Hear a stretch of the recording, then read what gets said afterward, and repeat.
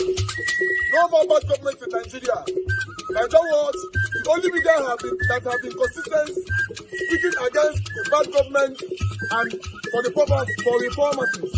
Niger what yo?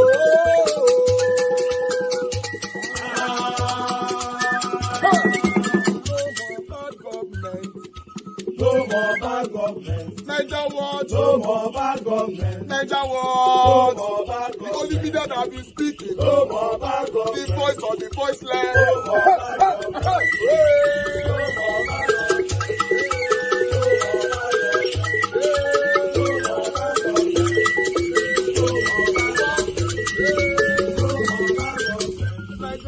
No more bad government. For the poor. No more bad government. Niger what? No more bad government. Niger what media?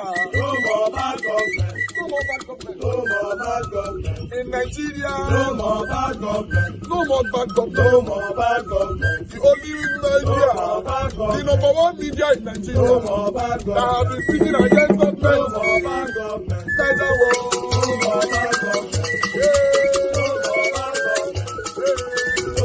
bad government. Niger what you? The voice of the voiceless. The voice of the voiceless.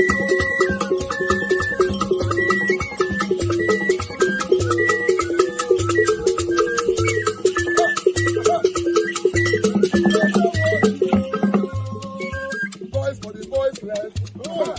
Voice for the voiceless. Niger what? Voice for the voiceless. Niger watch media. The only media that have been speaking against bad government. Being consistency since 1944. Voice for the voiceless. Voice for the voiceless. Umuwame. Voice for the voiceless. Umuwame. Voice for the voiceless. Voice for the voiceless. Voice for the voiceless. Voice for the voiceless. Voice for the voiceless. Voice for the voiceless. Niger watch you. We have been seeing all you guys have been doing, and we recommending to everyone in Nigeria, saying that you guys are the number one. Niger watch you.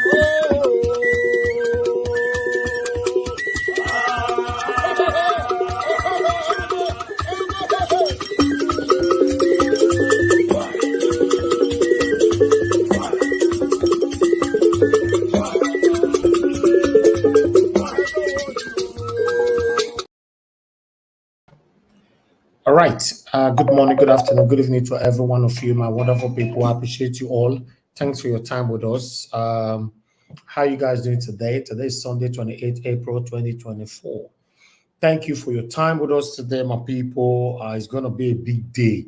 All we need to do right now is to help us to share this, and let's do this together. Thank you very much, my people. I appreciate every one of you right there. I'd like to quickly acknowledge the people that is already there with us. Thank you very much, Mother of all, Mommy Diaspora. Good evening to you, Mommy. Thank you very much for all you do. Thank you very much, Miracle B. I can see right there, CXL. Thank you, Emmanuel Chooks. God bless you all, my wonderful people. Help us to press on the like button and share. Thank you, Oriomi Abdul Don Lighter. Thank you, Peter Inegbe, Osaigbovo Akpata. I appreciate you all. Maka Fojebi, good evening to you, madam. Thank you very much. I appreciate you all. Moni Olagbiyan, good evening to you, madam. Good evening to every one of you right there. Thank you very much for all you do. Thanks for your time with us. Thank you very much, Adelaja Ogombiyi. Thank you. I appreciate you. Oh, thank you very much, Amaka Fojabi. Thanks already for the super chat. I appreciate this. Your pocket never run dry. Adelaja Ogombiyi, thank you very much for replicating that. God bless you. I appreciate you. Your pocket never run dry as well. We have Adelaja Adewale James Babayale. God bless you. Thank you very much, Adelaja, for joining us as well. Thank you very much, Mr. Johnson Emmanuel, and many others right there. Thank you, Mike Akionbare. Pepper them with love. Appreciate you all, my people. Then we have Kate Morrissey, Don Lighter once again. Thank you, my wonderful people. Abu Azi, good evening to you, sir. Thanks for all you do. Good evening to every one of you. Ben Osahon, I can see right there. Thanks for joining us. Thank you very much, Ray Abua in the building. Stella Maseredo, God bless you all, my people. Thank you. Oege Abe Obe Ashoko, thank you very much, madam, for joining us. Good evening to you. Thank you, Mavis, Mary, Appreciate you all. Tony Africa right there. Good evening to you, sir. Thanks for joining us. Matthew Edosoma, it's good to have you here. God bless you all, my people. Love God is my strength right there with us. Thank you, Martin Benjamin in the building. Thank you, Kingsley Kinzano. God bless you all. Engineer Manuel Asemota, thank you. God bless you all, my people. Jacob Bide in the building. I tried not fail, my dear sister. God bless you all. Guys, press on the like button, press on the dollar sign, encourage what we do here. Make una, in fact, make una bless bless me and bless the channel today. Sometimes make una the encourage person now. I want to see good comment. I want to see the encouragement. I want to see carrying somebody that might be the next governor of Edo State to this platform to speak to you. It's not just easy like that. Abuna, you think say this thing I just a flip of a finger. Not be by like that. Now we don't work hard for these things. Look at they encourage us. I'm going on a break. I want you guys to press on the dollar sign. I need 10 people to press on the dollar sign. Do that for us. And I'll join you guys shortly.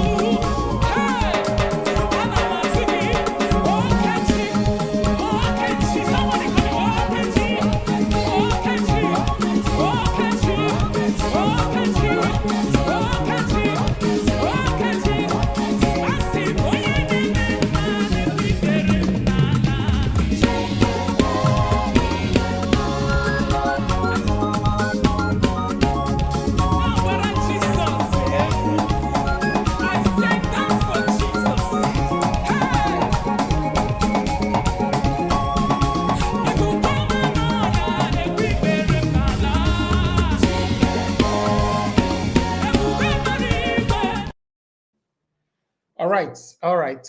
Thank you very much, my people. I appreciate you all. And God bless you. Now, I appreciate those of you that responded. I want to quickly appreciate you guys here. Amaka Fujabi once again. God bless you, madam. I appreciate you. Thank you very much. I'll be Ashuko. Thank you very much, madam. I appreciate you. Make pocket never run dry. We asked for just 10 people and we got 2 or 3. But still, we still have 7 to go. Maybe some of you will come later.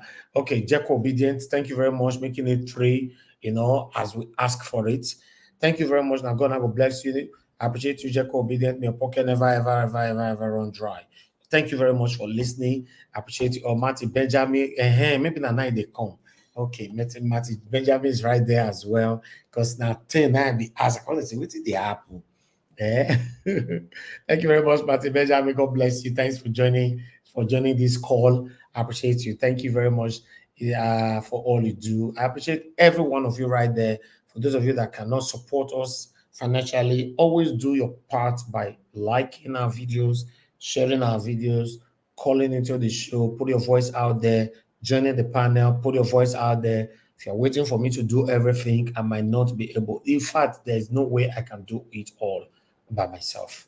So if we have varieties of voices here talking on this platform every day, it goes a long way. Because these guys are listening. That is why we can be able to attract some of them to come here and speak to us. So today, ladies and gentlemen, good morning, good afternoon, good evening to every one of you. We're going to be having the Labour Party governorship candidate, Barrister Olumide Osaigbovo Akpata, will be joining us by 7. It's only 6:20 right now. So we have about 40 minutes to go, or 30 minutes to go. So he'll be joining us shortly. So we've communicated. So he's on his way. And put your questions together. Like I said before, for those of you that want to join us today on the panel, I'm going to be posting out a link now in the next 2 minutes anyway, when I finish my speech. So it's up to you to come in now and let's do this together. Thank you very much. I don't know who's calling now. I can't pick calls right now. But meanwhile, before I post out a link, let's listen to this video quickly. Say one that area they say we people they look this what's it called nice agenda. Because your brother Basakina now work more as governor. You come from Edo South. This agenda not just go affect you. I think it will affect me. First and foremost, the Edo when I grow, the Benin when I grow, okay. From when I be small pikin. Now my Esan brothers now they answer the name Osaigbovo. Not me give them the name. So we are one. Politicians have come now, they don't put wedge inside group when be one before. They don't put wedge. It's an agenda, do agenda, do Macron, this one, that one. See, politics na politics. They're not the transplant zone. Every political party gets its own political calculation. They're not the what do you call the name just now? Godwin Obaseki. What is the party? PDP. Yeah. They arrange their own for their own side. We in a Labour. We just show. You just call we get senator now for Edo South. We get 2 House of Reps. As the matter they go. Now so we they take them. Okay. Right? We don't reach governorship on time now. We say let the best man win. Now I take emerge as the candidate. When we don't enter, not before outside they do zoning. When we don't enter, we go arrange ourselves. So, Oluna Edo South, who next? They are the transplant zoning. Okay, no. I'm we meet our brother when we say they for Abuja. Can make it let us know what in BC say you want to know because he say he get question when BC he want to ask you. I don't say can one person when BC like when we say they do like very good students. If you want to talk, we go raise your hand up like say okay, can what be that when BC you want make all the deal. Brother, I want to ask this our Labour Party candidates now, governorship candidates. In a Benin man, I 2 questions I want to answer. Na Benin man name B, you understand? Because if you check where Edo big where we get what are they right or are they wrong? I get Akoko Edo people, we get the Esako people, we get the Banker people, we get the Ishan people, we get the Benin people. Benin I get the rule finished now. It goes to finish 8 years. Adam Soshomole from that other side, that's not so near Kogi side. Ishan people day, Owa people day, a Banker people day. But now, Baseki na Benima and you, now Benima you be, that one are one question. And secondly, I want to ask, in case by God's grace, that God will give power, you come the governor of Edo State. What do you do about education for Edo people? Because your son now, they make me remember one man for Lagos, who did for Akpata Junction, where he built one big school, white school, they call Akpata School. I don't know why like your papa, but that school now one of the best school for Lagos State. What do you do concerning education for Edo if you be the governor of the state? And my 2 questions with that for you. Thank you. Well done for that side. So the first question, number one, whether I be Bini, we don't talk about before I be Bini. We not to get time for me to tell the full story again, but I be Bini. In fact, my ancestral home now, my ancestral, the Akpata, we are Ogbebonusen family for what is today's what is known today as Ovia Southwest local government of Edo State. Usen, now there be my ancestral home. But moving swiftly to your second question, the one where you ask concerning education. As you see me so, one school outside Nigeria no go. I go nursery school for Warri, primary school for Warri, I go secondary school for Lagos, I go Uniben, finish. Now be the school when I go. But I can stand shoulder to shoulder. Anybody, any of my mates for this world, nothing when if you do, when I not fit do. At least for inside the law. Even beyond the law. Okay, no, I want make I answer the make guy you answer because time no be our friend. We will befriend the time small. What will I do about education? Make I just talk like this. The kind of education when me receive for Nigeria, now I want to make sure say all Edo citizens receive. Okay. Because before we come out now, again I want to leave on a very light note now. We don't see so many things then. We don't see governor of Niger State Bagu. And one man when say they like fly Okada. Okay, they like dance well too. Into the dance. Okay, they like dance well. Would they see Senator Adeleke? He now the dancing governor. That would be say we see. Would they say Oludi? Who is your guy? They see you be say they dance and they do the whole thing and all of that. And that kind of thing. By the time you be say you don't become governor, when the time read by God's grace and all of that. If we said this, the dancing competition between you and the other dancing governors and the rest, you feel say yes, for now, you will take the crown from somebody like Senator Adeleke. I tell bros now, if they learn work, if not dancing matter, Adeleke they learn work. Okay. When we did school, remain small, one use dance to pay school fees. Remain small. Okay. If because we know say it is too bad, when we dance, we use and pay school fees. Oludi. Everybody like what he like. I like to dance. Okay. No apologies. Oludi, thank you so much for saying. All right, that is the governorship candidate of the Labour Party. He don't talk and I say, in they use dance, they pay school fees. Hey God, Adeleke don't have one chance for this one because if Olumide Akpata emerge as the next governor of those states, me I go like to see my governor they dance every day. I dey tell you now because me all like that part, Me you they dance for us. Me everybody they smile. Not be only dance, so more than not go to change. And I know say we Dr. Aswen Godaro come here, una attack me. Now they talk about Olumide now. Some people will still some group go come now. They'll come see attack me. So Nigeria was where you dey? I beg today now for Barrister Olumide Osaigbovo Akpata. Yes, make we just enjoy the moment. But meanwhile, make we look it dance.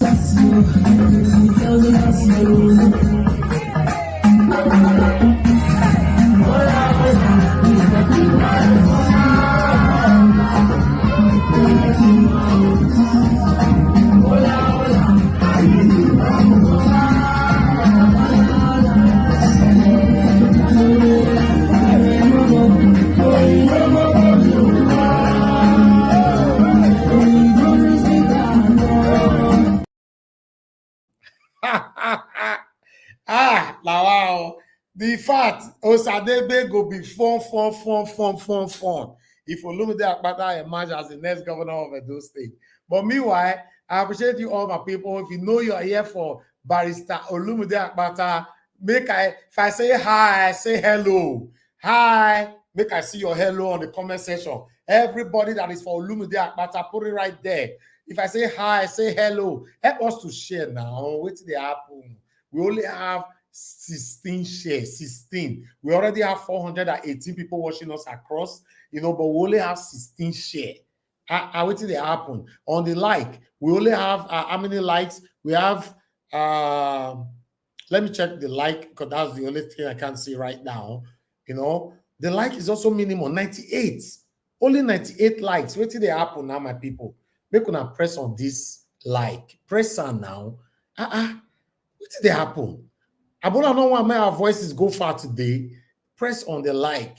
We are going to have fun with our governorship candidate from Labour Party. Hi. There they see him. Hello. Good. See my people. Yay. Let's say this. Let's say all Olumide Akpata fans that are not full everywhere. Other people still did this platform, so because they try to look for fans of Dr. Aswen and Okpeola. I don't see anyone for comment section anymore. Hi, hey God. What did they have? Okay, let me post out a link. I'm posting out a link right now for those of you that want to join us. We only have 10 spots. But remember, whoever that comes late, the last person on the panel, I'm going to remove you when our candidate is ready to come in. That is it. I posted out a link. Click on the link. Join us here, and let's talk about the things that might be beneficial to every one of us by God's grace. Fingers crossed.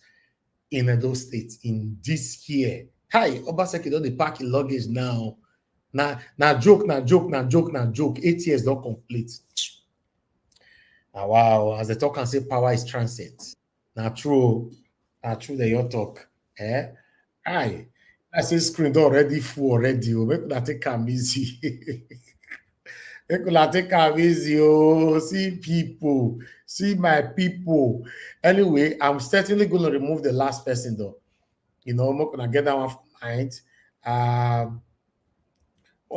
Okay, I see a lot of hi, hello. All right, okay. If you are here for Olumide Akpata, put Olu, O-L-U-A. Just put on make full comment section. O-L-U-A. Just put A different though. A start for Akpata, put space. Make it full for comment section. Make I see. Yes,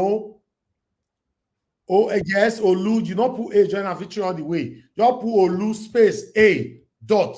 That's it. Let's see. Exactly. Thank you, Ray Abwad. Yes. Amaka Afojabi. Hey, God. See the Anthony Ola. I will take him easy. I don't let the rest people go back to that for that comment section. No. What did they happen now? Calm down. And today I know say some people body they hot. They could not calm down. Hey. Okay, guys, let me put this quickly. People full backstage. I don't forget myself. Because I love this. In case you are not supposed to be here, I'm not going to accept you in. If you cannot verify your name, you are not going to be here. But the people that I have here already, good to go. Oga CM, I'm waiting for you because you're supposed to be my co. Okay, Oga CM is here because you're going to be my co-moderator. Me and you and Barrister Olumide now be priority for this platform today. Priority. So every other person, they will go sit down, talk on a matter. Make no vessel. Remember, once we have our candidate on the panel, everybody must on their camera. It's very, very important. Or your camera must be on. If you don't want your face to be that transparent, I don't mind. You can see Oga CM now, for example, you know if you see face finish the way it is there. So yes, but just make sure you on your camera once our candidate is here. I don't like people asking our candidates question from the dark. I see it as as disrespectful. Yes, some people might say, no, these people don't give them that respect like that and all that. It is say easy to invite these people to come to your platform, or it is say easy for someone to come out and emerge as a candidate to become a governor. You still need to respect them. We are only disrespecting or rather calling out the ones that is suffocating us. Doesn't mean the one that is doing well, we should also join all of them together. No, we must be able to differentiate them. I can see Olu A everywhere. Make una calm down. Nobody to the hot. I wait till I just say I talk small. Now you're the right and I'm not going to rest again. Make una calm down. I know someone like Madam Money and Logbian now. She they smile. This woman go be happy now. Prayer point where this woman don't pray. Fasting where she don't fast for Olumide Akpata. Hi God, I wish Barrister Olumide Akpata know the people they do fasting and prayer for back. I wish say you know. He could have calmed down, calm down. All right. Now God will bless our people. I appreciate every one of you. Thank you very much for your time with us. Before we start talking for the next 20 minutes, I just want to play this video again.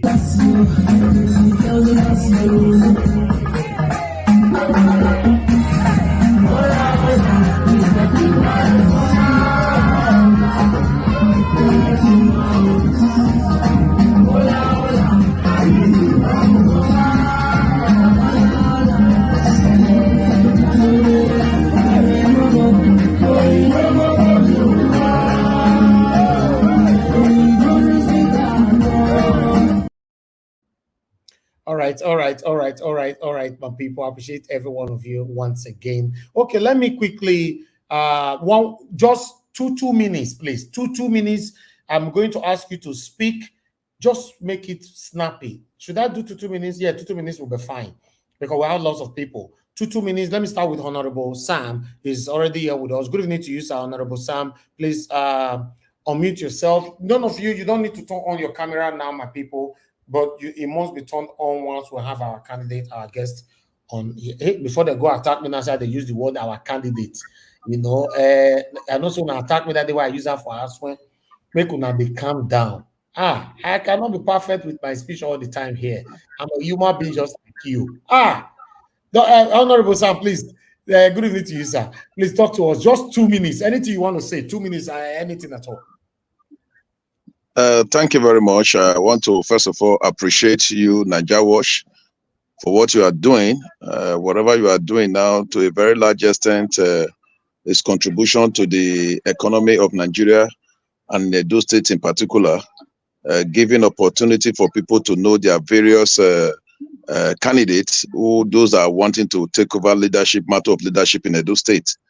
As far as I'm concerned, it's a very good development. Some persons have not had the opportunity to hear the aspirants spoke.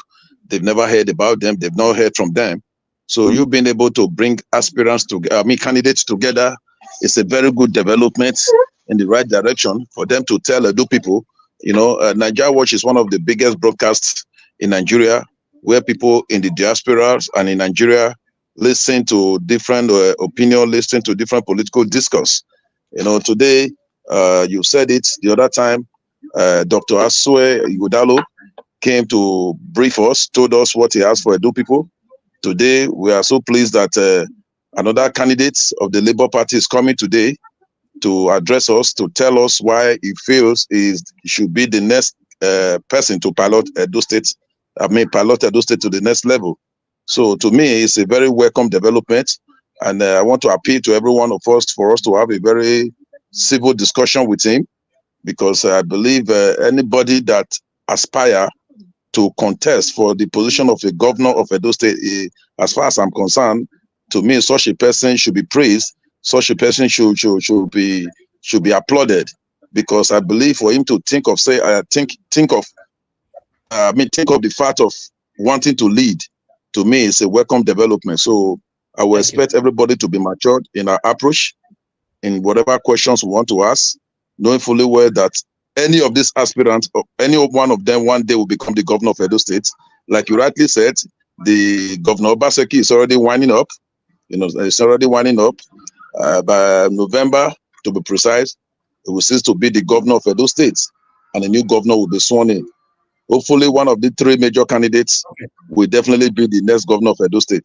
Mr. Naija Watch, I appreciate you, and I want to thank all the panelists that are here, and all the people that are wherever you are joining us in Naija Watch today. I want to appreciate you all, and those that are still commenting, I want to appreciate you, and I want to say advice that our comments should be civil, and all our discussions should be civil. Thank you very much. God bless us all. Thank you very much, sir. Thank you. You see, that speech is wonderful. That submission from Honorable Sam, that is someone that is supporting Dr. Asue Ighodalo and is leaving that kind of submission. You see, no, you don't apply hatred and all that. You know, some people just now say, they bring money, the way people just give their submission first in advance. Let all of us learn from each other on this platform. It's very, very important. But meanwhile, I'd like us to quickly move on to the next person. Mr. Jonathan Kisley, good evening to you, sir. It's good to have you on the show. Please, 2 minutes. Go ahead. Hello, Mr. Elvis. Good evening. Yes, sir.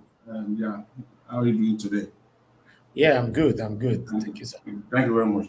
Thanks for the good work you are doing. God bless you. And God bless all the panelists, those that are in the comment section. It's a good day. I just want to use this time and this opportunity to re-emphasize again what the honorable said. That should be the minimum standard that we all should have. Yes, to have a civil discussion with maximum decorum. I'm looking forward to ask Barrister Olumide some pertinent, specific questions. My expectation, because when I come to a platform like this, I do have expectation. What is my purpose at the end of the day? What is it that I want to achieve? So my expectation today is that I will not hear political responses. I want to hear clarity. I want to hear straightforward answers, because we're dealing with the lives of people here. At the end of the day, joke aside, politics aside, it will be the lives of the citizens and the people of Edo State that matters. And it is their life that is on the table here. So my expectation today is I want to hear clarity. Okay. Less political responses. That is my expectation today. And again, I thank you all. Thanks. Thank you. Thank you, Mr. Jonathan. Thank you, sir. God bless you. Thank you. Okay, let me quickly move on to the next person. Prince Collins, good evening to you, sir. It's good to have you on the show. 2 minutes, quickly. Yeah, thank you very much, Najawash. Thank you, viewers at home, panelists. I want to appreciate you. Najawash, specifically, I want to, give kudos to you for what you are doing. It's not easy, and for you to, go to extra mile to, do what you are doing right now. It shows that you really love our country, and particularly Edo, Newaire. May God continue to bless you, and may the ancestor continue to support you doing the good work, because this is what our forefathers did to fight for the land that we are still doing today. So for you to improve on the latest technology and do the same, shall be well with you. Amen. Thank you, sir. May strength, wisdom, and power never depart from you. And anybody that want to make you regret doing what you are doing in order to sabotage your interest, may the same ancestors and the same God, give judgment to the wicked. So having said that, I want to congratulate you once more. I don't really have much to say now. I think this man, the funniest thing I just saw now. Your 2 minutes is up, sir. Your 2 minutes is up. It's only 2 minutes. All right. Okay, that's nice. It's just that he's a good dancer. He's stronger than Adeleke in terms of the street. I think I really appreciate you. All right, let's go to the next person. Thank you, sir. Thank you. Thank you. Okay, let me hear from the next person, which is Madam Patricia Tagbojumi.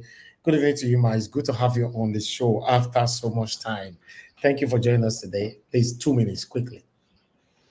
Good evening, Mr. Elvis. Thank you, ma. Yes, good evening to you. And of course, to Mommy D, thank you so much for all that you do. It's a great pleasure to know that, despite the fact that this channel has been through a lot, but, we are still here pushing it and saying the same thing. So I want to commend your tenacity and consistency. May God continue to strengthen you and cause this channel to always prosper. In the name of our Lord Jesus Christ. And of course, to all the wonderful panelists that have been here, keeping the channel on and the debate going while I was away. I've been away for like nearly 7 weeks or 8 weeks. So But I really love the fact that I had time to rest and just, remove my mind from what the situation is. I'm back and I will do my best to contribute as much as I'm led to do. And yes, so I know I wasn't here when Mr. Aswen was brought to this platform. So I will say that he should enter house because I mean my words. Should enter house. We should give Mr. Olumide a chance, and I have my reasons for that. We should. Not let his supporter hear you talk that one. No. I don't care. They can do what they can think what they want. I mean, you were there when everything was being destroyed and spoiled. So what are you bringing to the plate that is different from what you have been inculcated with, what you've been doing? So I don't see anything coming from that end. So I will urge all Edo people to support Mr. Olumide Akpata. I believe he will bring that glory back to Benin and Edo light. Okay. Thank you. Thank you, ma'am. Thank you very much. God bless you. Thank you. Okay, let me quickly come to Mr. Alex. Mr. Alex, it's good to have you on the show. Good evening to you, sir. You have just 2 minutes. 2 minutes. Bountiful salutations from my audience table somewhere around the diaspora. Thank you, Mr. Najawas, for giving us your vuvuzela again, for being our Zimbabwean Harare. I say thank you for your revelation intervention. Thank you for bringing us together in this Asikoko political. You have so much noise coming from your end, you know. No, yeah, it just wind. Can you hear me now? Yeah, the wind is. I hope you're not going to use this to pass a question later on. No. I'll soon get inside. I'm just outside. But I want to thank you, Mr. Najawas. First of all, I want to see him as a lawyer, as a former NBA chairman. I don't really want to see him as a dancer because no dancer has made a good governor. Adeleke has showed us now nothing is happening in your state, and the comedian we have in Ukraine has allowed himself to be used foolishly to orchestrate a war against Russia that has led to millions of lives being taken. So, Najawas, I'm expecting to ask him questions about those states' security and how he can protect us from the Fulani herdsmen. Thank you. Thank you. Thank you very much, Mr. Alex. Thank you. Okay, let me go to the next person quickly because I've got indication now that we'll be joining our guest will be joining us soon. Mr. Osita, it's good to have you on the show, sir. Please talk to us. Good evening to you. 2 minutes. Hello, good evening, everyone on the panel, CM and Mr. Elvis especially. Thank you very much because I think what you've done is great bringing him over. And I want to say this, as much as we want to stay very respectful, I expect us to ask very pertinent questions because this has to do with governance.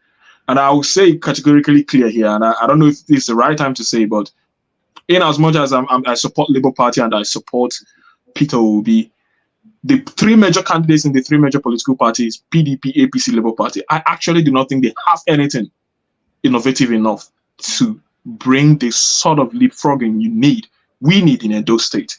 But however, this is also an opportunity for Mr. Olumide Akpata to prove someone like myself wrong, to give me a reason to actually want to believe in him.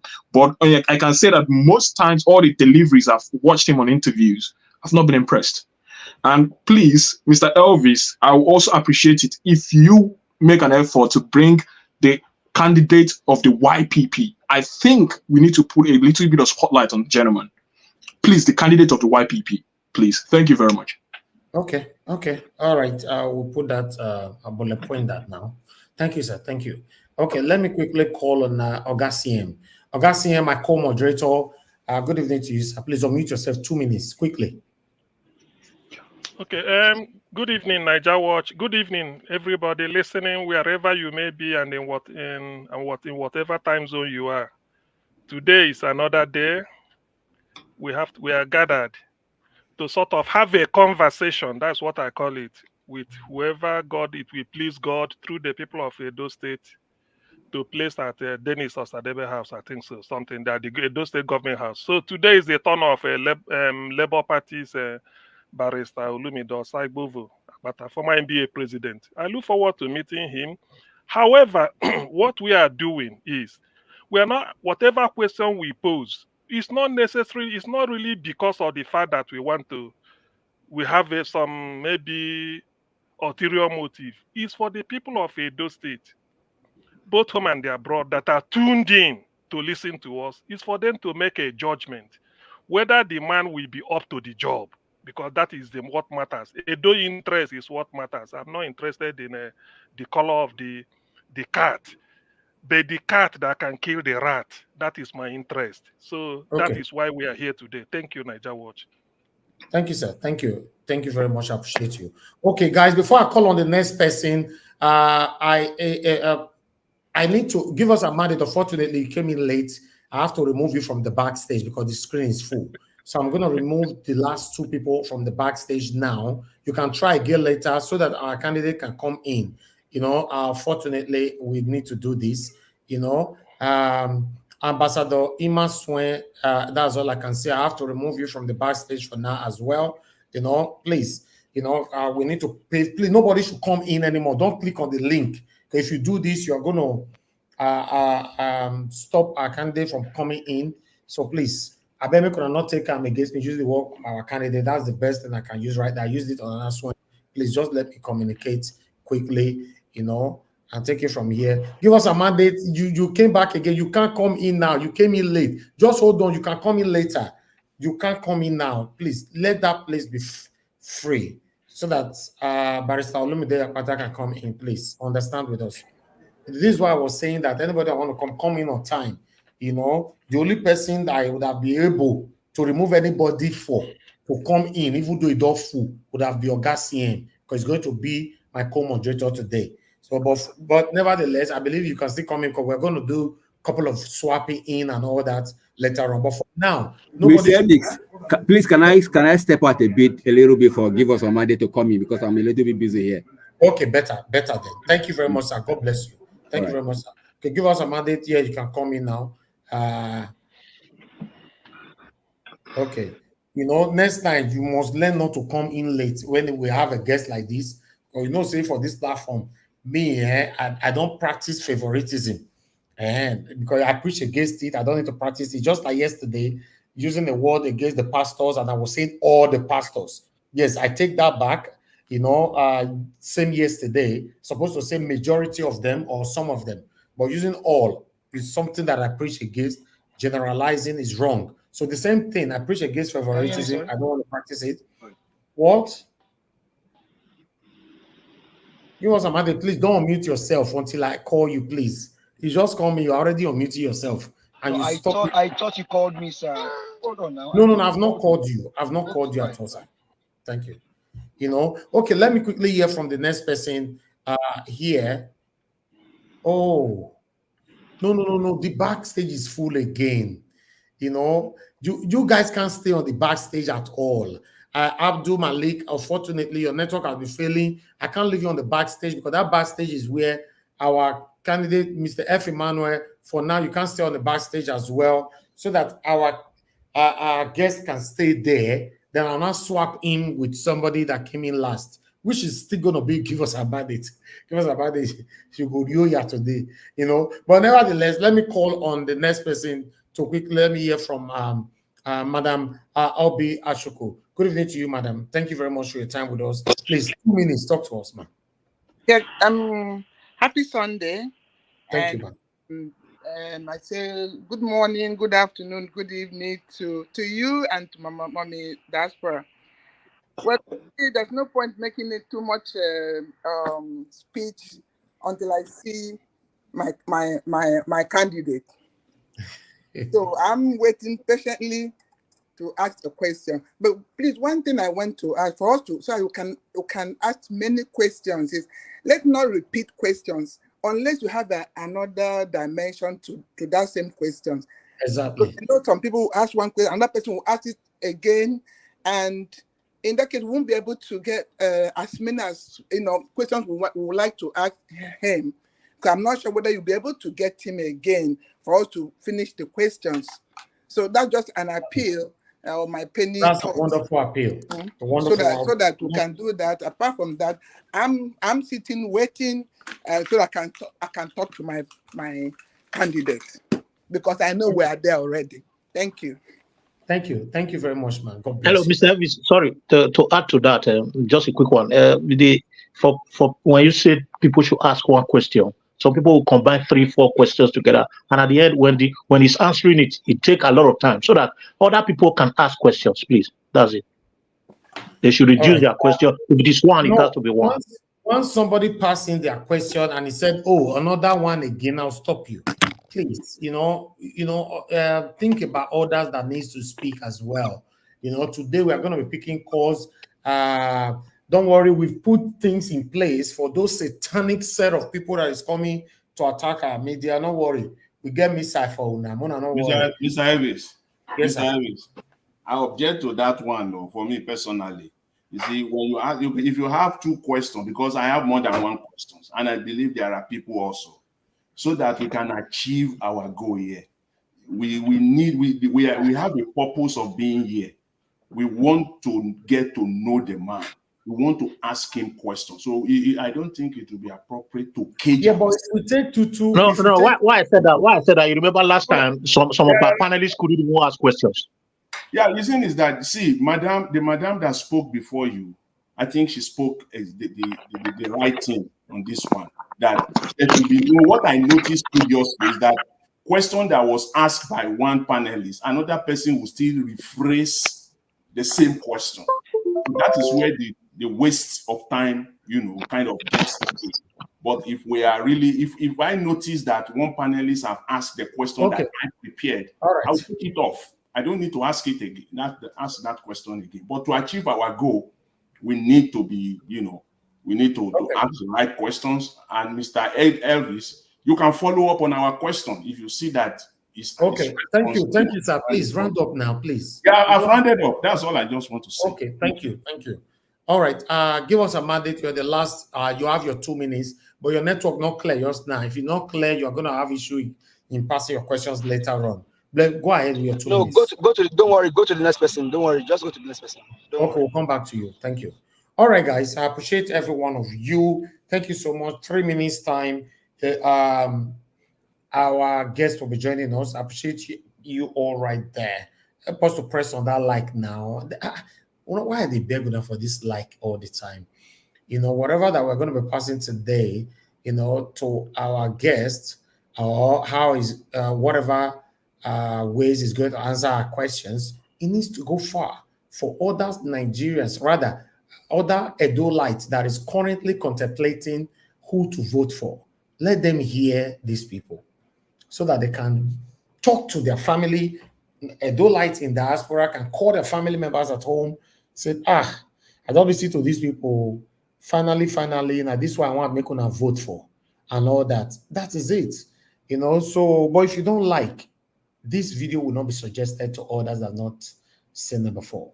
And if you don't share the same thing, please do your part. If you know, say you be that person without vow for your entire life, so you don't ever share my video. At least today, make you share. Cannot say some of you don't vow forever, say until you die, you're not going to ever share this video, you're not going to ever like the video. Don't worry. Today, just like, now I beg you, because we are fighting for our state right now. We don't want to have the wrong person again for the next 4 or probably 8 years in office. So help us to take this far. And God bless you, my people. Thank you very much. All right, my people, we're going to go on a quick break. Maybe when we're back from our break, we're going to have our guests with us. So let me do 1 or 2 calls quickly. Or rather, let me leave the platform. No need for the break. Let me just leave the platform for Oga CM while I go on a break by myself to make 1 or 2 contacts quickly. I'll join you guys soon. Oga CM, thank you. You have the floor. Okay. Thank you, Niger Watch. For the benefit of those that are listening, wherever you may be, today is the appointed day. We're expecting the Labour Party candidate in the forthcoming Edo State gubernatorial election in the person of Barrister Olumide Osaigbovo Akpata to join us just for a chat or a conversation. It's a brotherly thing. It's a fraternal something. The interest basically is not to malign anybody or to sort of demean anybody or impugn anybody's character. No. The interest is what is the best for Edo State. whoever that can deliver it, that's what people are waiting for. The other day I was making a sort of a historical analysis. Benin City is a city like no other in Nigeria. And for you, as like some of you must have observed, there is no city in Nigeria you put the word city. It's only Benin. If you say Benin, it's not complete. You have to say Benin City. I've not heard people say Enugu City, though you can say it Port Harcourt City. It's quite good, but more often than not, we say Port Harcourt. Same thing with Kaduna, Kano, Ibadan, but when or Lagos. Whenever it comes to Benin, they have to say Benin City. But then, what does it connote? If you go through our colonial history, a city like Ibadan became the administrative capital of old Western region, sometime around 1952. It was where Awolowo used as his seat of government when he administered the whole of Western region from around Fadeyi area in Yaba, Lagos, until Asaba, until the end of until the river until the boundary between Onitsha and the Asaba. So the whole of those ones were Western regions, spanning down to present Delta State and everywhere. The same thing happened in Kaduna, sometime around that area too. Samad Bello of blessed memory was the premier of Northern region. He administered the north from Kaduna, and Kaduna comprised what you have as the whole northeast, northwest, and north central today. Then Enugu was the administrative capital of the old eastern region, which comprises the 5 south states of the southeast, the Cross River State now, Akwa Ibom State, River State, I think Bayelsa State. So I think about 9 of them. Now, what does this portend? I'm trying to say this because sometime in 1961 or 63, there was a referendum in which the people that comprise the present Delta and the Edo State felt that for whatever reason, for whatever it is, I don't know, I wasn't around then, and in the historical books I read, it wasn't, for whatever reason, they felt that they needed their own region. In other words, they want to sort of move away from the Western region, which to put the administrative capital in Benin. They want to be administered from Benin City. So it so happened that there was a referendum in August 1963, I think by over 80%, overwhelmingly they won, and then Midwestern region came into being. So since then, if you look at it, before the outbreak of the Civil War, you might just say Lagos being the federal capital, then Kaduna for the northern region, Ibadan for the western region, then Enugu for the eastern region, and then Benin City for the midwestern region, because there are now 4 regions. So it's only logical that maybe development started in a place like Benin City, way ahead of places like maybe Port Harcourt, because Port Harcourt is here to be an administrative capital of anywhere, Jos, or maybe Kanu, or Medugri, or Sokoto, Ilori. I can keep naming them, quite so many of them, Owerri, Akure. So what we are now saying is that, and then in line with the way Nigeria develops, every region would like to have a university. That's why in Nigeria today, if you say the oldest university in Nigeria is University of Ibadan, because it was started in 1948 as University College of, as a college of University of London. If you say that is the oldest university, but if you want to say the first indigenous that started as a Nigerian affair is UNN. Okay, I should have. Okay, sorry. Thank you. Let me stop here. Thank you. That I would like you to continue that, Oga CM, maybe later on after we are done with our guests. But as we speak now, we have our guest with us. You know, Barrister Olumide Akpata is with us. Yes, we have our guest with us right now, Barrister Olumide Osaigbovo Akpata, the governorship candidate of the Labour Party of Edo State. So he's going to be speaking to us. He's going to be taking lots of questions today. Why he wants to become the governor, the next governor of Edo State. So it's good to have you on the show, sir. Good evening to you. If you can turn on your camera and unmute yourself so that we can get going, sir. Good evening. Is this Elvis? Yes, sir. Yes, sir. Good evening to you, sir. Good evening, Elvis. Thank you so much. Really, really glad to be on the show this evening. You have to Thank you, sir. pardon my croaky voice for this evening because it has been a long and hard week. Hmm. Wow, I understand, sir. I really do understand. We do hope. I know how it is. I know how ethic it is to become to choose to become a governor of a state. So you have a lot to do. Campaign has started already. So I just hope God gives you the strength to overcome all this. Thank you very much, sir, for having you on the show. Like I said before, we're just gonna go straight to the point. We have a lot of people that are gonna be asking questions today because they want to be sure why you want to be the next governor after what we all have passed through for the past 8 years in the state. We need something better than what we had before. My name is Elvis. I'm the owner of this channel. I have my co-moderator, Dr. CM, right there with us. He's here to support me in case anything happens to my network, then he can keep the conversation going.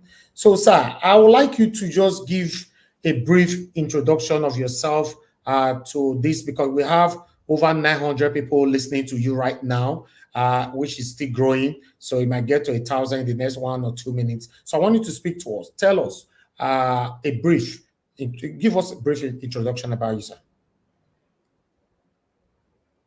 Thank you, Elvis, and good evening, Dr. Siam. Nice to see you. I'm Olumide Osaigbovo Akpata. I will be 52 on the 7th of October this year. I'm a Bini man. I'm Bini. I come from the Akpata family of Benin. The wider family is known as Ogbebo Nusen because we are from Usen, originally from Usen in the Ovia Southwest local government of Edo State. My father is a medical doctor, a German-trained medical doctor. His name is Ogieva Akpata. By the grace of God, he will turn 84 on the 29th of May. His own father was Chief Johnson Ogunleye Akpata, who was the Obanwoye of Benin in 1939 until he died in 1946.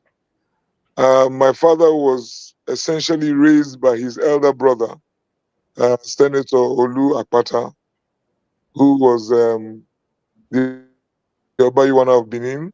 He died in 1998, was my father's most senior brother, and he raised him because my father lost his dad at the age of 6.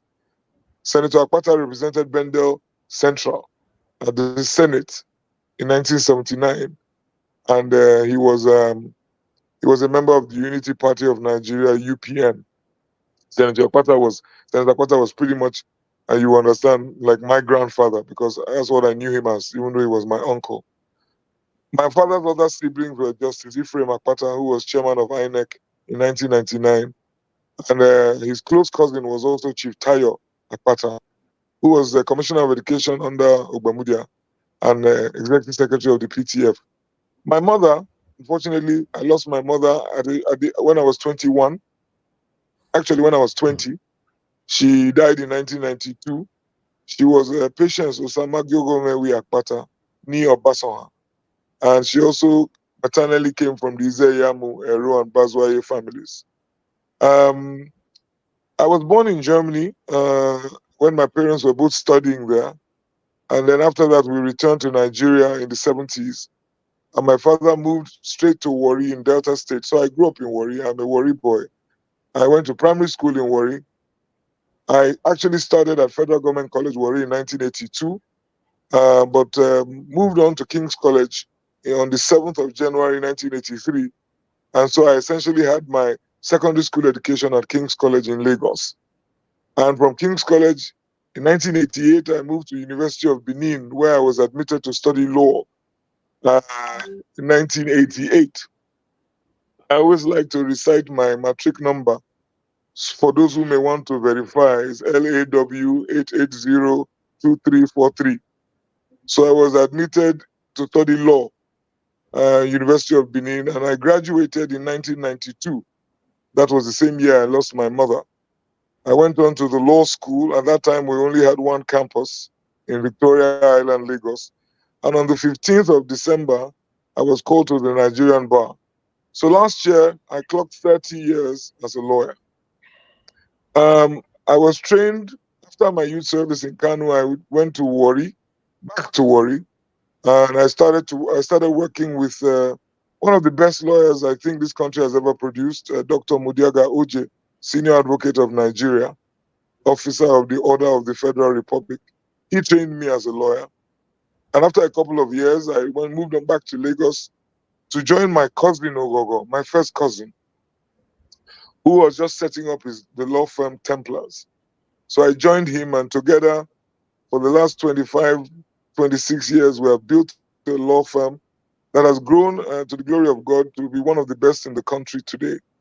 I stepped away from legal practice last year in August, but up until that time, we had built a law firm that started with 4 lawyers, but today there are well over 120 lawyers in that firm.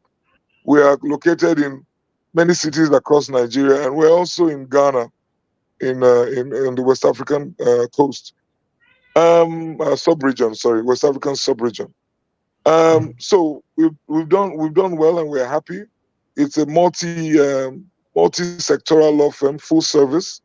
We are proud we boast of, like I said, 120 lawyers, 3 of whom are senior advocates of Nigeria. I've been very involved in the Nigerian Bar Association, apart from many other side activities, if I may call it that. And my involvement with the association culminated in my being elected in the year 2020 as president of the Nigerian Bar Association in a very keenly contested election. Note that I am not a senior advocate of Nigeria. Note that I am not a litigator. I have chosen to remain a corporate lawyer. And those who know law practice in Nigeria would recognize that that was that was no mean feat, because the presidency of the Nigerian Bar was thought to be the exclusive preserve of litigators and, more importantly, senior advocates of Nigeria. But I was able to reverse that trend. I was able to defeat 2 senior advocates to emerge as president of the bar. And I did my best in the 2 years that I was president. And I'm sure those of you who have lawyers in your families and as friends can find out how well we did in those 2 years. So in a nutshell, that is Olumide Akpata. Wow. If I may add, Elvis, I'm Yes, Christian. I belong to the Redeemed Christian Church, and I've been a member of that church for over 20 years. I'm a firm believer in Christ. I'm married, and I also love to travel, and I love to read the biographies of great men from whom I learn useful nuggets that have guided me in my own life's journey. Thank you. Thank you. Thank you very much, sir. Thank you. I appreciate you for that information right there. I would like to start with, because since you ended by talking about your career in the law firm, I would like to ask, as a former president of the NBA, how do you, or rather, how are you going to juxtapose your experience in your administration if you become the next governor of Edo State? Are you asking how I'm going to leverage on my experience as president? Yes. Yes, sir. Okay. Thank you for that question. A lot of times people say to me, I don't know be MBA, what you do, I don't know be MBA, not be the same thing. And I say to them, they say I talk saying are the same thing, but some of the principles are the same. The Nigerian Bar Association is probably the most prominent professional association in Nigeria, one of the largest, one of the oldest. We have 128 branches across the nation, 128. The president sits atop that organization, and you have to run that organization with the same considerations that you run a nation, because all interests are reflected or are on the table, as it were. 128 branches. You have Muslims, you have Christians, you have Edo, Yoruba, Hausa, as you can imagine, all over the country. So I think I'm grateful to God for that experience, because it has given me insight into how to run a multi-ethnic, multicultural, multi-religious organization. And when you consider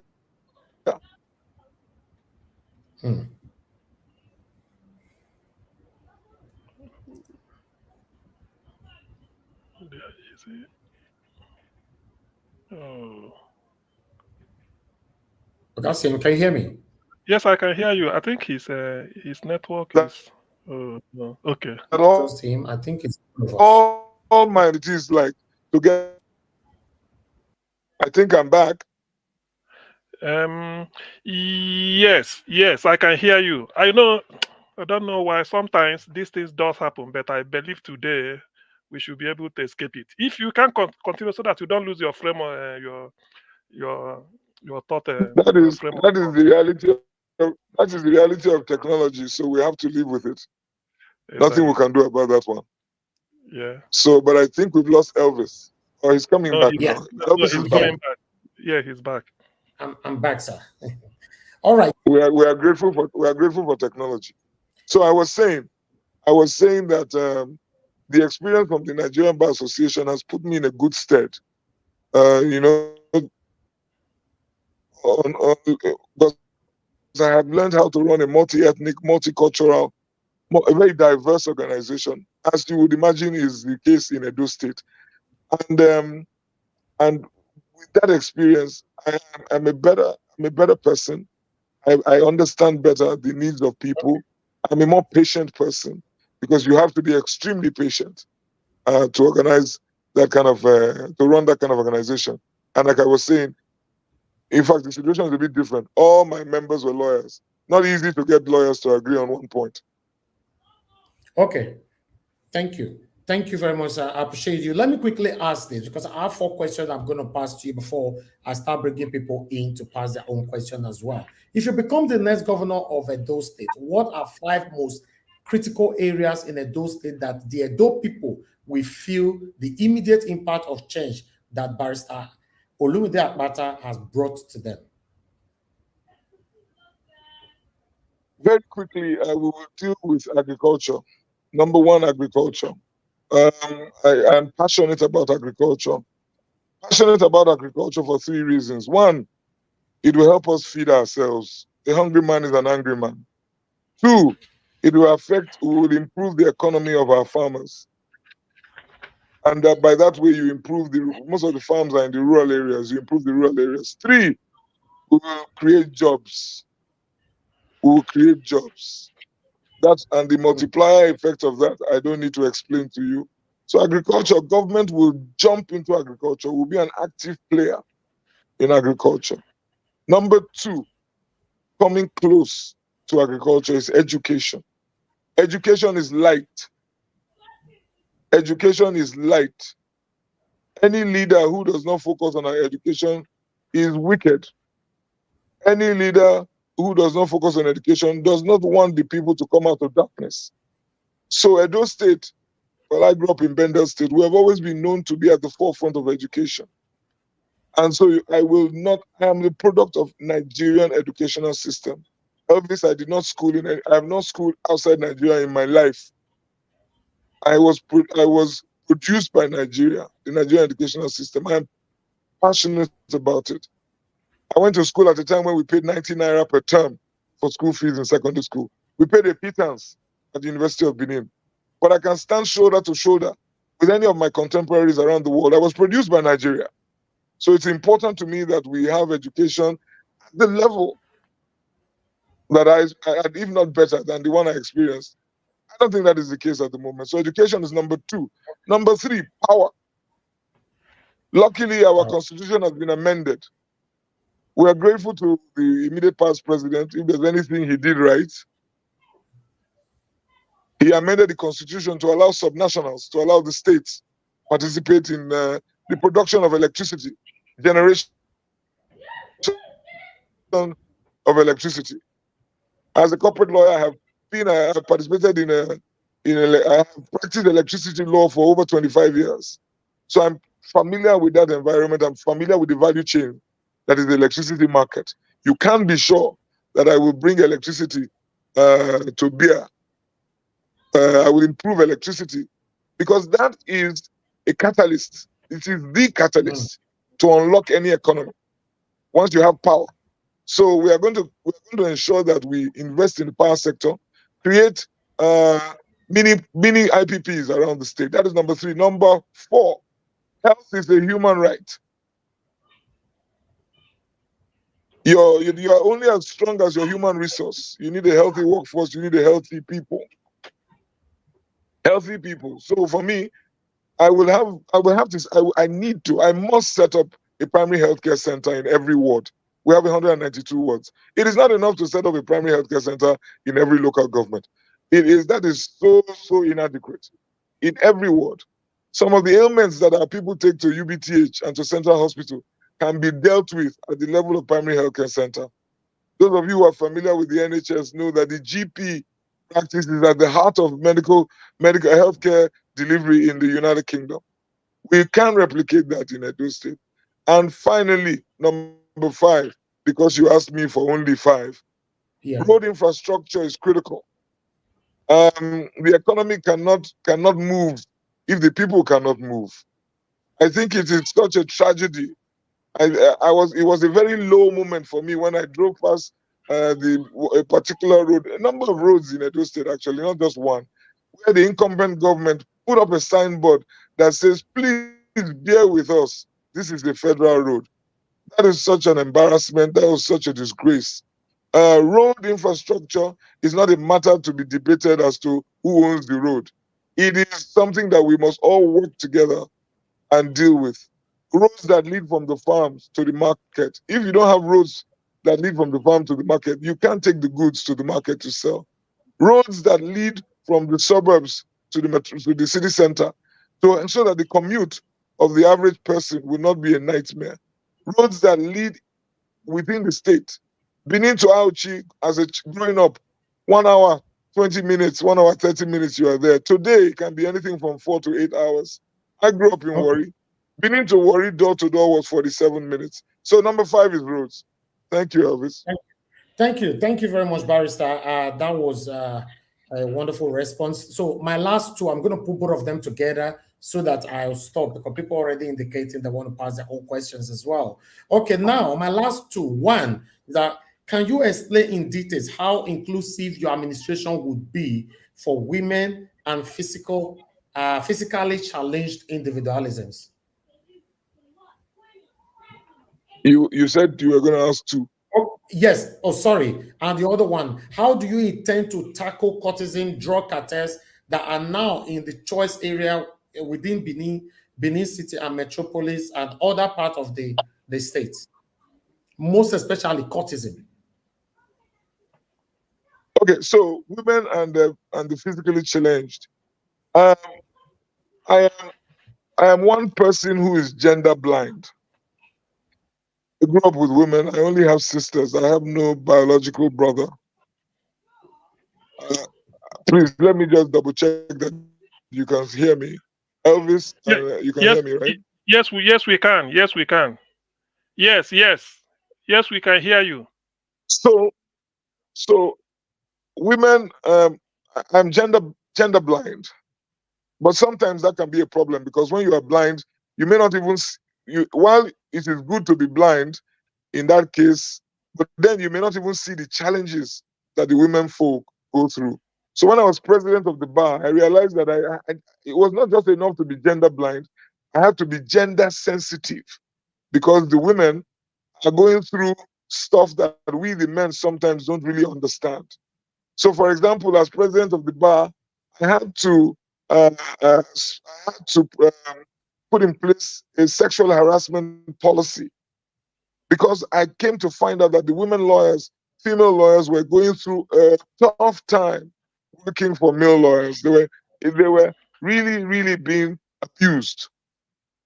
So, and so I was not hesitant or afraid to put in a sexual harassment policy, calling for naming and shaming where our male colleagues were badly behaved. So, at the level of Edo State, you can be sure that number one, I would have to, and I must run, and this is the Labour Party policy anyways, we must run an inclusive government to ensure that our women folk are very well represented at all levels of government.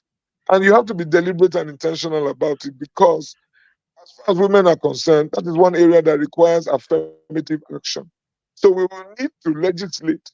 We will need to, as a matter of policy, uh, uh, ensure that we enshrine in our law books the place of women in government. So you can be sure of that.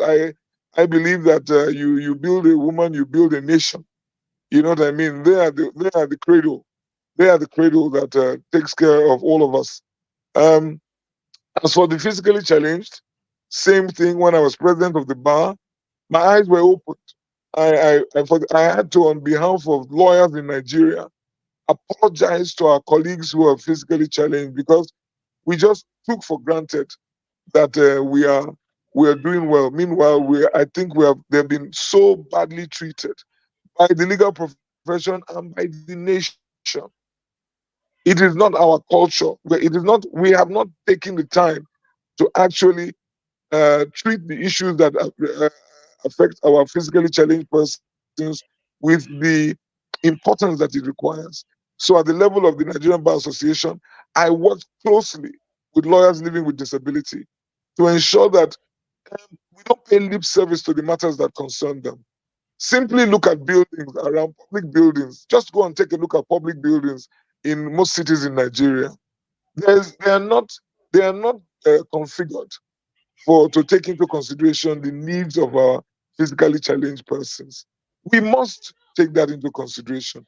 Just ensuring that, for example, building codes, we have building codes that are put in place to ensure that the physically challenged amongst us are considered when these places are being built. Ramps. Yes. All right. I think I Thank you. lost you guys. Please confirm that Yes. you are still with me. No, yes, We yes, can yes, hear you, yes. sir. We can hear you. Yes, we If you can. can take Yes. on the cultism question so that I can allow others to pass in their questions, sir. Are you there, Maybe sir? there's a delay in the. Oh. I think he's on. He's on. He's just. Yeah, he's on. He's trying to get back the audio, I I guess. think we're back. We're back. We're Yes, back. yes, yes. Yes. Okay. Can Great. you So I take move on. So physically cultism? challenged, we have to. Physically challenged is very important. Our physically challenged brethren, very important that we deal with that. And so you can't know it better than they who live that experience. So there's no way that we will have a government that does not have one or two of members of that community as part of the government, so that they can help us understand their own reality, so that as government we can formulate policy that takes their own issues into consideration. Moving quickly to cultism. Now, it is only those of us who have lived in Edo. I went to university in Edo State. I went to school at a time when cultism was on the increase. In fact, the first person killed in Uniben for a very long, I think about the first person killed in Uniben as a result of cult clashes happened when I was still in school. It was causative factors to deal with it. I don't think it's something that we're just going to legislate about. So you must go to the causative factors. How come when I left school, my guys who were in one cult or the other, they dropped the cults, that membership when they were leaving school, and went on to look for jobs. They found jobs and they quickly forgot all that cultism stuff, which was as a result of exuberance of youth. But today, kids leave school and continue as cultists in town. They become contractors to politicians, wicked politicians, who will not use their own children for such nefarious activities, but they go to these guys, give them jobs as enforcers, if we may call them that. So to deal with cultism, I will go down to the causative factors. I will not. I'm a Benin boy. I grew up in Delta and Edo State. I know the people who are there, they're involved in these things. We must go and open up outlets, ventilation, so that our kids can come out of school and find jobs. They can be gainfully engaged. Nobody wants to be a cultist for life. Nobody wants to be known as a cultist. Now, use that to go to the issues. Now, of course, there's no doubt that there are a couple of them who insist on this way of life. Yes, we will bring the law to deal with them. But I think to deal with the problem, we need to first, particularly in Benin City, the reports I get about cultism is so concerning, so disturbing. You are hearing of 12 people killed, 14 people killed. I think we've lost Elvis, by the way. No, people are being killed for no reason. With such people are just killed with no respect for life. And I think that as a government, Labour Party government, we will dig deep into the issue and take it as a front burner issue. I think some of the governments who have been unable to deal with these issues, I think the reason is that they are guilty, they are complicit. They are complicit in the problem. So it's almost hypocritical to now want to come and attempt to solve a problem that you are a huge part of. I will not be a part of the problem. I will come with the solution as far as cultism is concerned. Thank you, Elvis. Thank you, Barrister. Okay, now I'm going to bring in my panelists right now, a lot of them on the backstage. Please, for me to accept you to the screen, you must turn on your camera. Guys, press on the like button, help us to share so that our voices can go far. Turn on your camera. If you turn on your camera, I bring you in. If you don't turn on your camera, I'm not going to bring you to the screen. You know, I'm waiting if you guys are hearing me. It looks like you guys are just on the backstage, but you are not there. Because nobody's turning on their camera. That means you are not going to come to the panel.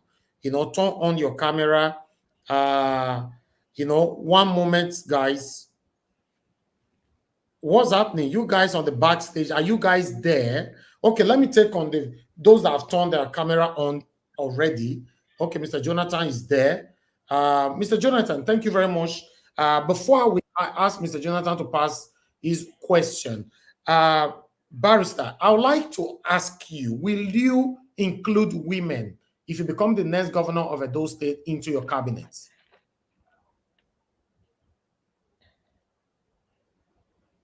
Are you there, sir?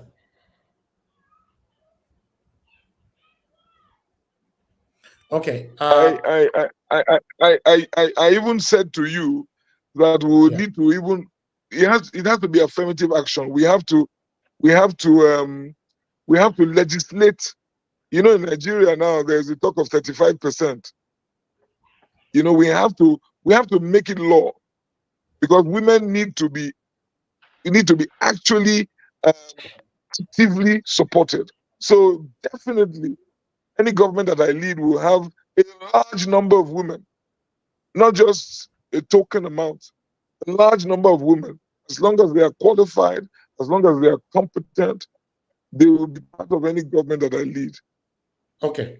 Thank you, sir. Thank you very much. Okay, you're going to be taking questions from my panelists right now. I'm going to start with the first person that joined the panel today, which is Honorable Sam. Honorable Sam, you have just 2 minutes. Anybody that's going to pass on their questions, you have 2 minutes to put your questions on. And if Barrister can take every questions within 2-3 minutes, that would be nice, so that we can get to everyone as quicker as we can. Okay, Honorable, please unmute yourself. What is your question? Go ahead, sir. Okay, thank you very much, Mr. Elvis, for this join you to welcome our brother Barrister Akpata to the discussion. He has spoke eloquently, and we are proud the way he spoke. To me, it's easy to just say, I will do this, I will do that, I will do this. These are political talks. I'm a politician myself. We can always say we will do.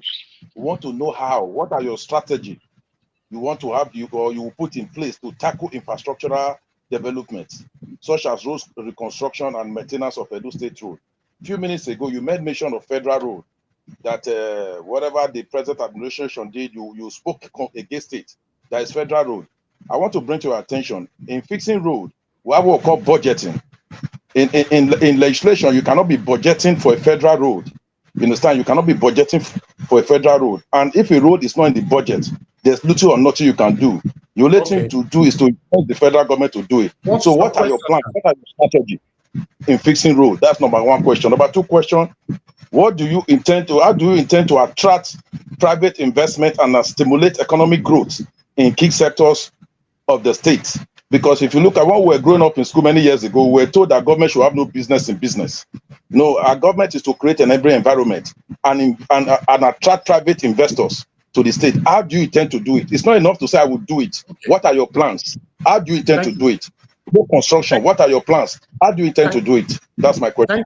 Thank you, Honorable. I mute you for now. Okay, Barrister, I'd like you to take that. If you can take that, I don't know, in 3 minutes, that would be nice. So we'll move on to the next person, sir.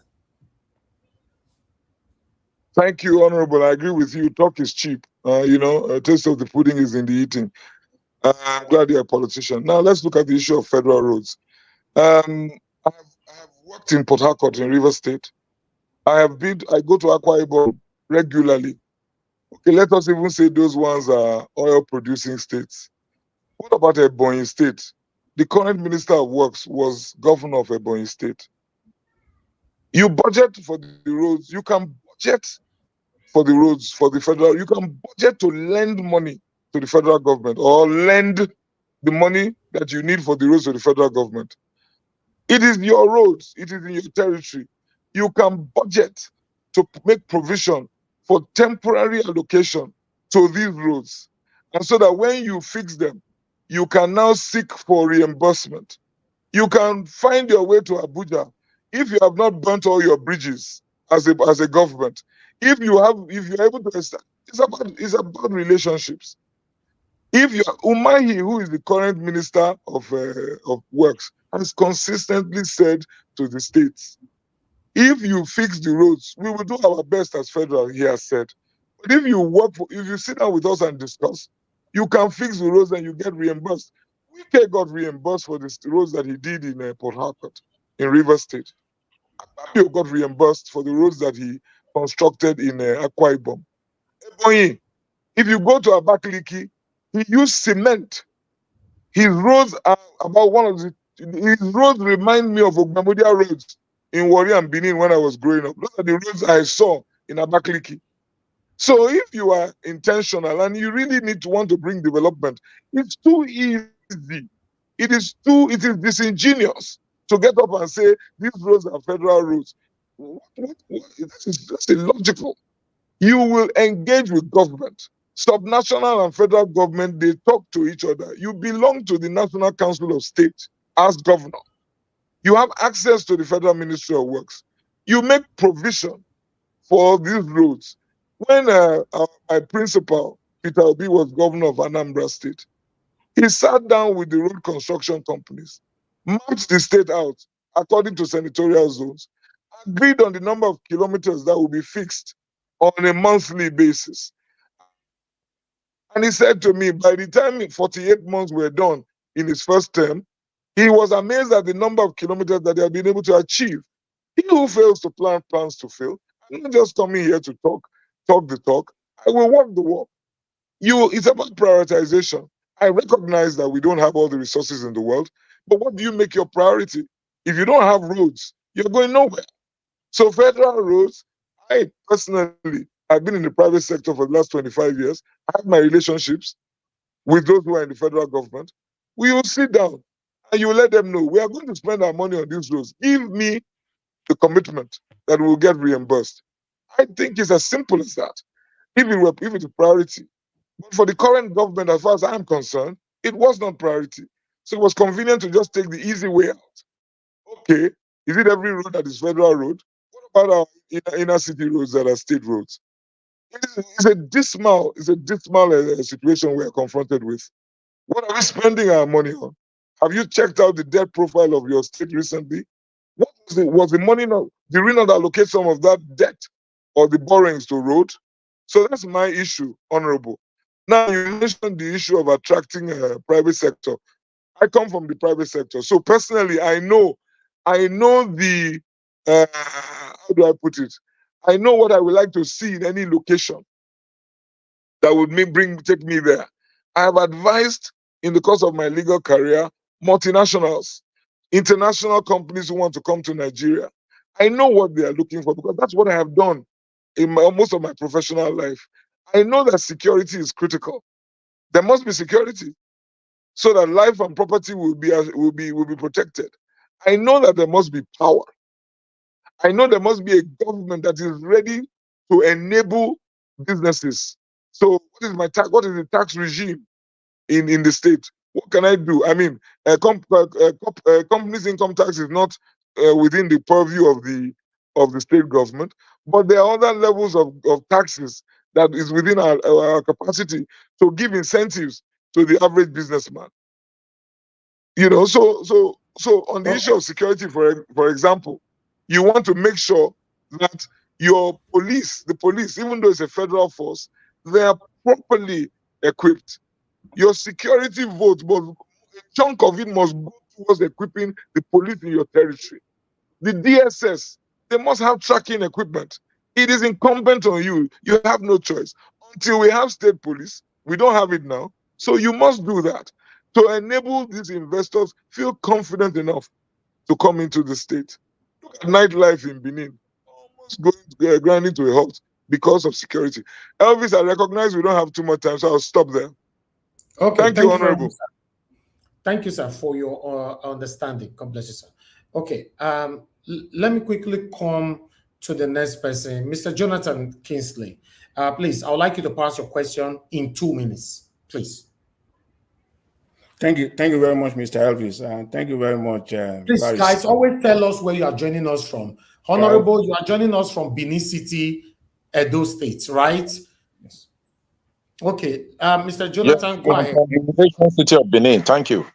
Thank you very much, Mr. Elvis. Yeah, my name is Kingsley Jonathan. I'm joining this panel from Vancouver, Canada.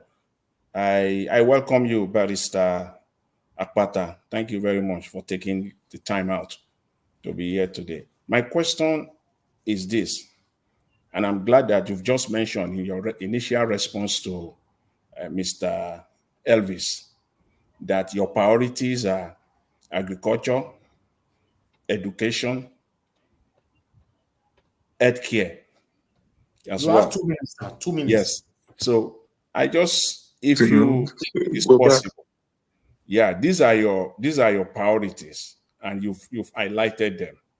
So how could you today commit to this project that you've highlighted, these 4 specific areas that you've highlighted?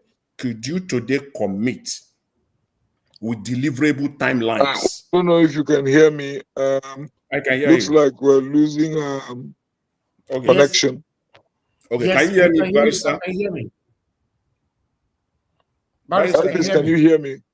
Yeah, I can hear you. I can hear you, sir. Oh, network.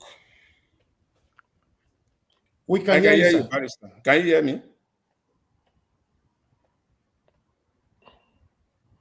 His network is frozen, sort of. Okay, yeah, I think it's the network. Okay.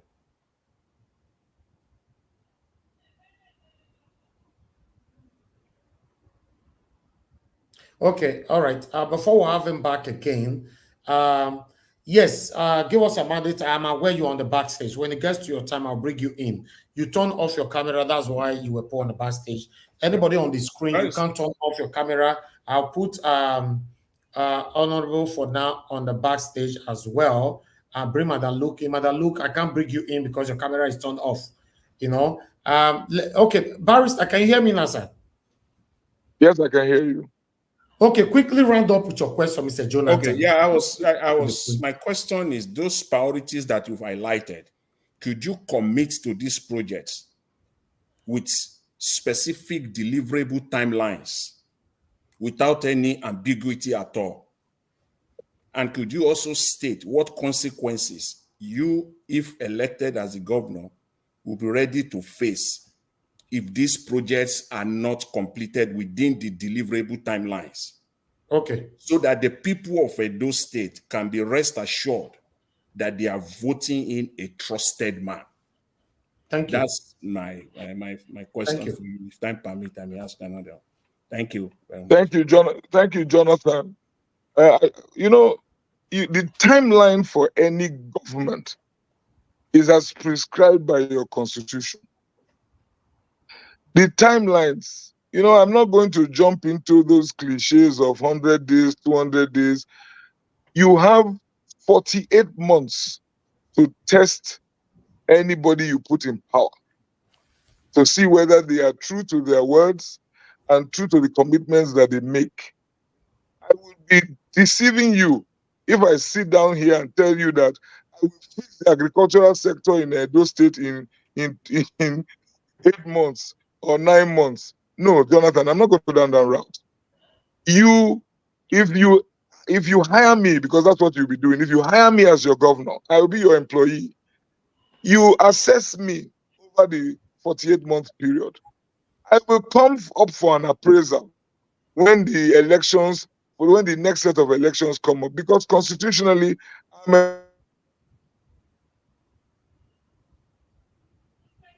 Okay. We lost him again temporarily. All right, guys.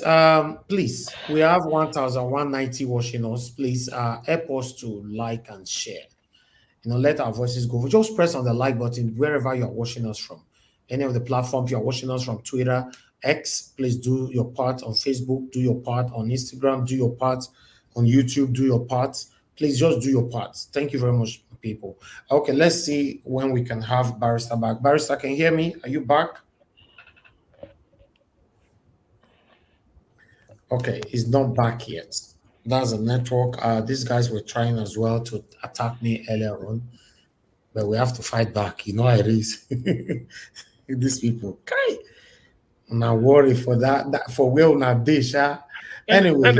Anyway, Niger Watch, you have to expect it anyway, because sometimes you wonder why Nigeria is perpetually underdeveloped. Whether it's just a case of not doing the right thing, or that people do not even recognize that they are in a mess, and therefore something must be done. Or I don't know. In fact, you see, sometimes people you want to help, because what we are doing here is to help people make informed choice, so that they know what they are getting into. You know what you are buying. It's not a case of buyer beware, but buyer be informed, so that you know the candidate you are getting. Whatever is your concern, you put the question out and then watch how the person answers it. Thank God for internet. You can go back and review it between now and September and you'll study it and then make your informed decision and say, look, this man saying like this might be all those type of things. But when you see people trying to derail the effort, it makes you think, is the price really worth the candle? But it is. Hopefully he will be back again. I'm so happy with today's people, those of you that turned up. Prince Collins, you are welcome. Jonathan, I welcome you. Madam Luke, thank God you are here. Obio Achuku, God's grace be upon you. F. Emmanuel, thank God you are here. Patricia Tabojumi, thank you very much. OC, my friend, thank you.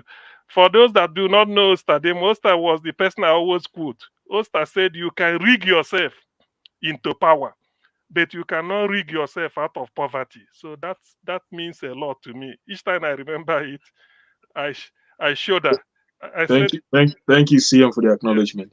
Yeah, because sometimes we need to tell people it's not easy when you rig yourself into power. Then when there are poverty, then rig yourself out of poverty. Let us see, you cannot. So that makes that reminds us of the need for, at this stage of our national development. Okay, Honorable Sam is back again. Thank you very much.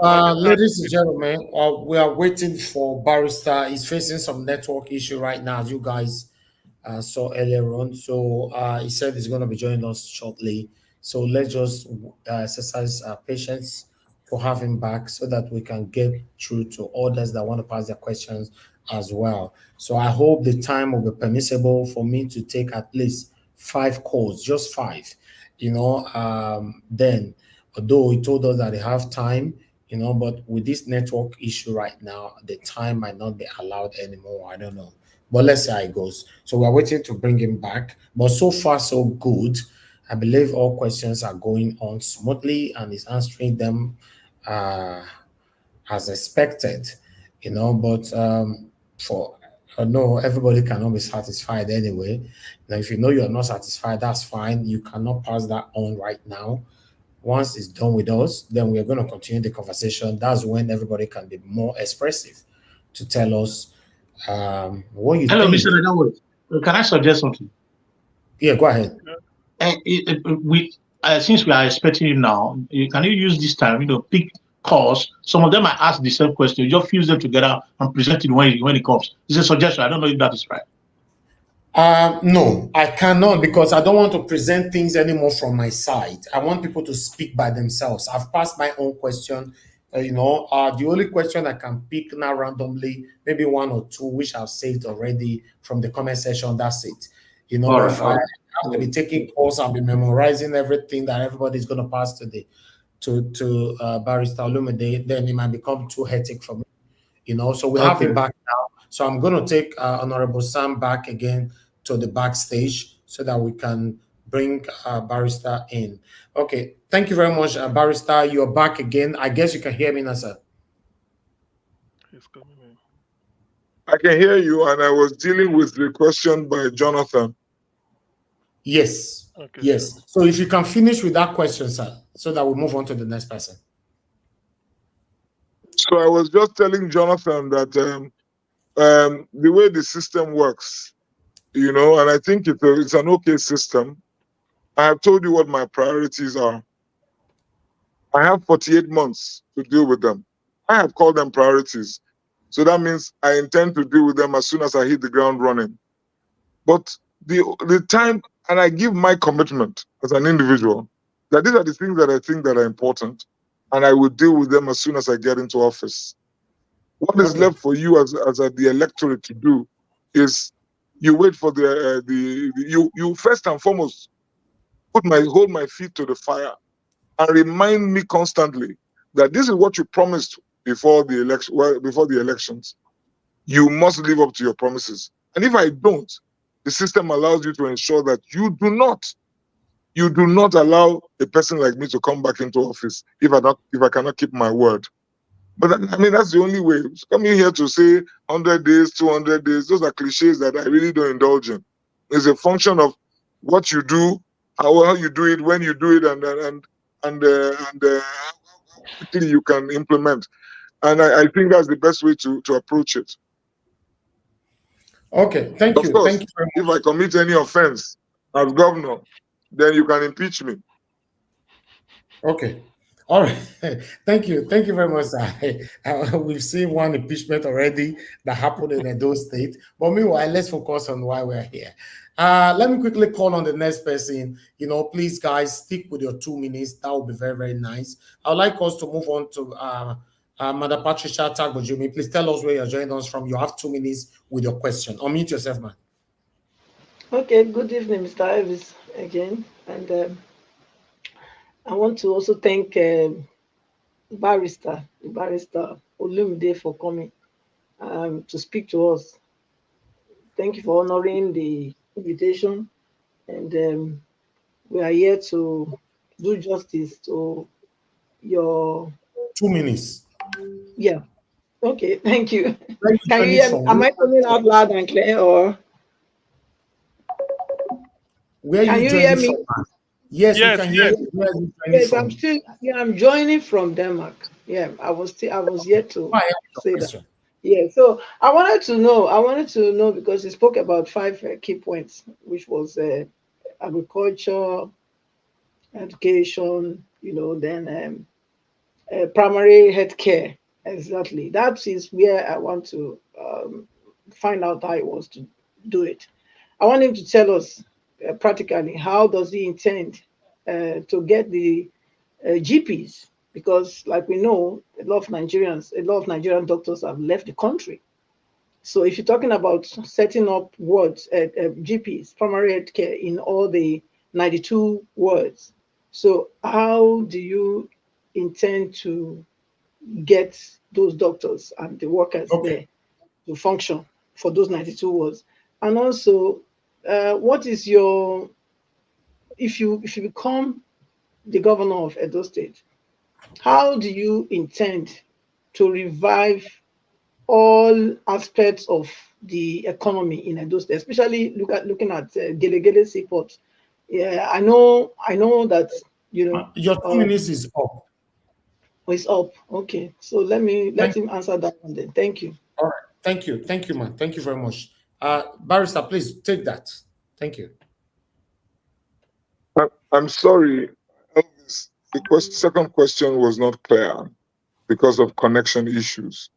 So Patricia is going to have to ask the second question again, please. Okay. Okay.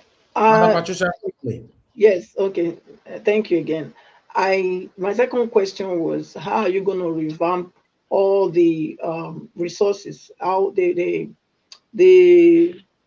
different like Gelegele Seaport, like I said, is there any plan to revamp it or to make it work or to create a seaport for the Edolites, instead of all this shenanigans of going to Lagos to clear our goods all the time, and all the time we have problems bringing them to Benin? Thank you. Barrister, thank you, Patricia. Thank you. Yeah, I got that. So let me deal with question number one. Thank you, Patricia, my sister. I'm very grateful for your question. Firstly, it's not rocket science. It is 192 words, not 92. And as far as I'm concerned, nobody needs to drive or walk for too long a distance before they find a primary healthcare center. What is a primary healthcare center? Brick and mortar. If you look at it from the brick and mortar perspective, you're talking about a small bungalow. Small bungalow. What in terms of in terms of personnel, maximum one doctor, probably two nurses, and then a couple of healthcare attendants. Even me, in my phone book alone, I must have 192 doctors who are still in Nigeria. Not every doctor has jackpot. So if you call the doctors and you give them, you are ready to pay them. If you are ready to pay the doctors, if you are ready to equip your primary healthcare centers, the kind of equipment they need is not high tech, whatever that is out of this world. And then you know what, madam? There are so many organizations, Bill Gates and Melinda Foundation, all over the world who are willing to come and help you roll out your healthcare center. Even that one too far self. But Wigwe, before he died, has his foundation, HOW. They are building primary healthcare centers across the country. His brother, Igboje Imokwede, who is an one man, is involved in assisting governments right now.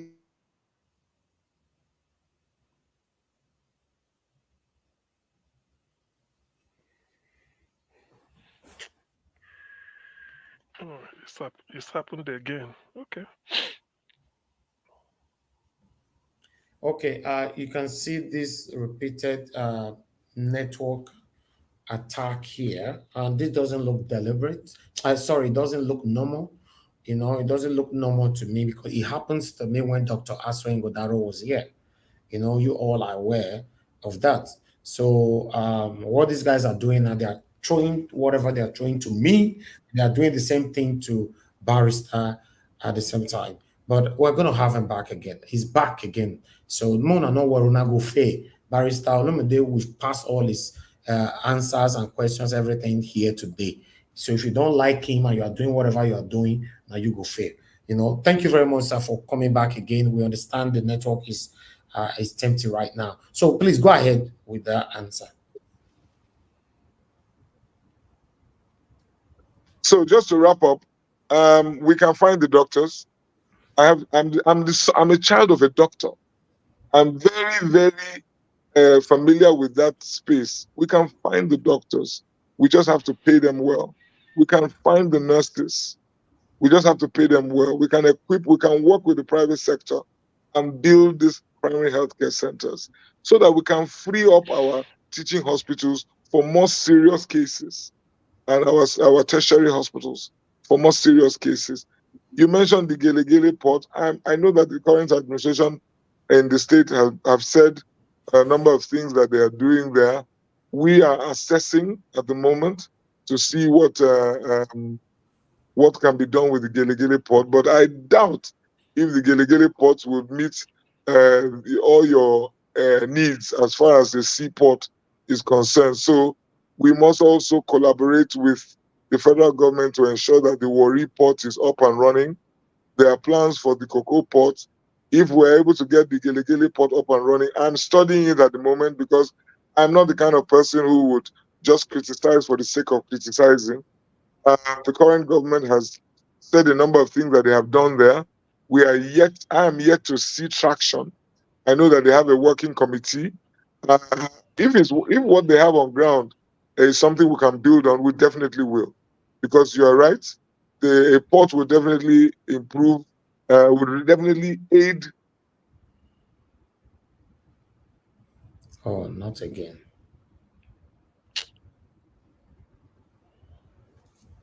Okay. It happens again. All right.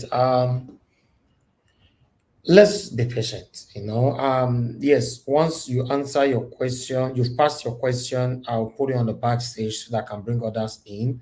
I'm just waiting for him to finish with the responding to okay, are you back, sir? Yes, I think. Yes, you can continue. Barrister, if you can hear me, sir, please go ahead. Or maybe let him turn off his camera when he's answering questions. Whether that will help, I don't know. After all, Yeah, we've already maybe, known. yeah, you Yeah, never know. it will boost the network. Yeah. Yeah, If that that will might help, help. at least we've Yeah, seen him. okay. Barrister, you're still on the screen. I don't know if you're the one trying to come in right now. No, I'm still here. What I've done is I've just turned off my video just in case that can help with connection issues. No, yes, it's better. But I'm still here. Leave it turned off. Just leave it turned off. I think it's better right now. Please round up with that question so that we'll move on to the next person. I think I'm done with Patricia's second question, which is what will we do about Gelegele port? We definitely, a port like that would definitely aid the economy of Edo State. But my challenge is that the present government has put out quite a bit of information regarding what they are doing or planning to do. And my team and I are still studying what is on ground before I can begin to tell you what we will do different or whether or not we will continue with whatever is on ground. Okay, thank you. Thank you very much, sir. Let me come to Osita. Osita, thank you very much, sir, for your patience. You have 2 minutes. Good evening to you once again. Please tell us where you're joining us from and go ahead with your question. 2 minutes. Hello, good evening, Mr. Olumide Akpata. My name is Osita Franklin, and I'm joining from Scotland. I'm from Enugu State, by the way. And I must say this, you're someone I like. However, I think it's very imperative to mention that within, say, asking us to give you 48 months before we assess you, I don't think that's fair. Do you know why? You just said that governors get impeached. You're a lawyer and you know that that is not easily done. Most governors we've had, you can never say that is right. Okay, so for us, it's better we get someone right. So what I want to look at is within the I think, okay, within the every should know how much they want to add to the state. You cannot develop and do anything in the state without money. Currently, Edo State is about 19 billion in terms of internally generated revenue. For someone who wants to become a governor of Edo State should know by now how he or she intends to at least triple that amount of money, because this idea of us getting spoon-fed from the federal government allocation is not going to do anything. Currently, the federal government allocation to Edo State is about this internally generated revenue is just about 7 times of what the federal government gives. So how are you going to generate money for Edo State people in the next 2 years? Because for other things you want to do, you need money to do it. And the FAC allocation is not going to be enough to bring any development, so long as I'm concerned. Please. Thank you. Barrister. So, Osita, let's go back to the issue of 48 months. because it was Jonathan's question I was responding to, and for me, I really don't. We are used to politicians making empty promises. I'm a lawyer. When you make a commitment that you and I know is not something that anybody can enforce, I think it's a waste of time. So I am saying, I've told you my priorities, and I want to do agriculture, I want to do this, do the other one. I'm saying it is your responsibility as a citizen on the spot at all times to say, what have you done about this promise or that promise? And you are the watchdog. Do you want me, Osita, to end the conversation by saying, oh, I promise you, Osita, in 100 days, we would have sorted out agriculture in Edo State? It's easy to say. I can say it and walk away. But I'm saying that we're in a partnership. Let us work together to ensure that you hold me responsible. Yes. But ultimately, it is that what you have. I think it is, instant gratification. This desire for instant gratification is a major problem. You understand? 48 months is not such a big deal. It's not such a big deal. It's not such a long time. How many of those cycles have we seen? Do you know that we have been talking about electricity now since 1999? Till today, it's still not fixed. More than 48 months have passed. We haven't done anything about it. We are still under 5,000 megawatts as a country in terms of production. 5,000 megawatts is even too generous. The office of the citizen is important. Let us be up and doing, holding our leaders to account. Your election law is what is. Okay, thank you. Thank you, Barrister. I think is forming leaders. So let's forget about instant gratification. Extract from me my plans. I like your second question, which is how are we going to raise the money? Extract from me a clear plan. And then if I mess up, make sure I don't find my way there. What do you want me to do?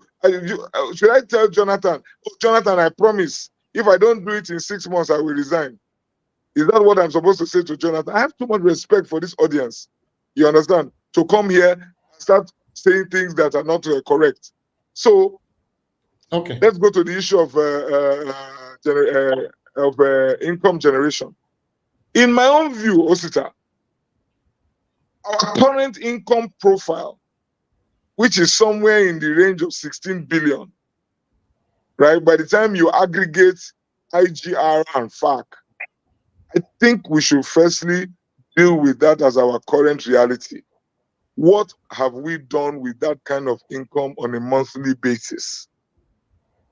16 billion or thereabouts on a monthly basis when you aggregate IGR and FAC. It's quite a bit of change. Okay. I thought we we suggested he switch off his video distance so that if that will help. Oh yeah. Nadia was let him know that he shouldn't put on his video anymore. We are okay. We're okay. Okay, all right. We're going to have him back shortly, so that's fine. I think we are getting close to almost everybody. We still have few to go. Let me see. Yes, because the next person to speak now is going to be Madam Albe Ashuko. So when he's ready, then we'll come to give us a mandate. I'm going to give us a mandate to the screen to pass his own. I never speak, bro. Yes, you never reach your turn, sir. Now, after give us a mandate, now be you, Olga Prince, because I'm looking at the screen downstairs that you cannot see. Okay, we have him back again. I've turned off my video. Better, sir. I think it can work this way. Go ahead, sir. I just wanted to keep the video on so that you don't think I'm hiding anything. That's fine. You already know who is talking. Okay, I guess in the spirit of full disclosure. No, I'm still addressing my brother Osita. So Okay. I was talking about, how much we have currently, what we get on a monthly basis, prudent management of resources. Before I became president of the bar, it was the notion was that the NBA is a broke organization going cap in hand to beg the very same governments that they are supposed to be oversighting for money. I got to the association, found out that we earn over ₦1 billion every year from practicing fees. I worked for 2 years, ran the organization at an optimal level, and I left the place with ₦1.5 billion in the accounts of the association. Nobody else, no other president had done that. Now, that is on a smaller scale. So 16 billion. When you combine, Osita, when you combine 16 billion as your income with the amount that you can get from international development partners, with the amount you can get from local investors and local partners, at least let us start working with that and deal with our issues. That is our reality for the moment. And then what am I going to do about IGR? So first and foremost, I must tell you, I'm very hesitant to increase taxation of any kind, at least in this outing.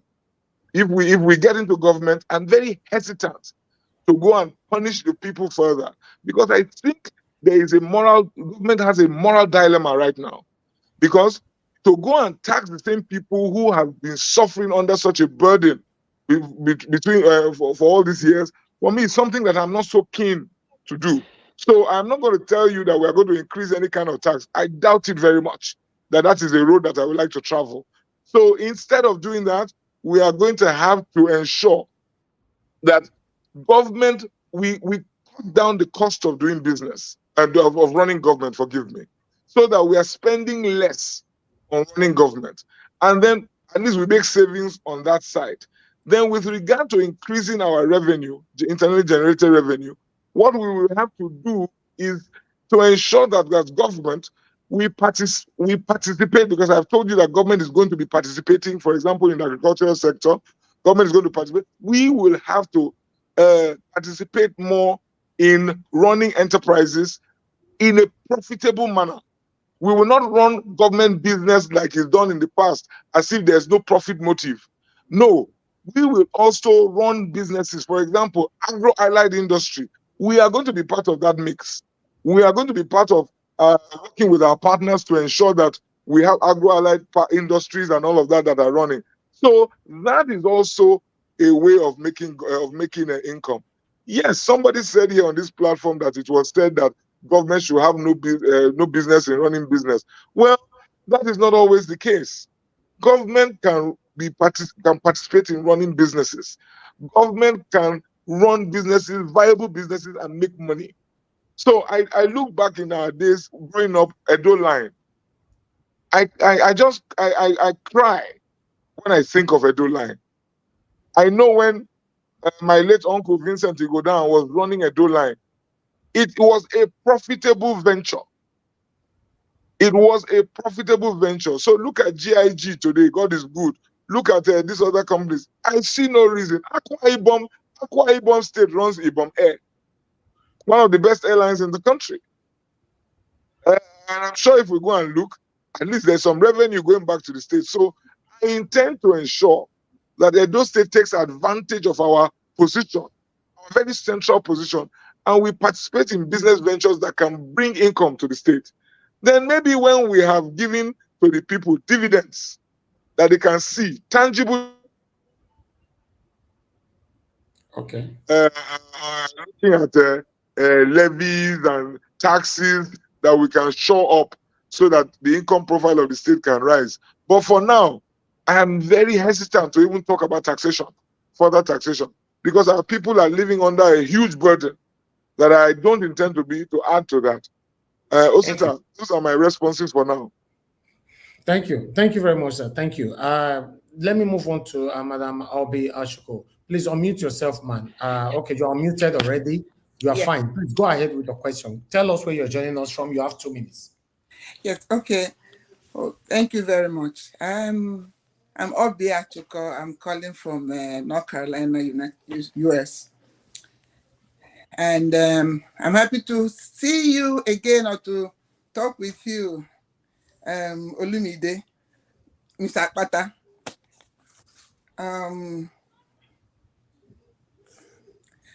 for me, I would say when you get there, not if, but mine is when you get there.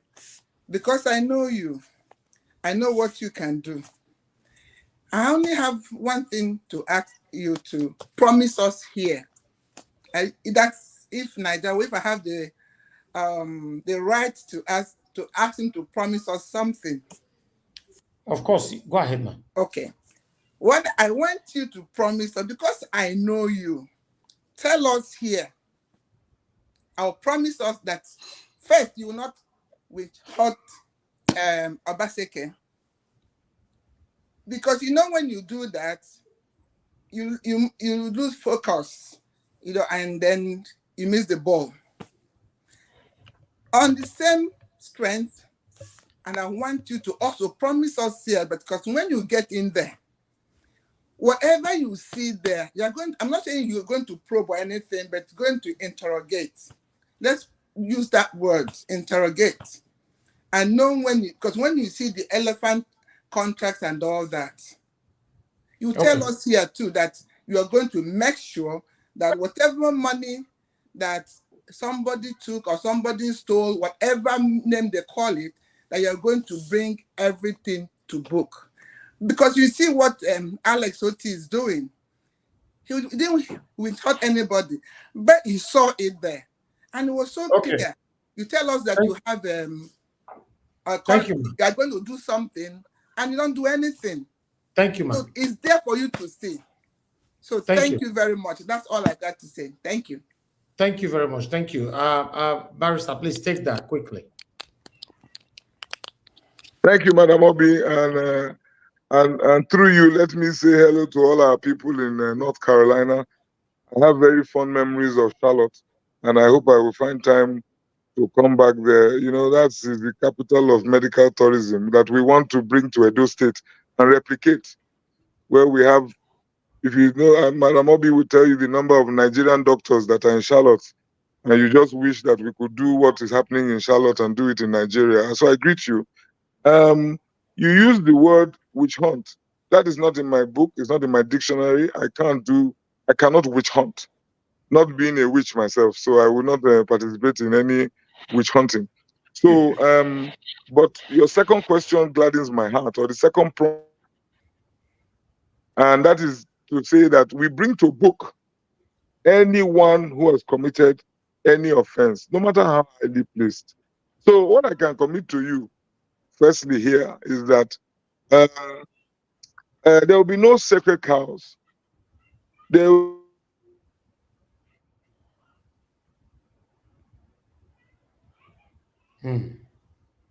Not again.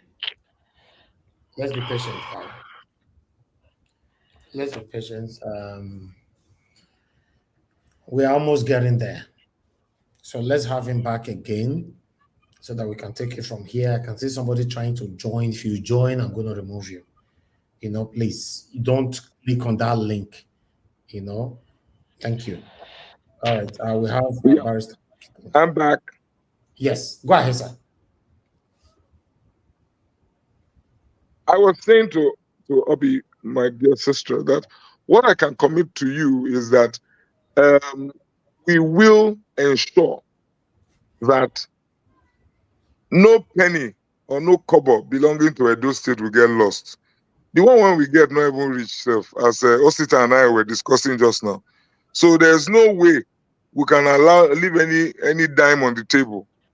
If anybody, I just hope that there's nobody who has pilfered our resources, because we will go after anyone who has pilfered our resources. The one when we get in our reach. So definitely we will go after anybody, and there will be a process of disgorgement. Anybody who takes our money would have to bring it back. The problem with Nigeria is the lack of sanctions. People get away with bad behavior. Just leave them, no worry. Let the past be the past. No, anyone who pilfers our resources will be brought to book. The law will be used to pursue them And all we want is just return our money, because we need to use our money for the benefit of the people. So I hope I've been able to address that Thank you. particular question. Thank you, Obi. Thank you. Thank you. Thank you, sir. Thank you very much. Okay, I'm going to put Madam Obi in the backstage right now. Give us a mandate. Please give us a mandate. Tell us your name and where you are joining us from. Unmute yourself. You have 2 minutes, please. Thank you very much, Mr. Elvis. Hopefully you can hear me clearly. Yes, you're good. Quiet, sir. Thank you. Good afternoon, Barrister Olumide Akpata. Thank you very much for honoring the call of Mr. Elvis and then the Edolites. Thank you very much for all that you've done and then you continue to do. I am your supporter.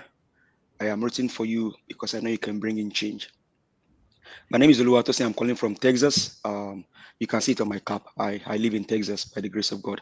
So my question is going to go to you.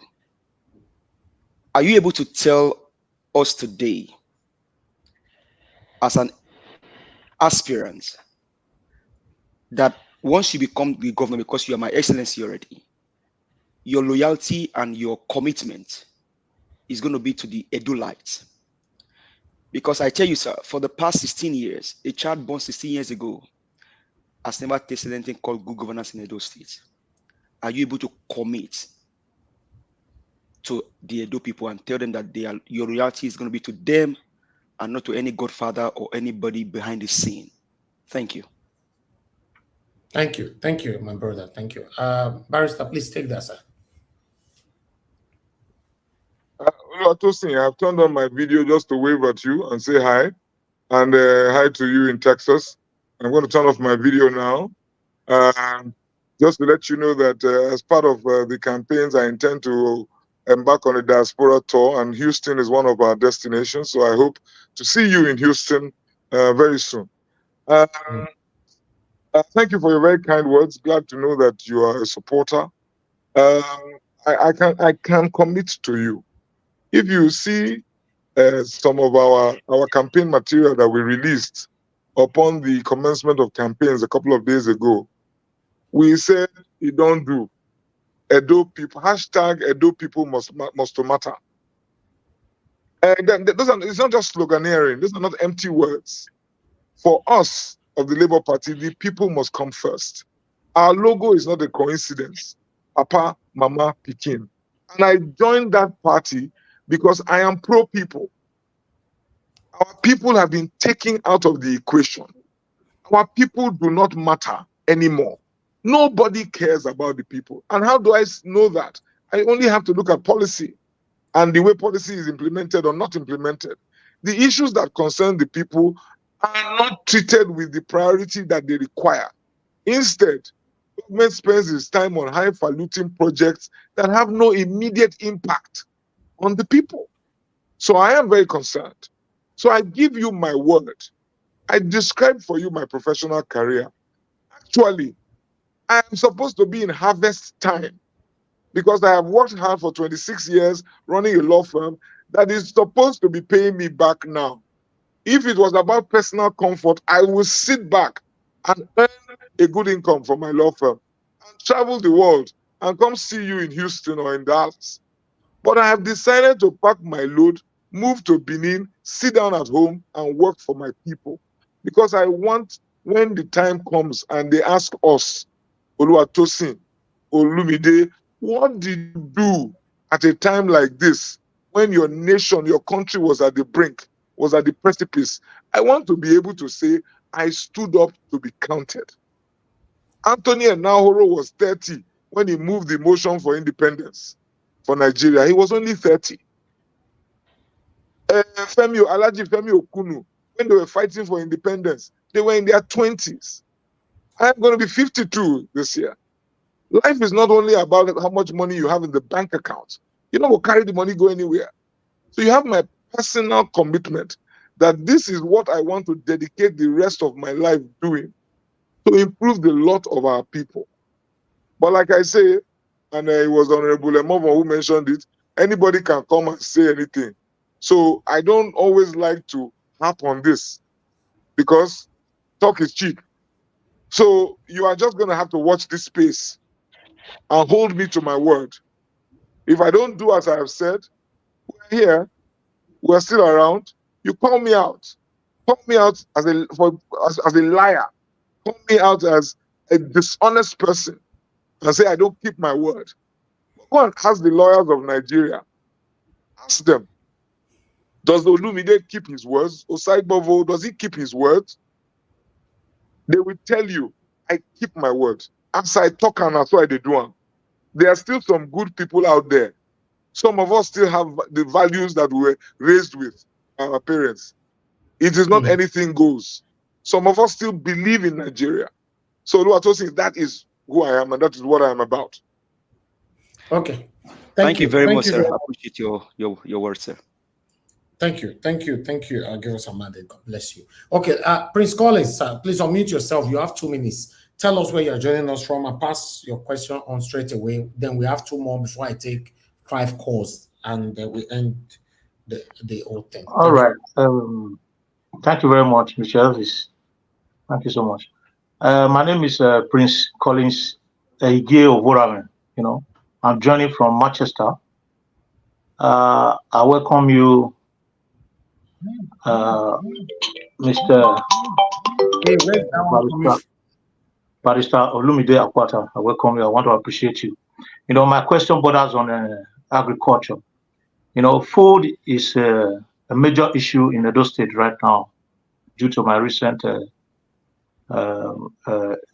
visibility study and what I'm personally experiencing in my own domain and community. Knowing that as insecurity is a major issue militating against food production in Edo, the fact that pizza farming is a major occupation in the land.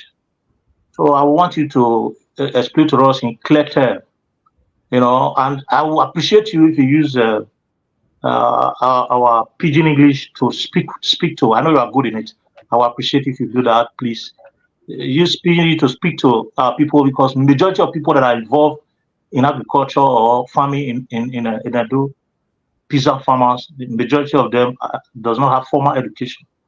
So let us hear from you because I've got people online that are really interested in this aspect. Let us hear from you how you go to change this level, bros. Because hunger dey bini, I not like you. Hunger dey bini because insecurity by insurgency, what do you call them? Fulani expert. They are doing their own in one side. So please, let's take this. Thank you. Your time is up. Thank you. Barrister, please take that with pidgin. I bet use pidgin to answer that one, sir. My prince, first and foremost, I'm waving at you. Give me down.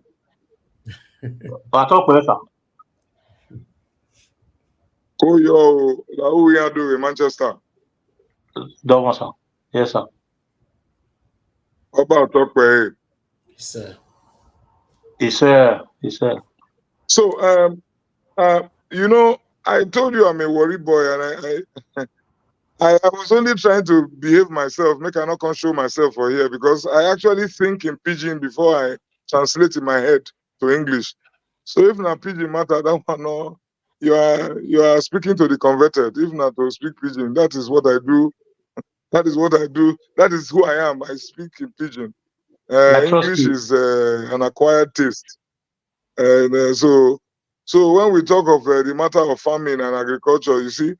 That one, first and foremost, before anybody start to talk of agriculture, the first thing you're going to hear an excuse why it cannot be done. Oh, the young people don't come out for village, or they're not to see them again. No, nobody there to work for farm. Hey, security, headers, headsmen, don't let people farm. Oh, I don't believe in excuses. That one not concern me. Whatever you consider to be your treasure, waiting you value, you go protect them. Not be so. So first and foremost, maybe we look the issue of agriculture. I believe that government must, as a matter of deliberate policy, government must enter the matter. Agriculture is the easiest way to affect the people. Food, first, you feed yourself. When the only person where food is inside Belen, can I do anything? Secondly, the farmers themselves, they go see money for pocket. Thirdly, jobs, employment go there. So any government when get sense, small sense, or not even too much, we don't say agriculture Now the first thing when they go pursue, because of what they call multiplier effect. You understand what I'm saying? So for me, government must be waiting that they call off-taker. Because all this, when they talk, every day you hear subsidy, but when you hear the word subsidy, all our mind go oil and gas. You know, for only oil sector, they subsidy. They subsidy for agriculture. Because you know which kind of value fit come on for that sector, government go allocate money.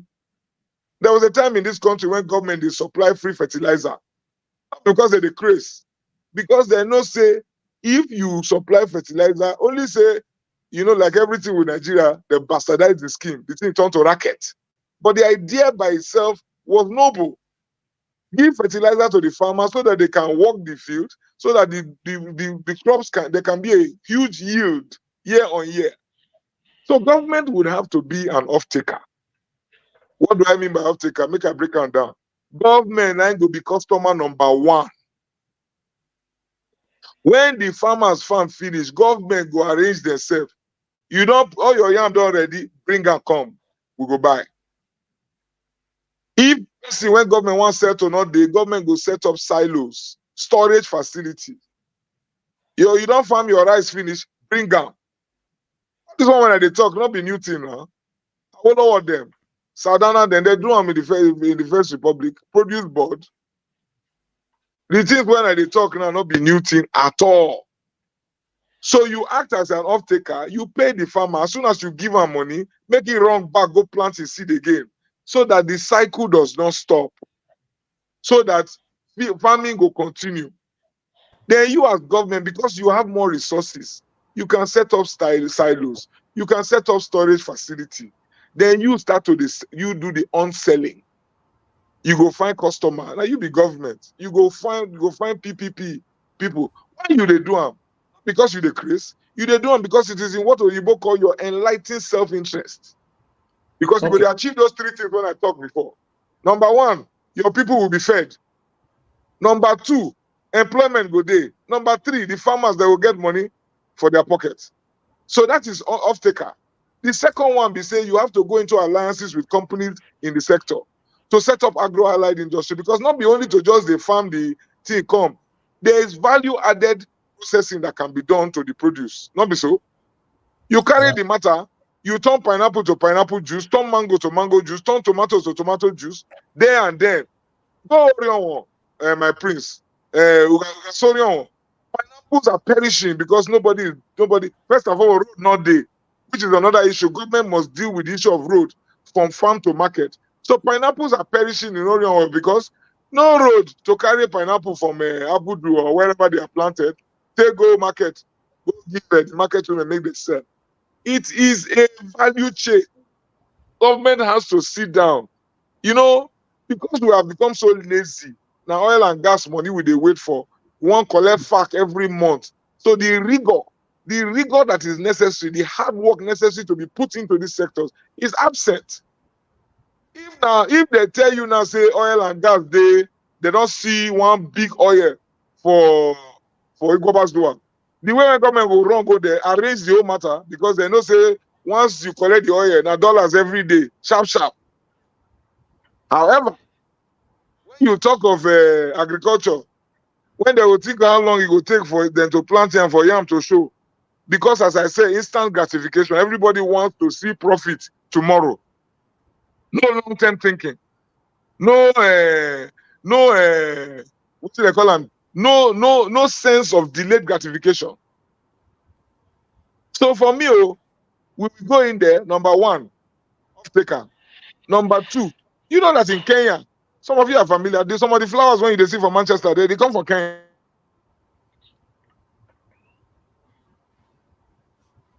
Okay. Thank you very much, Barrister. Can you hear me, sir?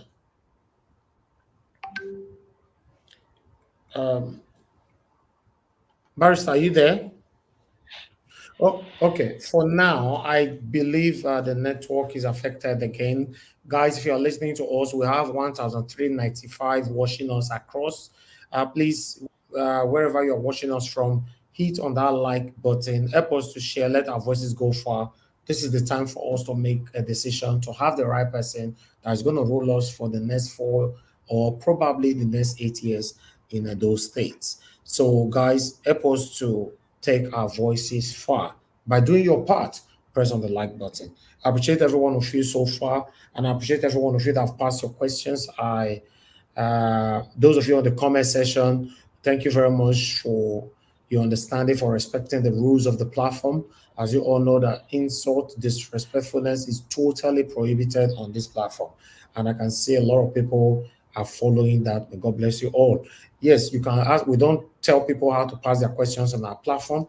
We only tell you that we don't take insult or disrespect my panelists or my guests on this platform. That's all. So the next person that's supposed to be passing questions right now. Okay, we have Barrister back again. Okay, let him quickly round up with this. Barrister, can you hear me, sir? I can hear you. I will just round up quickly for my prince, Prince of Orange.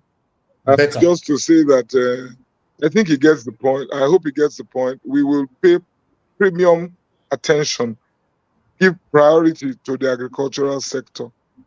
We will make sure, say, the people, most of them are at the bottom of the ladder. We'll make sure, say, they receive premium attention from government.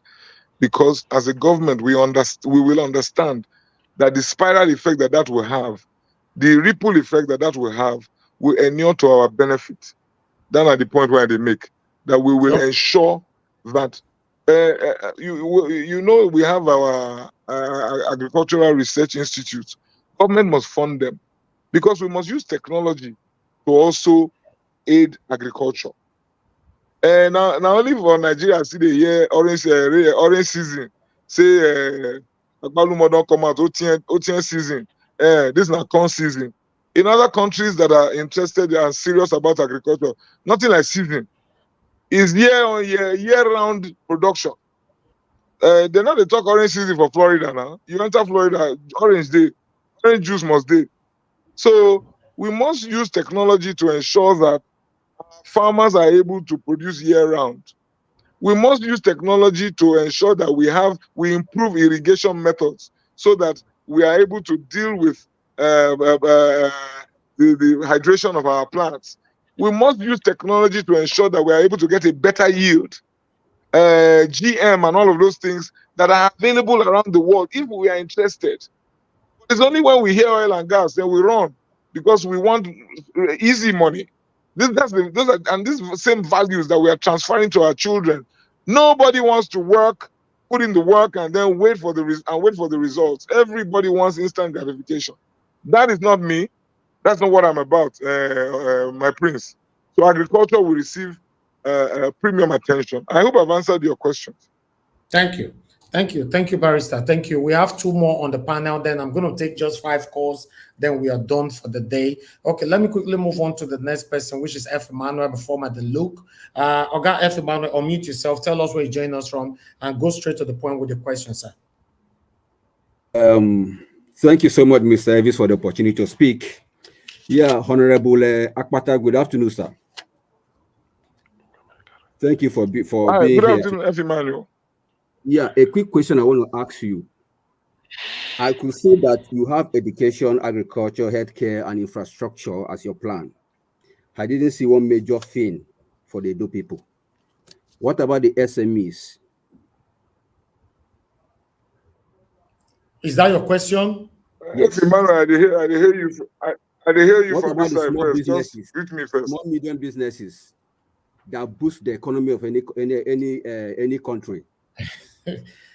F. Emmanuel, Barrister saying they greet you. I dey hear. F. Emmanuel, look me now. I hear you now. I dey hear too. Okay, so correct. What's your question? Barrister, did you get the question? He okay, wants to know what the plans are for SMS. Yeah, yes. He wants to know what my plans are for small and medium scale enterprises. Yes. Barrister, are you there? F. Emmanuel, I think I got you right.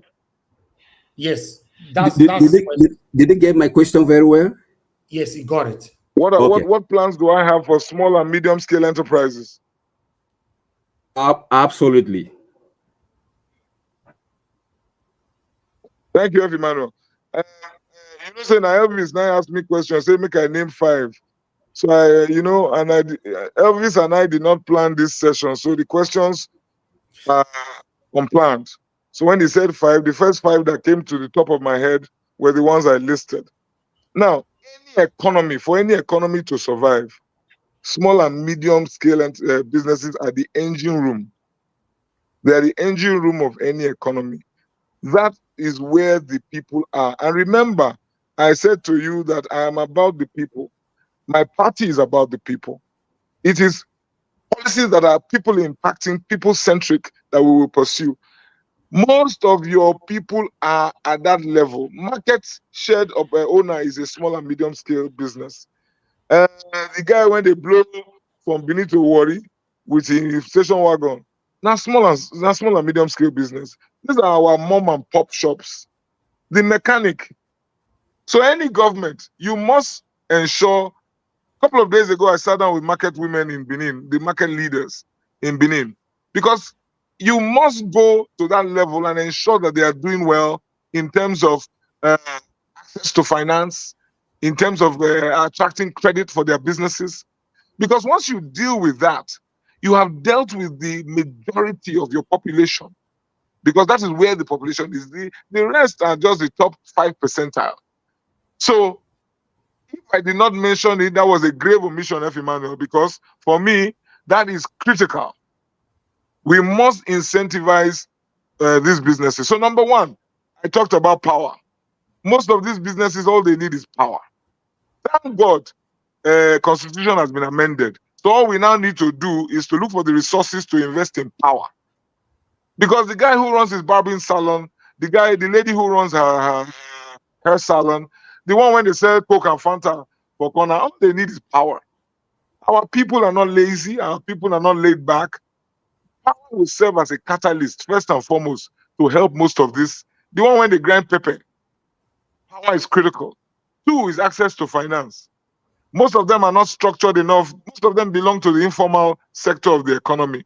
So government must stand in the gap, stand as a guarantor. I give credit and kudos to Lapo Microfinance Bank, that I know a Benin man who has been standing in the gap to provide finance for most of these small and medium scale enterprises. But government has to do more to attract organizations like that.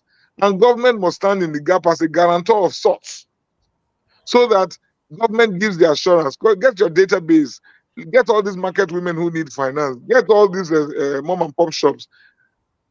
Our people are, in the main, honest people. They will pay back. They just don't have the collateral that most of our big financial institutions require. So government must help to ensure that they are able to access finance. Thank you.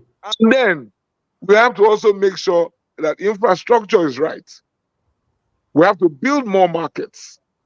We have to build markets that are properly equipped so as to facilitate the businesses. Government must step into that space, build markets, build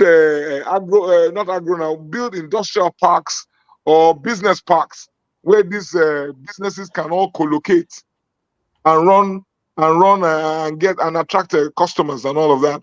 So, F. Emmanuel, you can be sure that this is top on my agenda, and we're very interested, because at the end of the day, you kill so many birds with one stone when you focus on small and medium scale enterprises. Anything we can do to promote them, we will do, and to facilitate their businesses. I hope I've been able to deal with that. Thank you. Thank you. Thank you, sir. The last person to go on the panel before we take 5 calls is Madam Luke. Madam Luke, it's good to have you on the show. Please tell us where you join us from and pass your questions in 2 minutes. Okay. Thank you, Naija Watch family. Thank you, Honorable Olumide Akpata. My name is Ese, and I'm calling from Woodstock, Georgia, the USA. I thank you very much. You are a breath of fresh air, and you have spoken well. And you made a statement about not wanting delayed gratification, which which I can understand, but I need to make you understand that delayed gratification can only come when you have promises and hopes that are fulfilled. The people are coming from a place of yearning and a place of immediate results because they have been failed many times, and actually we have reached a state of hopelessness. So delayed gratification can only come when you have seen from your past history that you have been fulfilled, on which we have not. So don't blame us if we are looking for immediate gratification, because we have not got immediate results in the past. So we are yearning, and we thank you for representing a Labour Party. I appreciate the fact that you did the fitness walk. I really enjoyed it.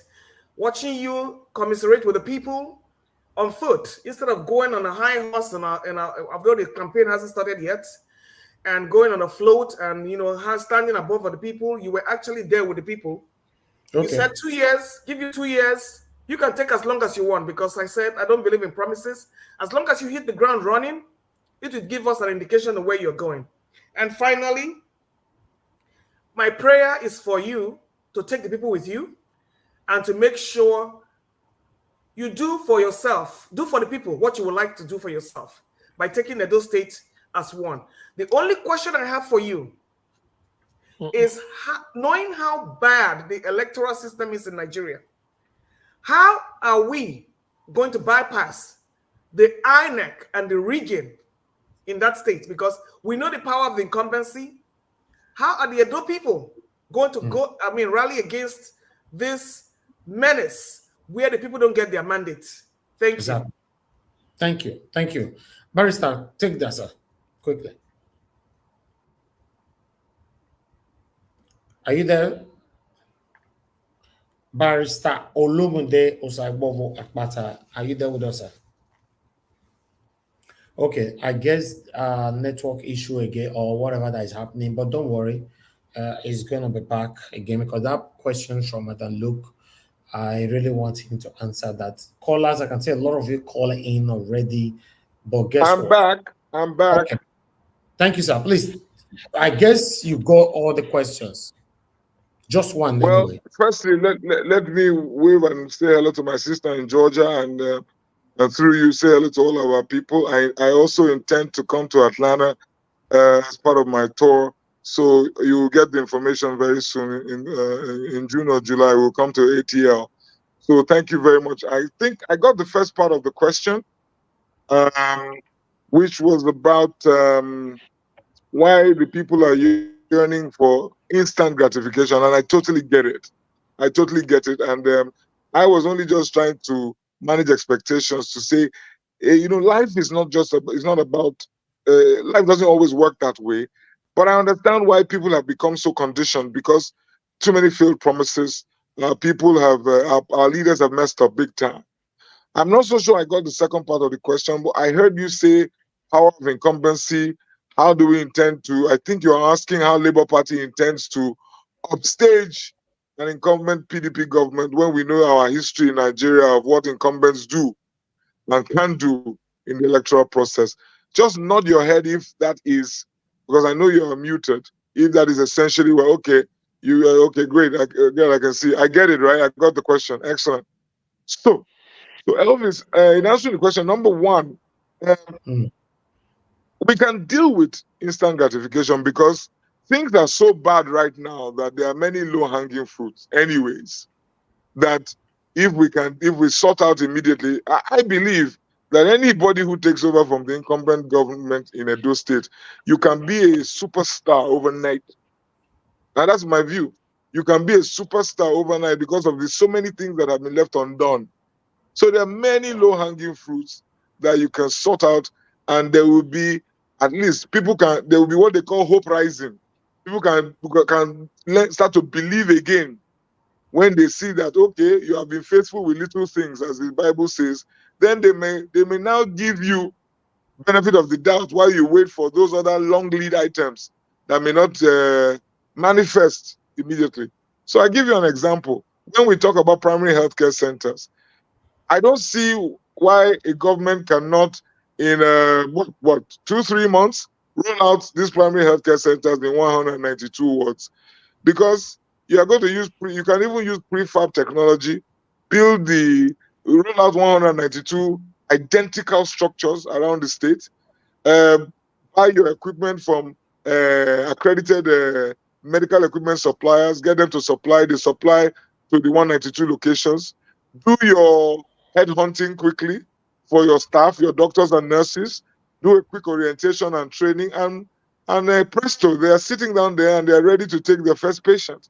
So for me, primary healthcare, I mean, I look at it and I don't see any reason why in 3 months, 4 months max, there's no reason why you can't do that.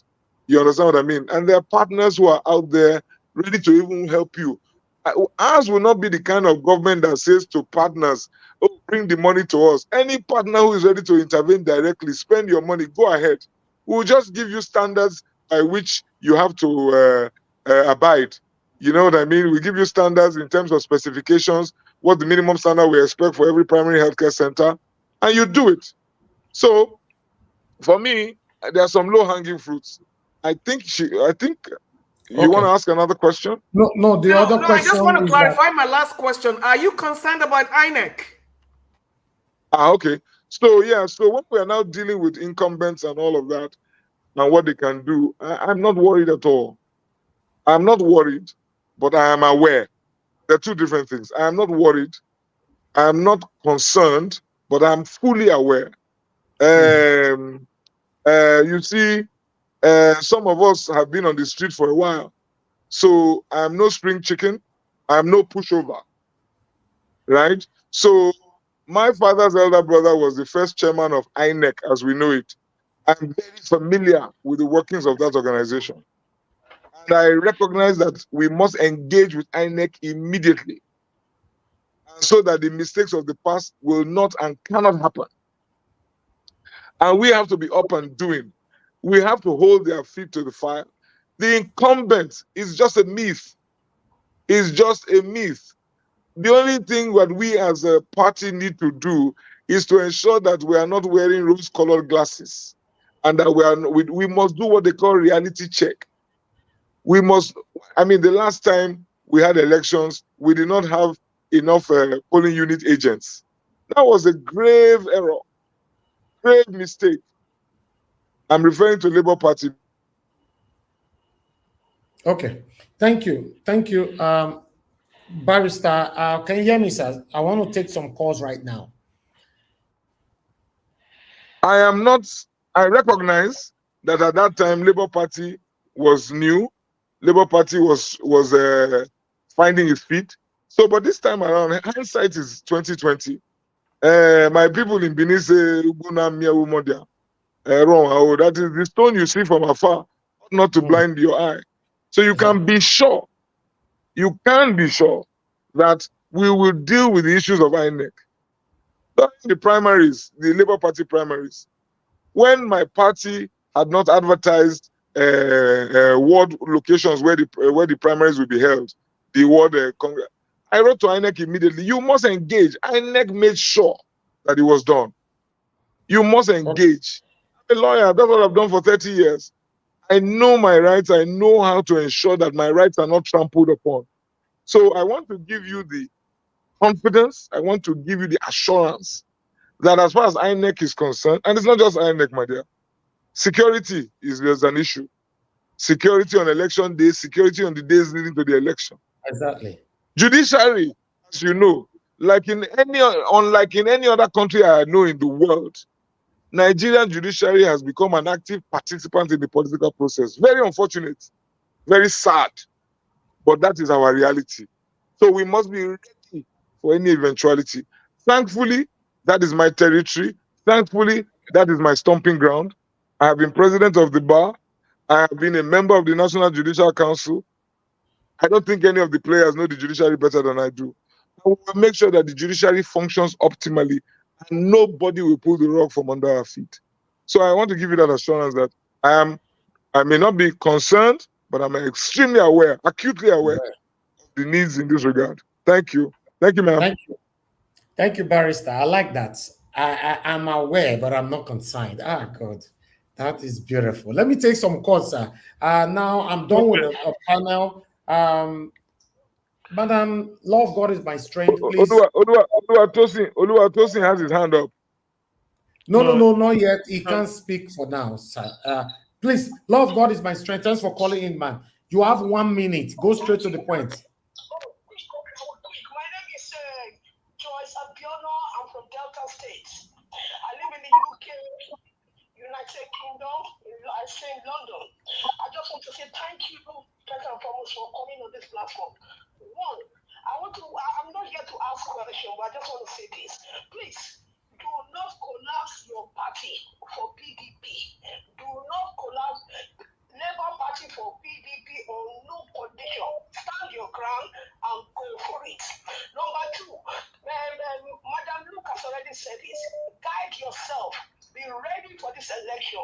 We don't want any complaint. We don't want to hear anything. And number three, before I go, I want you to recognize Mr. Niger Wash. He has done a lot for Edo State, and I don't want you people to overlook him. It deserves to be recognized in Edo State. Thank you. Thank you very much, Madam Luke. Thank you very much. Please, Barrister, hold on so that you can take both of them together. Let me take another call quickly here. We have more people calling in. You guys want to bust my phone right now. Make una hold on. I'm only taking just 5. Thank you very much, Ginger Breadman. I guess you can hear me. Oh, I think I lost you. Okay, Ogashimize, thank you very much for calling in, sir. Please, hold on. We can't hear you. They are not allowing me to. Okay, go ahead, sir. You have 1 minute. Hello? What's your question? Good evening to you. Okay. Good afternoon, Elvis, I'm so. Okay, hold on, Ogashimize.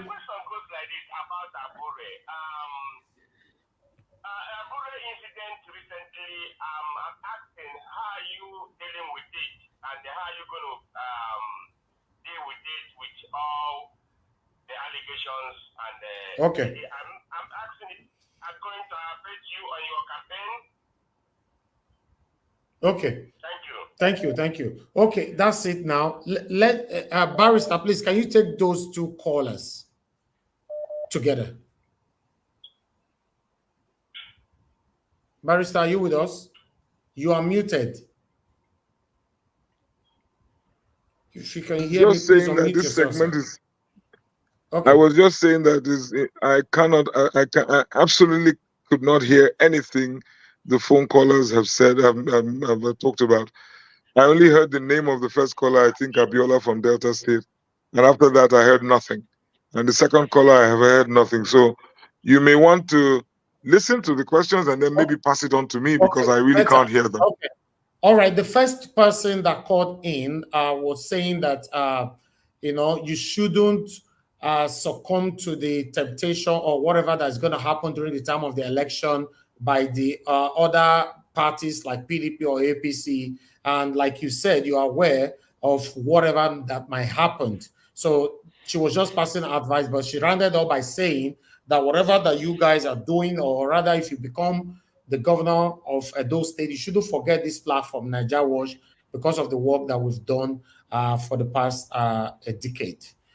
So that's what she was saying. Why the second question was from Mr. Shimize saying that what are you going to do about Barrister Julius Abure's allegations and all that? So I want you to take all of them, sir. Thank you.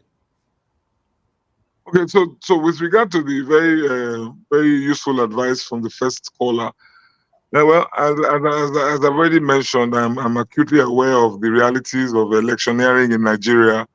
Not be today I start to shine my eye. My eyes are peeled, as it were. My eyes are peeled. I come to this process.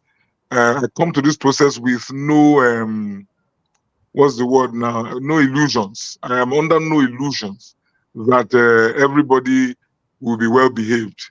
So we make sure that we anywhere they pass, we block them. So they say 2024 will not go agree for anybody, but me, from time I know they ever agree before, so nothing new about that one. So I take the advice on board. I will definitely be on my guard and to ensure that no tries to undermine the process and in the same vein undermine us. Second question about Julius Abure. I'm a member of the Labour Party. He's our national chairman as of today. So I really don't know what the question means in terms of what am I going to do. There are allegations against him. I'm a lawyer. He who alleges must prove. He also, as our national chairman, he is a lawyer. He knows that he must also answer to every allegation that is legitimately or properly brought before him or to his attention. So the only advice I give to the leaders of our party is that our reputation is in tatters, and that we must ensure that we help to we stop this public show of shame where we are in the news for all the wrong reasons at every turn. So I will advise those who are at the helm of affairs to ensure that at every opportunity where such allegations are made, that they are answered immediately. At every opportunity, we clear the air and we dispel any notion of impropriety. Otherwise, people are going to walk away from the party very quickly. And that will be sad, because the Labour Party derives its essence and its viability from the people. And once the people walk away, we will be like Saul, the king who had lost his glory and he did not know. Thank you. Thank you. Thank you, Barrister. Let me take another two calls again at the same time. We have Madam Origin on the phone. Good evening to you, man. You have 1 minute. What's your question? Hello, everyone. Hello. I rather call you Olumide Akpata. My name is Joy. I am Madam Origin. I am the self-appointed cheerleader for the Niger Watch TV, a great and dynamic force in the hem of affairs of Nigeria. Thank you so much for taking the mantle to prove once again, by the grace of God, that there are still people of character, competence that is ready to move Edo people to light. What's your question? Because you are LP. My question is on security. It's open grazing is a no-no. Ranching leave bad taste in the mouths of the people. Now, there is fear of insecurity by, you know what I'm talking about. Now, there is one uncle there that said he's going to build a ranch, which causes, stomach ache. My question is, how will you combat this menace? It's already obvious there is insecurity in the farmers and from the village. Thank you. I know how much the villagers are scared. How can you help, Thank you, ma'am. anxiety and curb this insecurity issue in Edo State? Thank you. Sir. Thank you. Thank you. Okay, I think you should just take this before I bring another call in. Barrister, if you're, I don't know if you managed, we lost you there. Okay.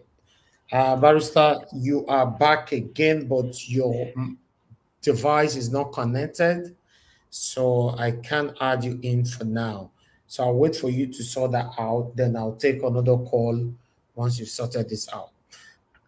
Okay, your device is connected now. Okay, Barrister, I'm not sure you Can you hear me? Yes, sir. I can hear you now. Can you hear me? I can hear you, Elvis. I did not hear the question, so maybe you can help me. I heard something to do with security. Yes, she was talking about the open grazing in those states, as the current government of the state are trying to give lands to open grazing and all that. So she's saying that how are you going to stop things like this in those states? You become the next governor. Well, to the extent that the state is allowed to legislate on the issue, I agree.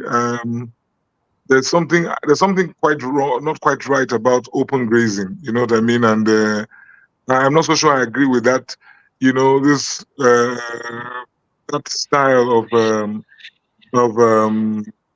cattle rearing or cattle tending. So, and then of course with the security implications, I totally disagree. I believe that we can have closed ranches, and for me, if the Edo State government has not done that already, we would enact the necessary laws to outlaw uh, that kind of even from a safety point of view.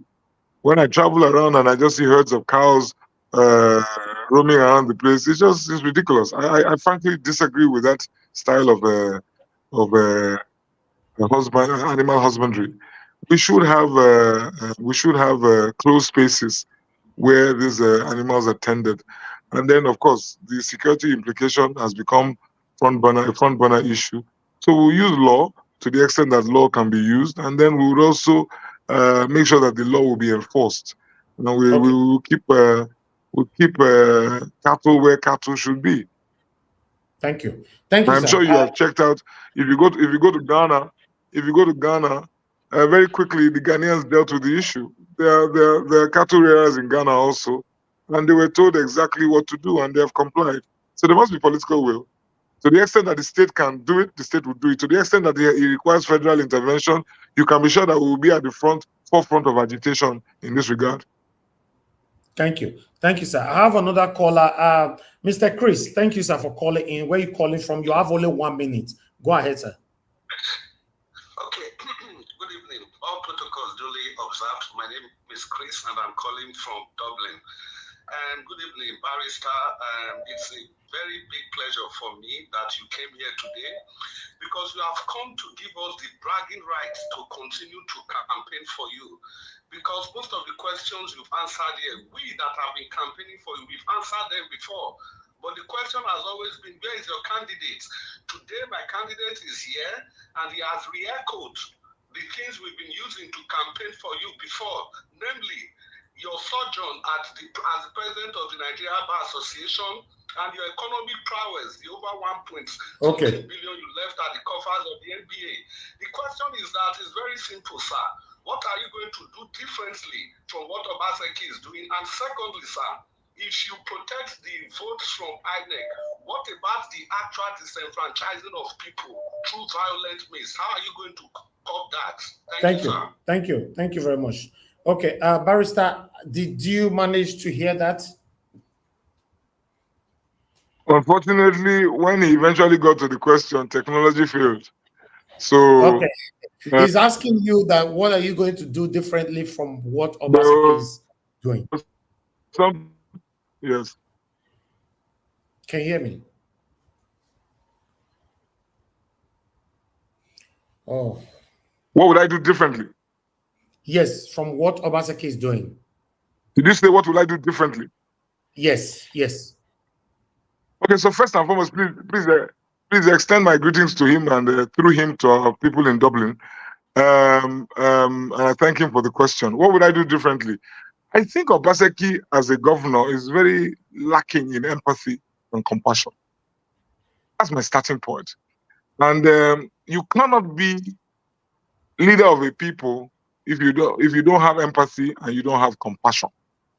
So what I would do differently, first, the people must matter. I care as an individual, Elvis, as a person. I am very interested in what is happening to the individual. So I'm going to reorganize my priorities to ensure that the stuff that I do in terms of policy, in terms of programs, and the things that will impact on the most number of people that would affect their lives. So I will not be building a museum in the heart of Benin. That will not be my priority. I believe in culture. I love culture. I'm a Benin man. But in terms of priority, I will not be building a museum. In the scheme of things, that is not what is important to the people at the moment. No state is suffering. Have you seen the state of our schools? For a state that says that shouts about Edo Best, schools look like. I was trained in Nigeria, like I said. I went to school in this country. So I know what education means. I had to myself go and renovate a school, a block in a school in Ewato, near Ubiaja. That school that went viral with children lying down on their tummies, taking notes. What kind of government? How can you sleep well at night if your children are lying down on the floor taking taking notes, and you are building a freaking museum. And when you even look at the museum is even the cause of so much contention between Government House and the Oba's Palace. In the scheme of things, is it necessary? Do you need that? What would I do different? The people will matter. It is the stuff that the people want, not what you think they want. And you see, it comes from being in a position where you know the people. And that is our quarrel with this government. They don't know what the people want. And the truth of the matter, I don't think they're interested. I am interested. So the starting point, I will find out what the people want. So if you are talking about, look at infrastructure, roads. The people want roads. In Benin, as soon as it comes rainy season is upon us. Everybody, their hearts is in, they have their hearts in their mouths. Okay. Because they know that very soon, Benin, we saw a video that went viral the other day, just Boundary Road, the tail end of Boundary Road before it spills onto Adesua, Grammar School Road. Every year, that place is flooded. Every year. Okay. Give me a break. What does it take to go on? This is Boundary Road in the heart of GRA. So you can imagine what Adua is looking like.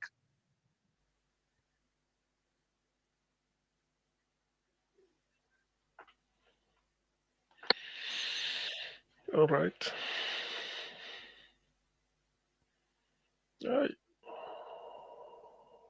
All right. The network is very, very sad that this is happening. Can you guys hear me? Yes, yes. Okay. Yes, we can. I don't know. I think I've been attacked as well.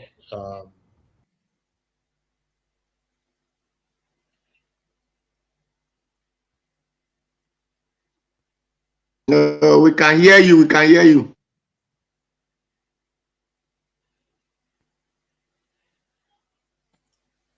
I think he himself See, is gone. Don't say you can take over, sir. He's gone. The thing Yeah, is, take over, it's sir. like the network keeps fluctuating. But so far, like I can see, so far I think he has attended to every question. After all, the essence of why we gather here is that I'm here. I'm not going anywhere. Mr. Elvis, Please, I don't know. Please, everybody, please. Okay. Thank you very much. Hello. I'm talking. Can't you hear me, sir? Barrister Akpata, if you can hear me, let me just put this. Augustine, can you hear me? You've touched it probably in a roundabout manner. Can anybody hear me? Now, what I want you to yes, I can hear you. Okay, wait. I can hear you. Okay, please hold on. Barrister Olumide Akpata, although you've touched the topic probably in a roundabout manner, but I want you, hand on heart, commit to the people of Edo State here and now that if elected the governor of the state, under your watch, the menace of Fulani headsmen will never happen in Edo State, let alone lose their life. Are you able to make that commitment? Can you make that commitment? Okay. Without any hesitation. So please, I hope you don't group me amongst those people who are afraid to speak truth to power. Or I hope you don't group me amongst those people who feel that some Nigerians are better than some other Nigerians. Whether you call them Fulani headsmen or you call them well, what should I call them? Igbobazoa headsmen. Headsmen, if any headsman is committing a crime, he'll be taken out. So I have no patience for bad behavior. I have no patience for it. There are no sacred cows. Forgive the pun, even though we're talking about headsmen. There are no sacred cows. I am not a fear face. Nobody is better than me. We are from Edo State. Nobody from Katsina is better than me. Nobody from Niger is better than me. I believe in one Nigeria. I went to a unity school. I have brothers and sisters in every state of Nigeria. But I would not subjugate my people to any group. So hand to heart, as you have asked, absolutely. Nobody will be allowed to run riots in our state. No, we'll take them out. as within the confines of what the law allows us to do. So if it's about political will, you can be sure. I'm not a fair face. Thank you. Thank you. Thank you, Barrister. Thank you very much. I'm done with calls for today. Unfortunately, I know I cannot always be able to please everybody. But the last person on the panel, Mr. Oduwa, because he couldn't speak the other day. Mr. Oduwa, you have just 2 minutes. Pass your questions so that me and Ogasien, my co-moderator, can round up the show with Barrister. Mr. Oduwa, Thank you, Mr. Yes. Thank you, Mr. Najawash. Good evening, Honorable Mr. Akpata or Advocate, however. I want to ask, as those states concerned, because I used to know that Okbila Smith factory was Bende factory, and we have Bende Beauty at Ikbobahi, which is no longer functioning. So this were the factory that government were operating on. Now, Okbila today is now given to the Hausa man. I want to ask, how are you going to revive or reclaim that factory and give it to Edo State people? Because we, the Edo, we need money. So we can involve our money there and it will still employ our Edo people as a worker. Then I don't really mean that the Bender Beauty must be producing drink. So how and what will you initiate to be another company that Edo people will engage on in that place? Thank you. Thank you. Thank you. Barrister, please take that. Thank you, sir. Thank you. So I think I was speaking with Osita. I think it was Osita was responding to how to increase government revenue. And I mentioned that government will participate in businesses that can bring profit.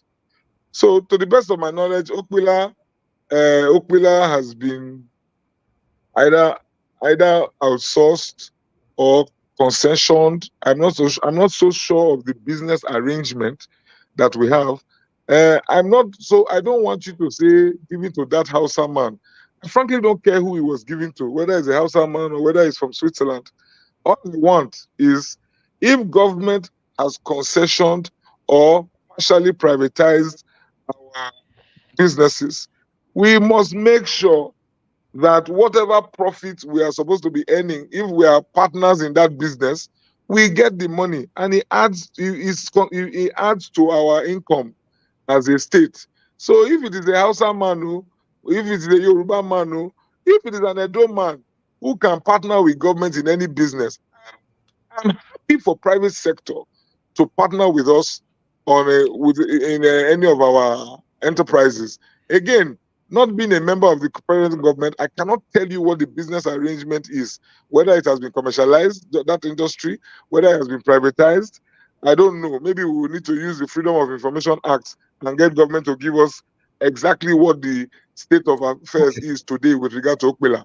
But my approach to that business and the other businesses that Bendel State and Edo State, that Edo State inherited from Bendel State, is to ensure that they are viable entities, to ensure that they are running, they're commercially viable, they are running optimally, and government is able to earn an income from these businesses. We will not treat government business as if it belongs to nobody, so we don't care about business, about what government is doing. We have to care because that money will help us to meet one need or the other. So Bender Breweries, for example, as far as I know, Bender Breweries is virtually dead, as far as I know. So to the extent, the last time I heard some foreign company were trying to buy the plant. So the brewery, I don't know what the state of affairs is right now. A lot of government business is hidden in mystery and intrigue. So one is not always able to get the information that one requires. But what will be my general approach to government businesses? We will make sure that they are run viably. So we will look at Bender Breweries, for example. Are we able to run a brewery? We will do an analysis today. Would we be able to make any income, viable income? Can we compete with the popular brands that exist today in the brewery, in the beer world? If not, can we partner with Nigeria breweries? Can we partner with Diageo, who own Guinness? Can we partner with the big names, Sab Miller, and say, okay, please come and take this our Bender Brewery location, bring your brand, and can start selling here. There will be employment for our people. There will be a business. People will become distributors.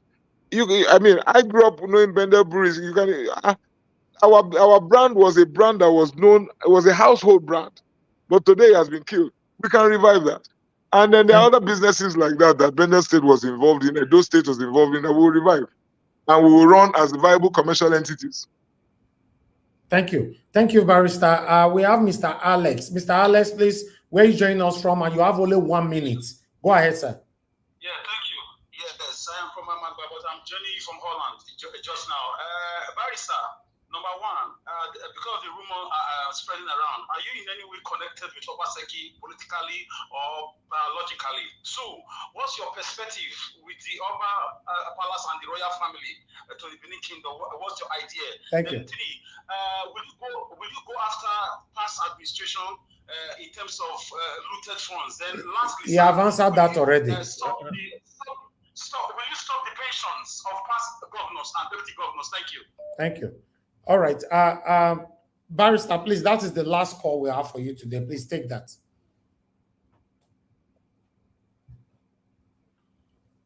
Barrister, are you with us? Are you sure he had the question? Maybe you may wish Picking up. to relate. Okay. Barrister, can you hear me, sir? Yes, question number one from the gentleman was with regard to whether or not I'm related to Governor Obaseki. Yes. Why the second one? Am I right? Yes, you are Yes. right. Did you get the second one, or should I say that again?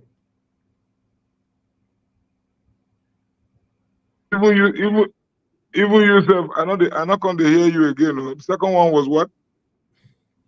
The second one was about the BTC, the Benin Traditional Council. What is your stand about the Benin Traditional Council?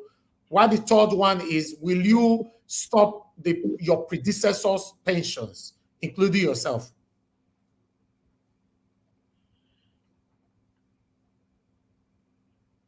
Oh, we lost him. Okay, let's have him back so that we can pass those questions again. Callers, please, I can't take any calls anymore. Understand with us.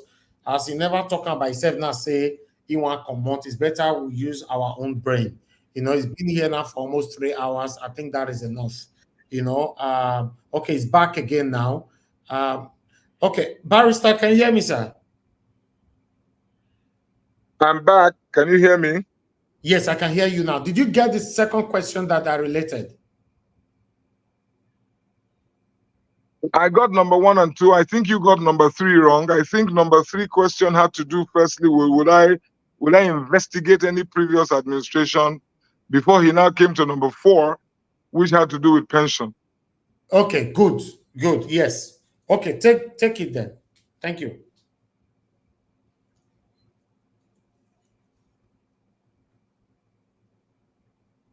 So I will take number 1. Number 1 question. I am not biologically related to Governor Godwin Orias Obaseki, but I am a very close, we're close family friends. The Obasekis and Akpatas have been friends for many, many years. And I live, and at least up until now, when I decided to run for governor, I have lived and worked in Lagos for over 26 years. And Governor Obaseki lived and worked in Lagos for the same period. I have been a corporate lawyer. He has been a stockbroker and capital market advisor. So you can imagine, or you will understand, that our paths have crossed many times. Oh, not again. This is the last point. And wow. Okay. Thank God that is the last question. For those of you that I couldn't pick your calls, please understand with us. We got more than 2,000 missed calls. I don't know where this is coming from. I'm surprised. Everybody's calling at the same time. Okay. Barrister is back again. Go ahead, sir, if you can hear me. I am back. I am back again. Yes, sir. So I was saying that there's a close family friendship. There's a close professional relationship. I will not deny the governor, and I don't think he would deny me either. However, what I totally disagree with, and I totally reject, is any notion that I'm on this present pursuit. I was sent by Obaseki, as some people have said. And that for me, I reject.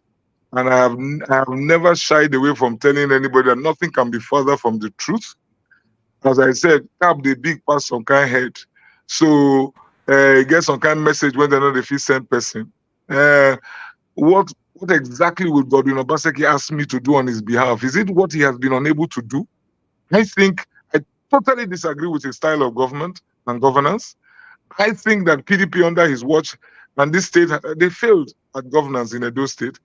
I totally reject what they have done. They have reduced our people, the quality of life of our people. So whether I am his friend, whether I know him, it really has nothing to do with what we are dealing with at the moment. I think I can do it better than he has done. I think I can run Edo State much better than he has done. And so that's why I have stepped out of my comfort zone, so that he doesn't give my generation a bad name. Because I don't want him to be the example of, oh, a governor who came from private sector, this is what they did. He did not perform. So that we can make sure that that is not the narrative out there. Let me come from private sector and come and prove that things can be done much better. So I was not sent by him. I reject it, but I will not say he's not my friend. I'm just going to demonstrate to Edo State people that all of us are not cut of the same cloth. He has his own priorities. I think he has not done well. I will do so much better. That is with regard to Governor Obaseki. The next question had to do with Benin Traditional Council. Let's cut to the chase. Your question is about His Royal Majesty Omonoba Nedoku Akpolopolo Eware II Ogidigan. I'm a Benin man. I am loyal to the palace. We the Benis, we have a connection to our palace. The Benin traditional stool.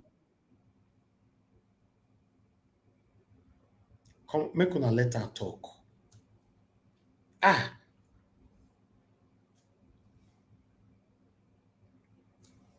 See now, network wala. We are discussing the most important part of this interview now. Network wala go come from nowhere. Anyway, guys, be patient with us. We're going to have him back again. Barrister Olumide Akpata have done excellently well, today by taking all questions, by being patient with us here. So, yeah. Okay, he's back again. Okay, thank you, sir. It's good to have you back. Please, just go ahead. You were talking about the BTC. I was saying that the institution of the Benin monarchy, we the Benis, we simply comply. I am a loyal subject of the Omonoba Nedoku Akpolopolo Eware II. And on a personal level, I'm closely related to him. I'm his lawyer. I have worked closely with the palace since he became our royal father. When we launched the Benin Red Book, some of you may have seen the book about where we tried to capture the history of the Benin royal house. I was the secretary of the committee for that launch. So it goes without saying, I will not be party to anything that denigrates the royal stool of Benin. Impossible. It can't happen. I just don't have that in my DNA. Impossible. So we'll continue to ensure that the palace is uplifted, the palace is respected, and I have every faith that I have every confidence that in the event that I become governor of Edo State, there will be a smooth, harmonious, and very, very effective working relationship between the palace of the Oba of Benin and the government house in Osadebe Avenue. So that goes without saying. It's not even something that I can even contemplate. I go over see me. I spoke Oba. Those are Benin parables that we grew up on. It's just not done. So Oba talk by it. Yes, sir. Third question was about would I investigate any past administration where there is evidence of the commission of a crime, and as long as there is no statute of limitation that bars one from looking into that crime, of course the person will be investigated. Of course the person will be pursued, particularly if it has to do with the patrimony of the Edo people, if it has to do with our commonwealth. We're going to go after those persons.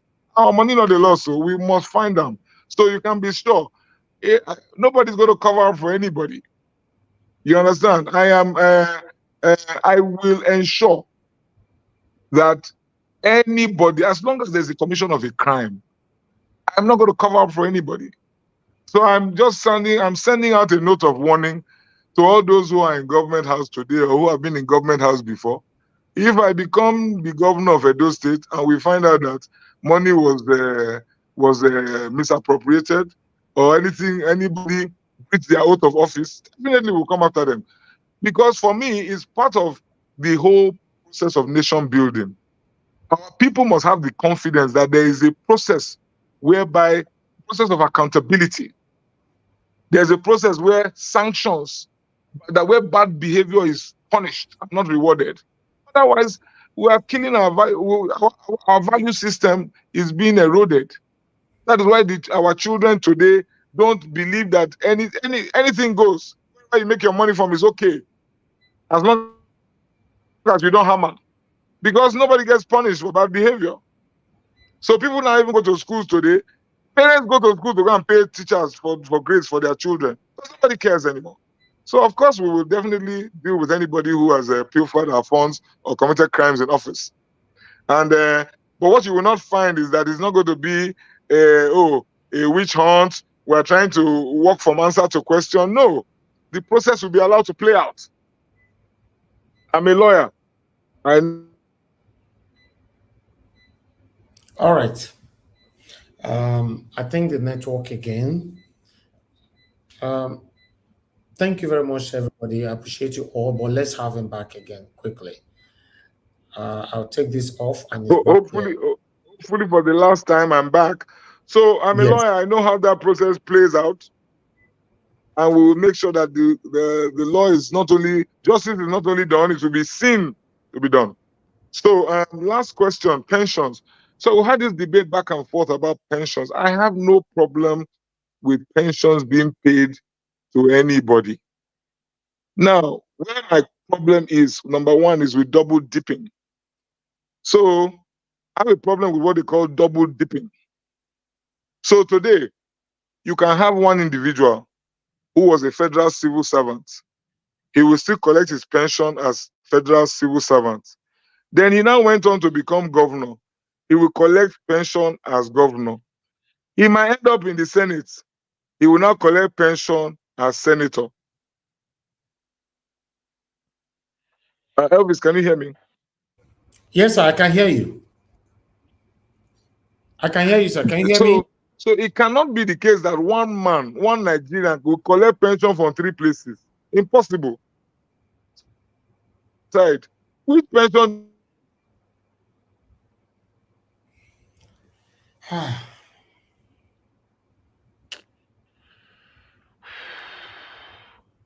think we've really gone. We are rounding up now, so that's can you hear me, Elvis? Yeah, I can hear you now, sir. You are back. Okay, I'm going to round up very quickly. I hear somebody complaining. So so for me, I will look at the system of pension and say, number one, if we want our former governors to receive a pension and deputy governor, let's look at it, make sure that it's reasonable, because it's a matter of law. So I am a lawyer. I can't get up and just say I will disobey the law. I believe that these things have been codified, but I will seek an amendment to the law. Any individual who is already collecting pension from one place, I don't think it just doesn't. I think it breaches all rules of justice or fairness for the individual to collect pension from more than one place. So that is my own attitude. So if you are getting pension, okay. Again, I just wish you can just round up now on that question quickly. Let me remove this and bring him back again. So if you have a governor, if you have a former governor, if he has no other source of pension, why not? Why won't we give him? Why can he not collect a pension? I don't have a problem with that. A laborer is worthy of his wages. If what does the pension say? Okay, give him a house, so make sure he has a house, so give him 1 car per year or 2 cars per year. I mean, I have no problem with that. I just don't like the idea of double dipping and then turning it into a business. So one man will now have 4 pensions. No, and it is not egalitarian. It's not right. That's my only concern about pension. Okay, thank you. Thank you very much, Barrister. That is all the questions for today. I personally, I would like to, before we'll allow you to go, I would like to quickly ask you, before that, let me thank you for your time with us. You spent about almost 3 hours with us here today. This is wonderful. I was looking forward to this, and thank you very much, Sam. God bless you. The question is, if you become the next governor of Edo State, will you be frequent on Niger Watch Media? Niger Watch Media is one of the standing media in Edo State. In case we want to ask you questions of the things that is affecting us, because now we call you, you listen to us. But if you become the governor of Edo State, will you still listen to us, air to our cause?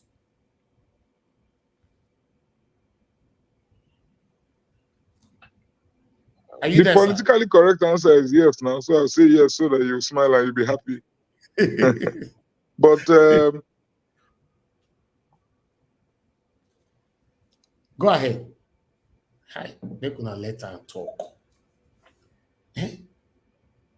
Tinubu, leave our network. Give us good network.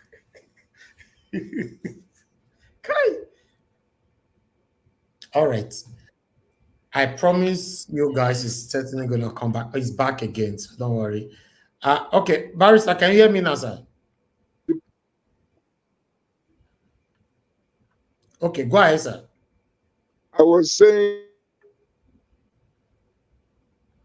Kai. Oh. In fact, this is the last one. All applaud. Can you hear me? Okay, now we can hear you, sir. Go ahead. So, but you must understand the kind of person I am. I'm not a fair weather friend. I don't use and dump. Oh, good. There's no reason for me to say when I get to government house, oh, there's a call from Niger Watch. I say, who are they? I beg, I beg. No, I'm not like that. That's not who I am. I don't use and dump. Today we are talking to each other as friends. There is no reason why any change in my circumstance and I become governor tomorrow, I'll now say, oh, I don't know them again. Who they be? I beg, I beg, I beg. No, that's not who I am. I'm a worry boy. Ask worry people, we don't behave like that. Your friends are your friends, irrespective of circumstance. Exactly. Okay. Thank you. Thank you very much, Barrister. I would like you to give us a closing remark of just 1 minute to everybody. We have 1,620 people watching you right now across all social media platforms affiliated with us on Niger Watch. Please, just 1 minute to address everyone so that we can let you go, sir. Thank you. I've had an absolutely fantastic time with all of you. I'm really grateful for the opportunity. I hope we have the opportunity again. It's 5 months. It's less than 5 months to elections.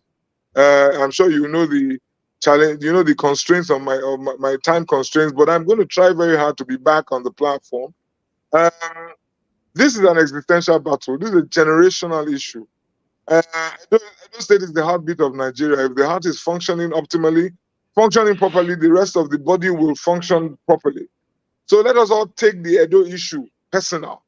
If we can deal with the Edo issue, enthrone good governance and good leadership in Edo State, we are well on our way to enthroning good governance and leadership in Nigeria. So I don't think anybody should assume for 1 second that this matter not concern them. The Edo matter concerns all of us. The Edo matter concerns all of us. So I think we must take it very personal. Let's come out. Let us chime in where necessary. Let our voices be heard. We must make the point that the people must matter. The people must matter. Government is about the people, and we must make it that. That is what I'm about. That is what I'm here for. I give you my word. I give you my commitment. Hold me to this. Anytime, wake me up. This is what we're about. Government, we're not a craze. We are not animals. We can run this place, and we can run it properly. Let's prove them wrong. And that is what I'm saying. And I thank you for the opportunity. I'll be back again. by the grace Thank of you. God. We are just Thank you very much, sir. Have a good evening. Thank you, sir. God bless you. Bye for now. Okay, guys. Wow, that is the end of this. Wow, what a wonderful broadcast. Anyway, for the first time, we have about 500 people watching us from Twitter on X. Wow, across all social media platforms, you guys were very, very engaging. May God bless you all, my people. Yes, this is it. This is what it's all about. This is what Nigerian Watch is all about. We bring them here, allow you guys to pass your questions. Unfortunately, some of you could not pass your questions as well. Please accept my apology. It's not deliberate. Like I said before, when Dr. Aswan Godaro came in, always understand with us. I try my best. A candidate, governorship candidate that come into the platform to spend almost 3 hours with us, at least I don't see any reason for anybody to complain. Say, you not reach my turn, you not pick my call, I not fit enter panel. Please just understand with us. I don't have strength to satisfy everybody. But yes, he promised he's going to come back again. You know, a campaign does start. Aswan Godaro promised to come back again. Barrister Olumide Akpata just promised to come back again. So the next person that will be coming now will be the APC candidate, Senator Monday Okpewolo. You guys can do it all over again. The respect that you guys passed on to Dr. Aswan Godaro, I can see you guys replicated it on Barrister Olumide Akpata. May God bless every one of you. I really do appreciate this because I am honored to know that nobody was disrespectful today. Nobody was disrespectful on the comment section or on the panel or on the call. May God bless you all. Please, I would like you all to replicate that when we bring the APC man here. You know, let's, guide the rules of the platform. Now, God, I go bless you now, my people. Me particularly want to take a break right now. Before I take a break, because I'm going to leave the platform for Dr. CM for a while. But before I do that, I would like to quickly appreciate every one of you that have super chatted the platform. Started with Amaka Afojabi. Thank you very much, Adelaja Ogumbi, Mr. Johnson Emmanuel, Martin Benjamin, Jeko Obedient, Amaka Afojabi once more, Madam Obi Ochuko. Thank you very much, Dr. Alexander Gomez. Thank you very much, sir. I appreciate you. Then we have Patty Solomon. Thank you, Madam Luke. Thank you very much, Madam, for doing it again. Thank you. I appreciate you always. And every one of you right there, Peggy Modi. We have Julian Salami. God bless you all. Talkback O, thank you. Grand.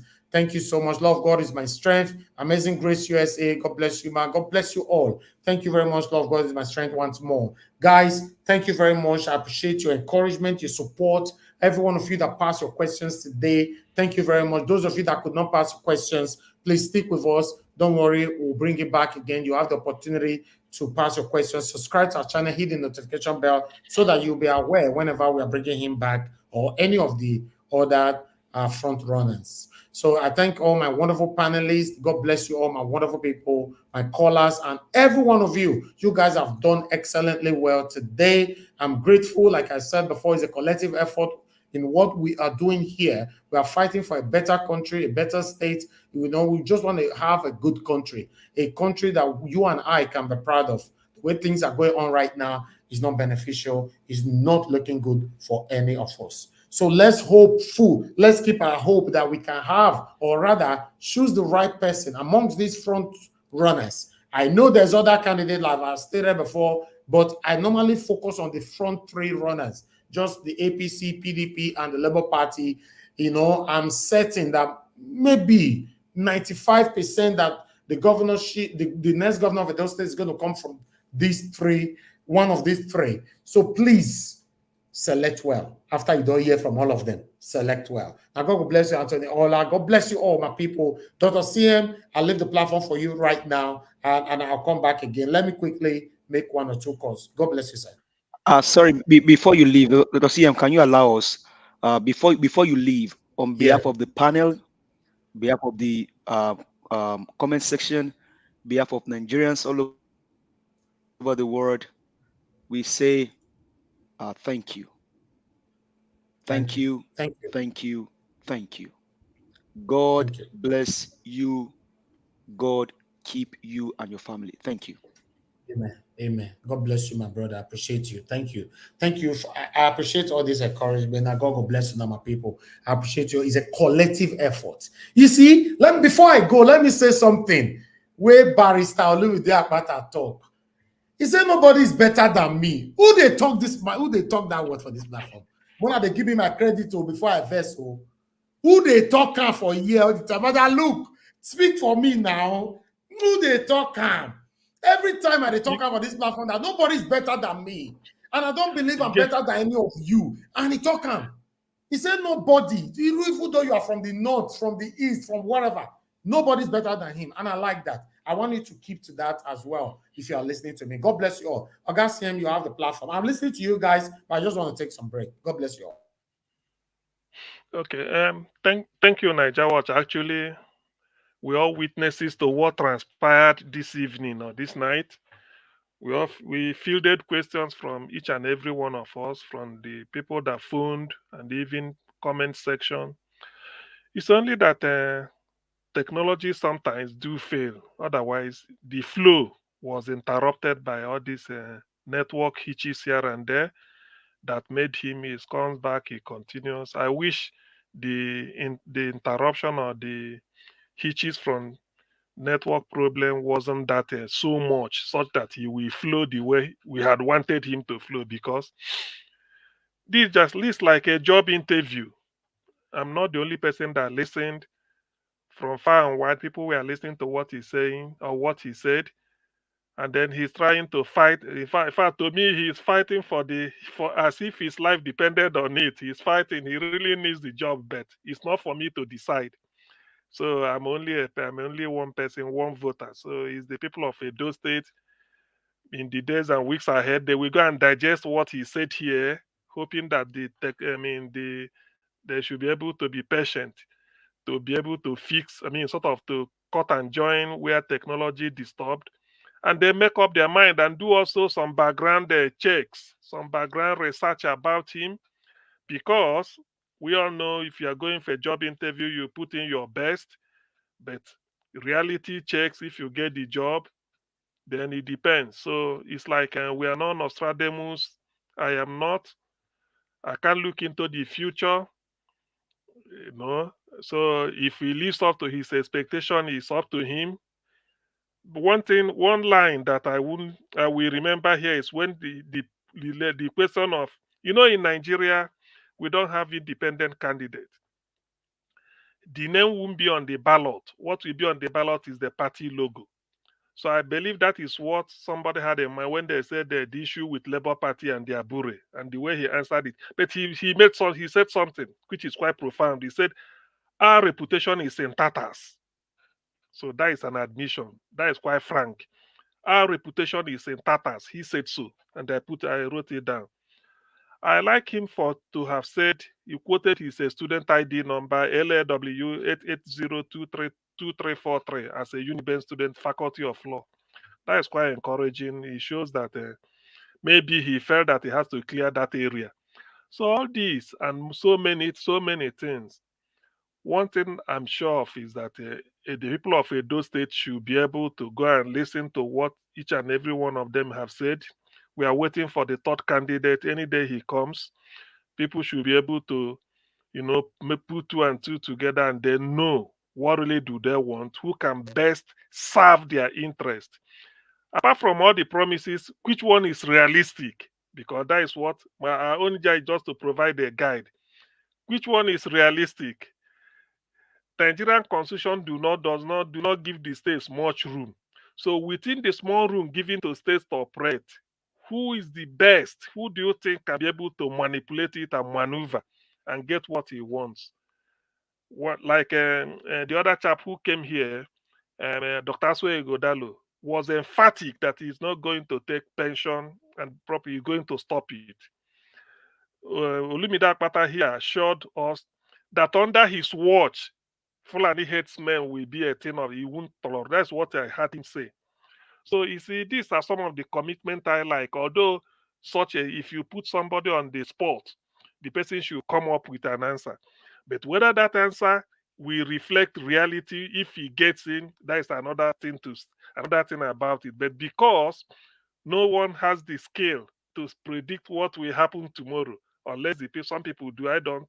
So you will always take somebody on his own words until the person didn't live up to it. So I think there are quite a lot of things as we go on from each and every one of us. We can recount sort of a post-interview analysis. Then we can now know what are the areas, what are those, just to bring it up for people to remember. Because in the end, the voters will make up their mind. So I give way here I think I start. Prince Collins, are you there? Let me just go through Yeah, the screen. I'm the next Oga.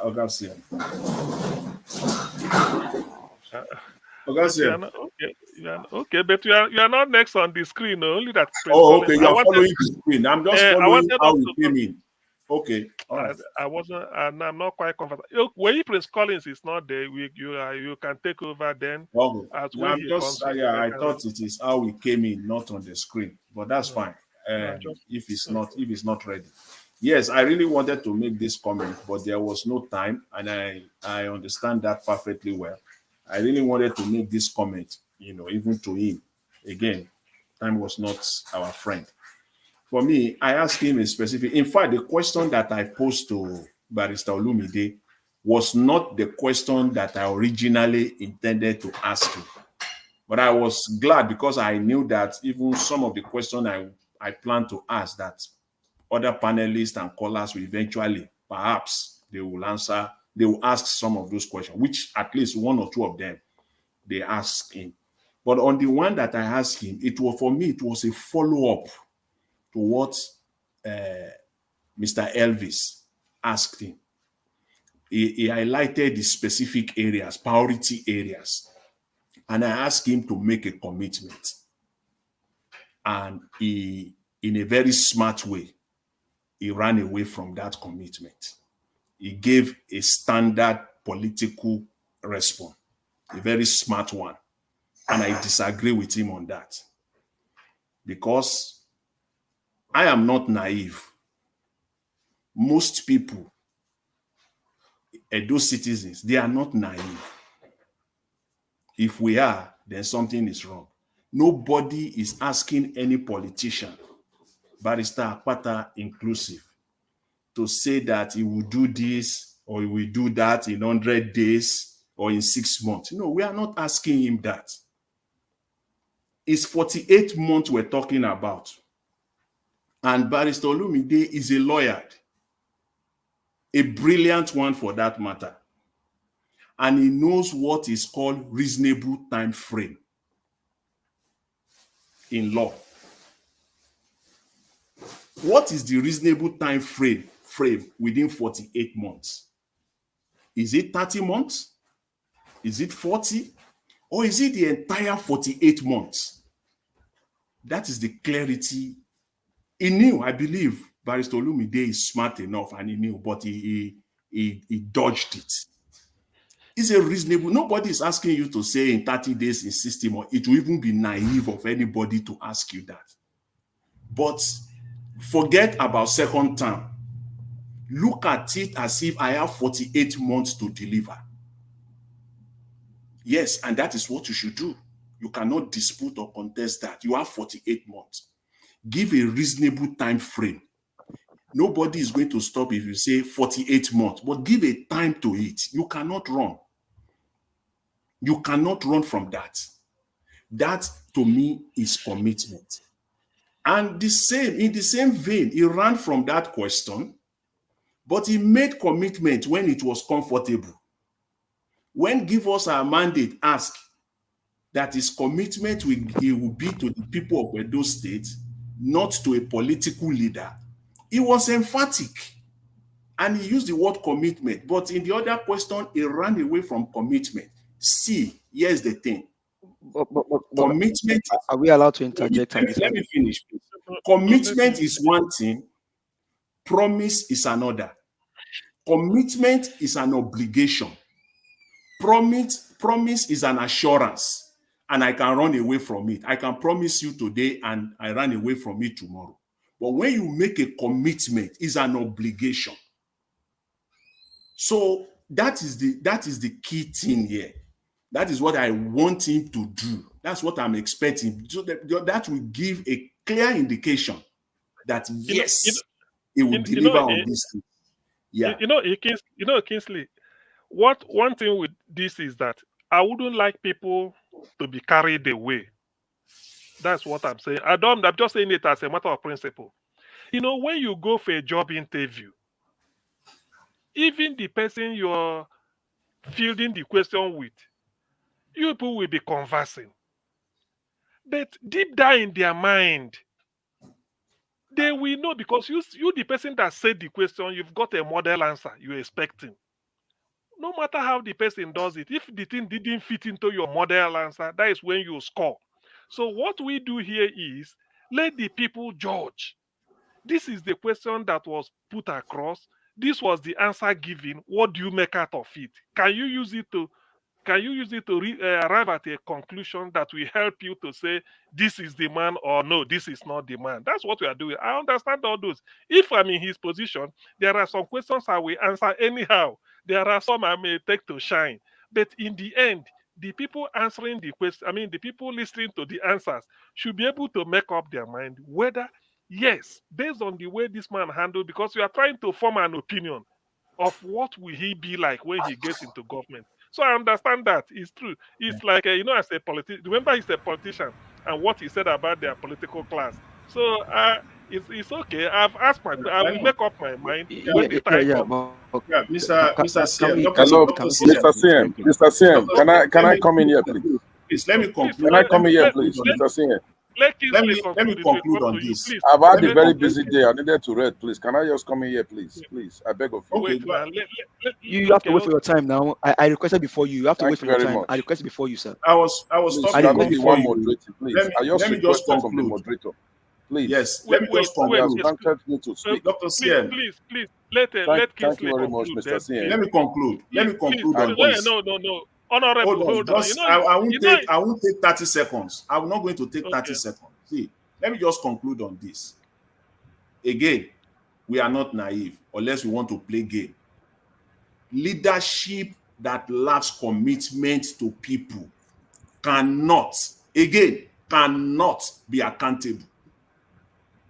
Leadership without open and well-stated commitment cannot be accountable to the people, even to himself. I will leave it at that. Thank you. Okay. Thank you. Thank you very much. Thank you very much. Can I come in now, please? No. Excuse me. We've behaved ourselves very well. Please, we have three ladies, if I'm not, two now left. I promise that we will go from the way it is. It should have been Collins before Kingsley, but Collins wasn't there. Then I went to Kingsley. Ordinarily, I would have gone to Madam Luke.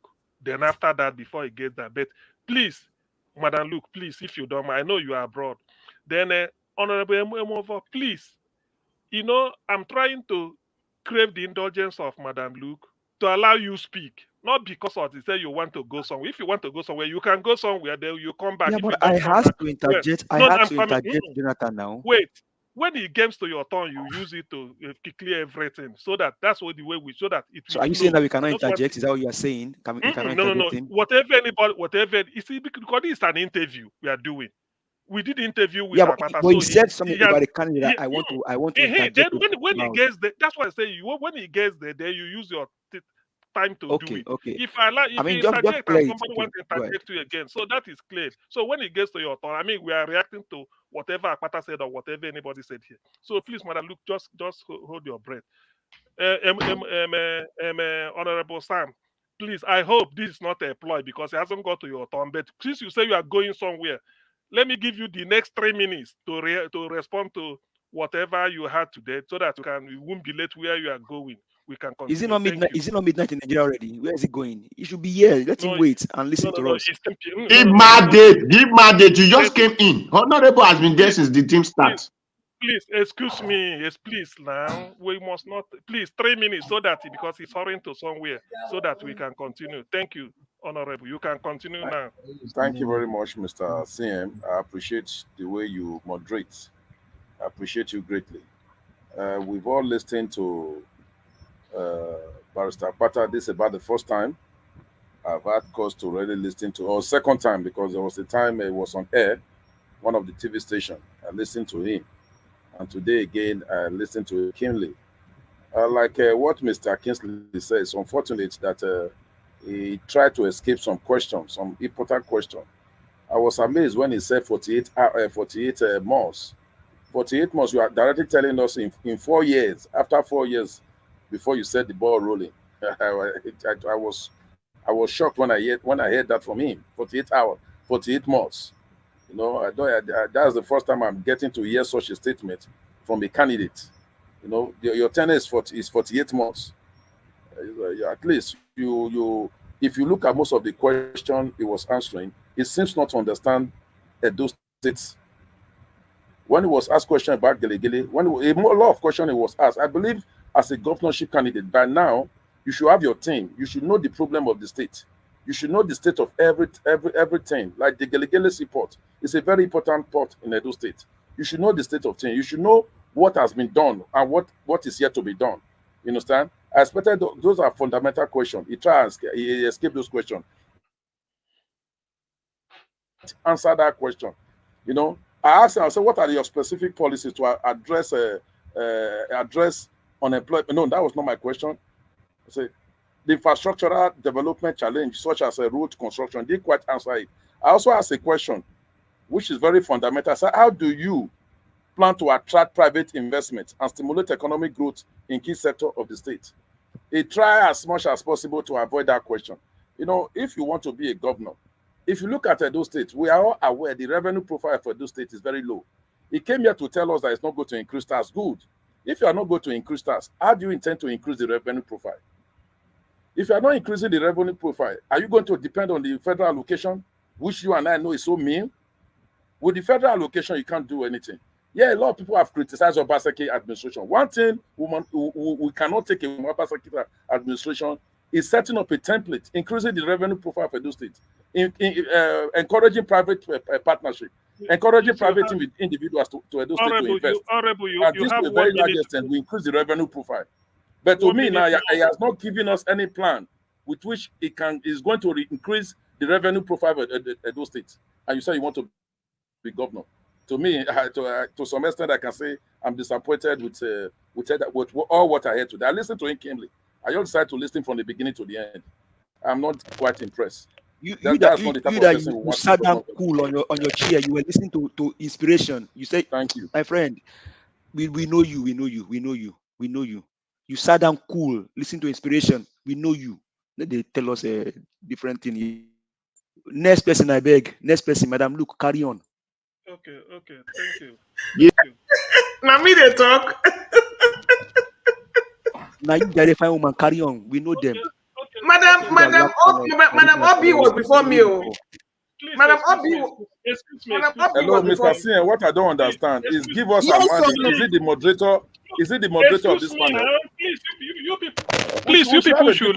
There's somebody moderating. Please, you people should listen to me. I mean, we've been flowing. Thank you very much, Honorable. So you can attend to whatever you attend to. If you still want, you can come back later. Now, let me make this. Please, Madam Obio Chico.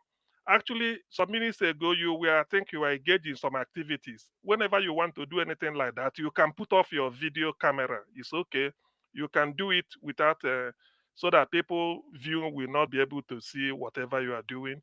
Then when you finish, if you feel like you are now, it's okay if the way you are now, but be initially, when you want to do anything behind, you can put off your camera. That's okay. We can agree with that. So to move, Prince Collins, properly, I don't know where you were when I jumped to you and then went to Jonathan. Please, didn't crave your indulgence. Actually, it should have been number one after you, Jonathan, before coming to Madam Luke or Honorable because he's going somewhere. So please, in the interest of ladies first, I will get back to you because I know I've jumped you. Can you allow Madam Luke speak before you? After that, I get back to you. Then before give us we join the flow again. It's just that because you weren't in. So, Madam Luke, you can continue. 3 minutes, please. Hello, my good people. Thank you, Niger Watch family. Thank you, Mr. CM. It was a wonderful day today, and I would like to say it was a breath of fresh air. Even though there's nobody that's perfect, There's some questions she will answer to the satisfaction of most people. And some people, no matter what you do, you can never please them. That's just the way the nature of the game is. Bottom line is that we all have our candidates that we're supporting, and we don't always have to agree. But Mr. Barrister Honorable Olumide has done well today. I do not expect, you see, I'm not one, I don't care about promises. I mean, everybody has made promises coming to power, and there was nothing fulfilled. What I don't understand is how Honorable Sam can say he's not impressed when his candidate has not even, or the party that represents his candidate has not even fulfilled in 8 years. And you're criticizing somebody who is pledging for 2 years to do something. I mean, charity begins from home. If we are satisfied with what we're doing, we will not be clamoring and looking for a better governance by now. It is no secret that APC PDP has failed now at those states, and anything but that is a welcome relief by me. I don't want to know what his antecedents are. I don't want to know what his precedents are.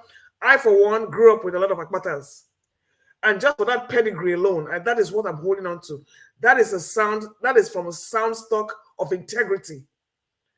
And people who do what they say they're going to do, and people who are not as tarnished to the satanism of Nigerian politics. I don't expect him to promise heaven and earth. I don't expect him to answer all questions perfectly. All I want him to do is give his best shot. And he has answered those questions for me to the best of his ability, and I'm satisfied with him, and it got my support all the way. Thank you very much. Okay, thank you. Before I get back to, please, Madam Obia Chuko, it's like you are driving. You can put off your camera so that we cannot be seen. If you are parked, that's okay because of a distraction. If you are driving, please just put your. Okay, if you are okay, you are in your car. You are not driving. Okay, so No. thank you very much, Madam Luke. We are only taking a review, the case of different strokes. What appealed to somebody else may not appeal to the other, but that's okay. It's for people to judge. Okay. The other chap has gone, so it's now the time. It's now the turn of give us a mandate. I didn't see No, the no, other. no. Please, it's my turn. No, Go ahead, we ma. going. Go ahead, ma. Go ahead. Let her go. Let her go. Go ahead, ma. Go But ahead. it's the way it's on the screen. I'm going like this. The way it's on the screen. It's okay. CM, let her go. Go ahead, ma. It's okay. You are free. You can go on. You can go on. He considered you can go. Okay, well, Madam Luke just said what I wanted to say, and like she said, Akpata, he has my support all the way, and the honorable, I don't know why we even call them honorable because I don't know what they have done to merit that, and then coming here to criticize somebody that is not even there. That is exactly what they're doing to Pirobi. He's not the president, and everything when he comes is something else. So it's the same thing he tried to do here, and I'm happy because when I was listening to him, what he said, just like Madam Luke said, I mean, why do we call we can't call spade a spade? Instead, we'll call it an agricultural instrument, which can mean any other thing. So this man came, he did very well. He answered the questions. I don't know about any other person. The ones I asked, I only said he should commit, and he said he's going to do that. He even said he's not a witch. Yes, and he's going to do that. So I think for me, he has done well, and we should actually thank say yes, we've done well. And Nigeria Watch has done very well. All the panelists and all that, we did well today, and we shouldn't allow anybody to come and tell us something else. And you put somebody in a spot, when I try to say the things, you're saying that you didn't answer it the way you wanted it. It doesn't come that way. You have a way of answering questions. I have a way of even answering my own too. But It won't because he didn't say exactly the way he want him to say it this way or that way. I don't understand it. I think we should also give them kudos and encourage them that they are doing well, but just like politicians, they promise, they don't do it. But we're trying to hold on to this one and see if he can do that. And at least he said there that yes, if you commit a crime, if you eat money, he will go after you. That for me, that I'm happy about that. So we should all encourage them to do that. When they go in there, they should do that. As for me, it's when he gets there, not if, because he's going to get there. And I'm sure he's going to do that. Thank you very much. Okay. Thank you very much, Madam Obiachu. The next person should give us a mandate. Okay, thank you very much, Dr. CM, for doing this again. We do appreciate you as a co-moderator. Okay, so you gave a Sam, a move on. You gave him the time to speak because he said he was going somewhere, but I can still see him on the screen, right? That is how you know them. Maybe he must have left. It doesn't mean. Oh, Maybe he really? must have left. No worry. Make we just a play. That's how you know them. And he wants to tell you that Olumide Akpata did not address the question that they threw to him. Hey, you guys are afraid. You guys are afraid. The money borrowed without any elephant project, the biscuit road built without anything to show for them, the schools not worked on. They come draw now of your wording, so you fear. Whether you like it or yes, Akpata will be your governor. Nothing you can do about it. You sat down there for 3 hours, listening with keen attention. The real guy came to the market today. I am sure if you stand in the room and they ask you, Sam Emovon, how did Akpata compare Akpata and Aswe? I know it. You will throw everything in you for Akpata. Don't be deceived, Oga. We don't see you now finish. Sam Emovon. Mr. Jonathan, you saying that they didn't address the question? No, Oga, sir. I know your candidate. I will not go there. Who is my candidate? We know your Monday is your candidate. APC When guys, who says so? People are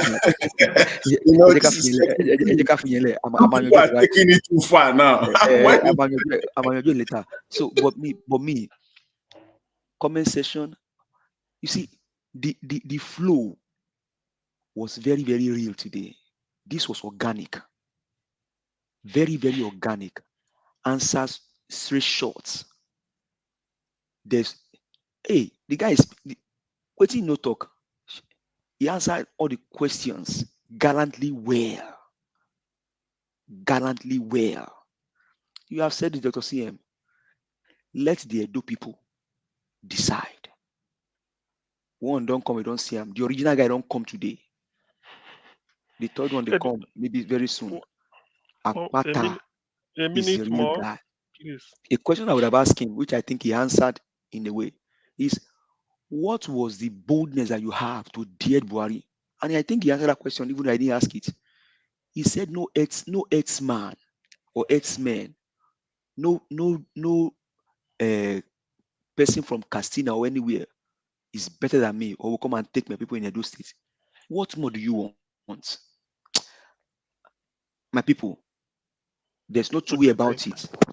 For me, Akpata is the guy. So all I can say for you is just clap. Hey, Monday, Sam, please, I beg clap for Akpata. Thank you, sir. Okay, thank you. The next person is Odua. Then we end with F.A. Emmanuel for the first round. Odua. Okay, I thought it was F. Emmanuel before me. Okay, thank you. Can you hear me? Yes, we can. Yes. Okay, thank you. Well, I will not say that you don't answer questions. Everybody answer questions, but I can even see that his politics is even worse than Obaseki politicking, because I asked him a question. That Opilas made factory, which is now given to Aunsa man. The answer he gave that whoever they gave it to did not concern him.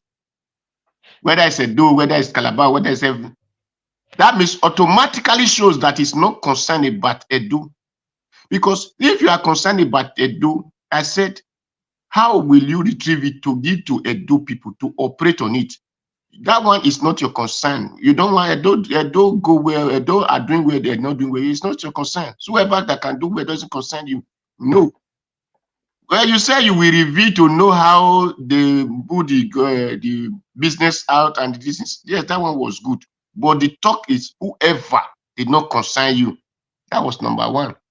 That shows a failure of people who don't think well for their people. A failure of a leader who don't think well for his people. Then number two, questions I asked him. What will you prefer now? Because we all are not going to be hoping or drink. A white people that even produce drink doesn't drink. They give strong drink to our people to keep their brains. So I asked him a question.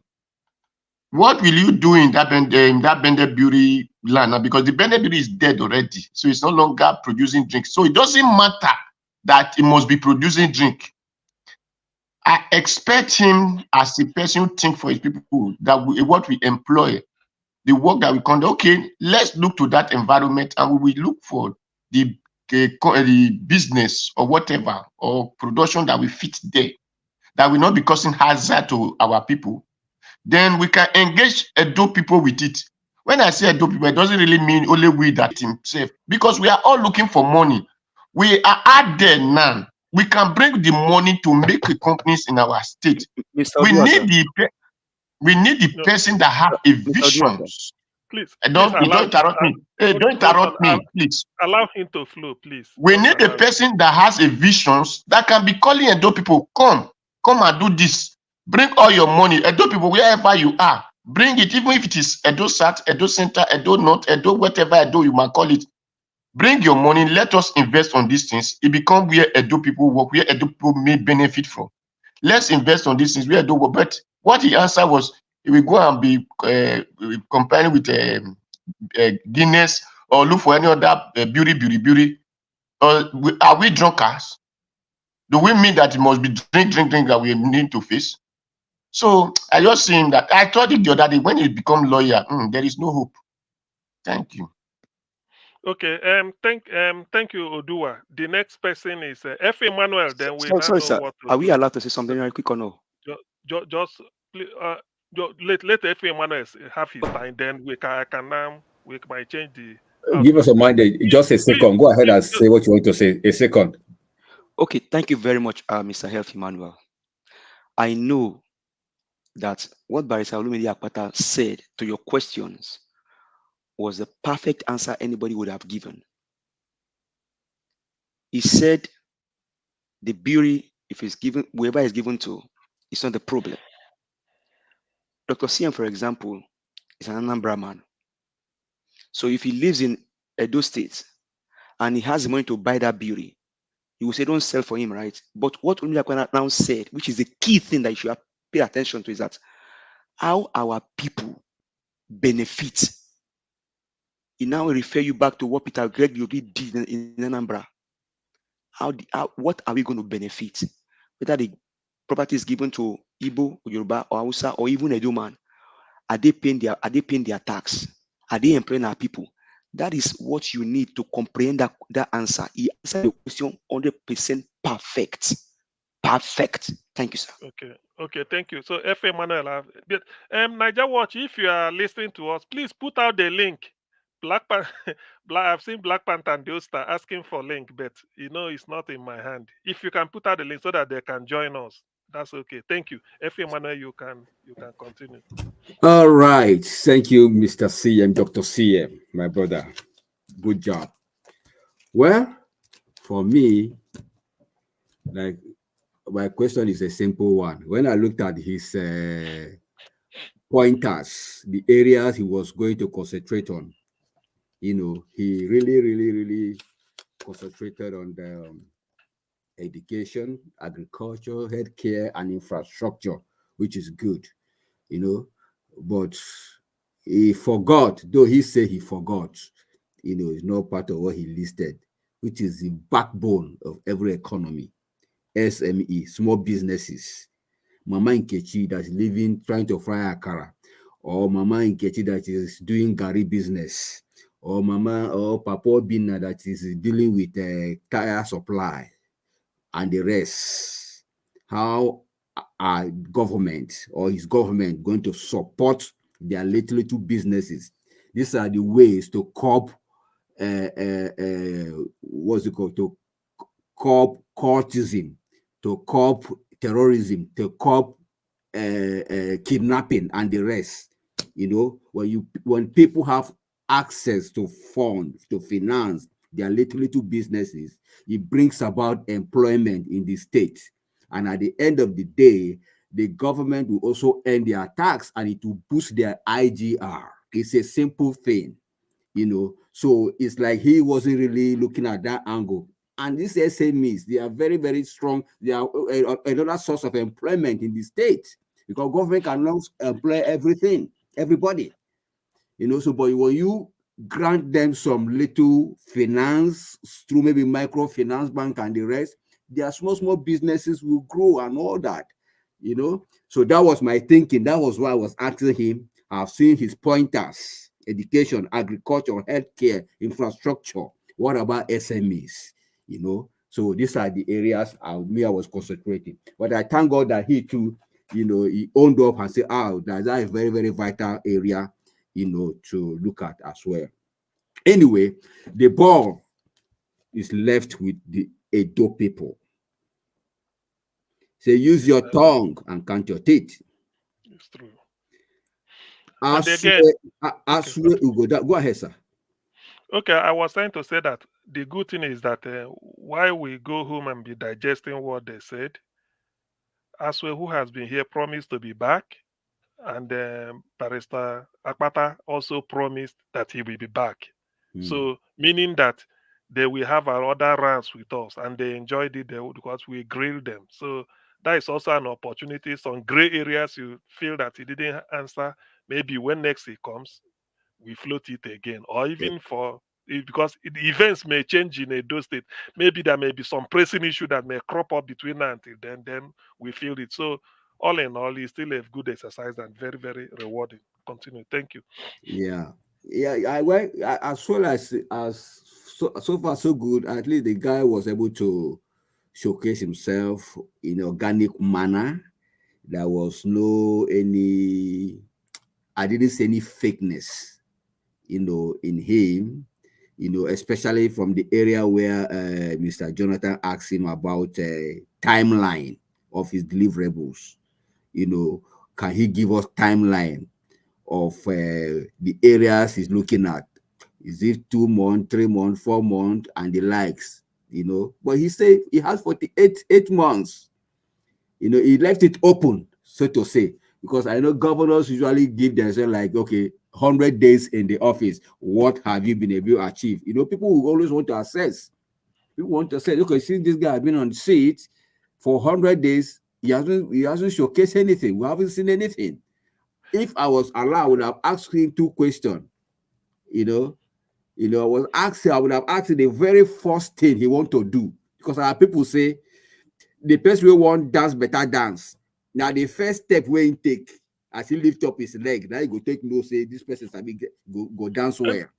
Anyway, he will be back again, like he promised, but I don't know when. Probably he will be back again. So thank Dr. you very Siem, much. Yes, one moment. Dr. Siem, Just hold on. if you allow me just some few seconds to respond to Mr. F. Emmanuel's comment. Well, okay, please, just hold on. Let me say this. You see, one thing I take out of today's this thing is that, you see, network, you can never be sure. To be honest with you, that is one of the minuses we had today. It disturbed me very, very much. And I think on that Wednesday, it wasn't this bad. I don't know what is happening in Nigeria, because the day we hosted Aswe Igodalo, although there was, at the initial stage, there was attack, but when he started flowing, we had little or no problem with network. But today it was so profound that but I don't know. Maybe who knows why? Just let me put it out there, because it affected the flow of thought and then people listening. He comes back, he continues. So okay, thank you. So Jonathan, yes, Yeah. you have the floor. Thank you. Thank you After very much. Jonathan, we ask a question, please. Okay. Thank you very much, Dr. CM. I appreciate it. See, going forward, the question, and I'm really glad that I had the opportunity to ask the question. And going forward, anybody that comes and talked about Mr. Tinubu that is not doing nothing after 11 months. Your network. Oh, it's not. Is it me? Okay. Is it me? No, No, we are hearing. See, going Okay. forward, anybody coming out and saying Mr. Tinubu is not doing anything after 11 months, you have a serious time with somebody like myself. Because you got to give Mr. Tinubu till 2027 before you can challenge him. Let him continue to do what he's doing. In one vein, if you are challenging and criticizing Mr. Tinubu, and in another vein, you are accepting the submission of Barrister Olumide Akpata, that is the textbook definition of hypocrisy. You cannot be coherent. No politician should come out and tell me, in my brain, with my full brain on, that he can't do that, because why can't you? Everything you are going to do, you are going to sit down with your team and you are going to set time. You are going to give them time. They are not going to be there in perpetuity. So that is what people, that is accountability.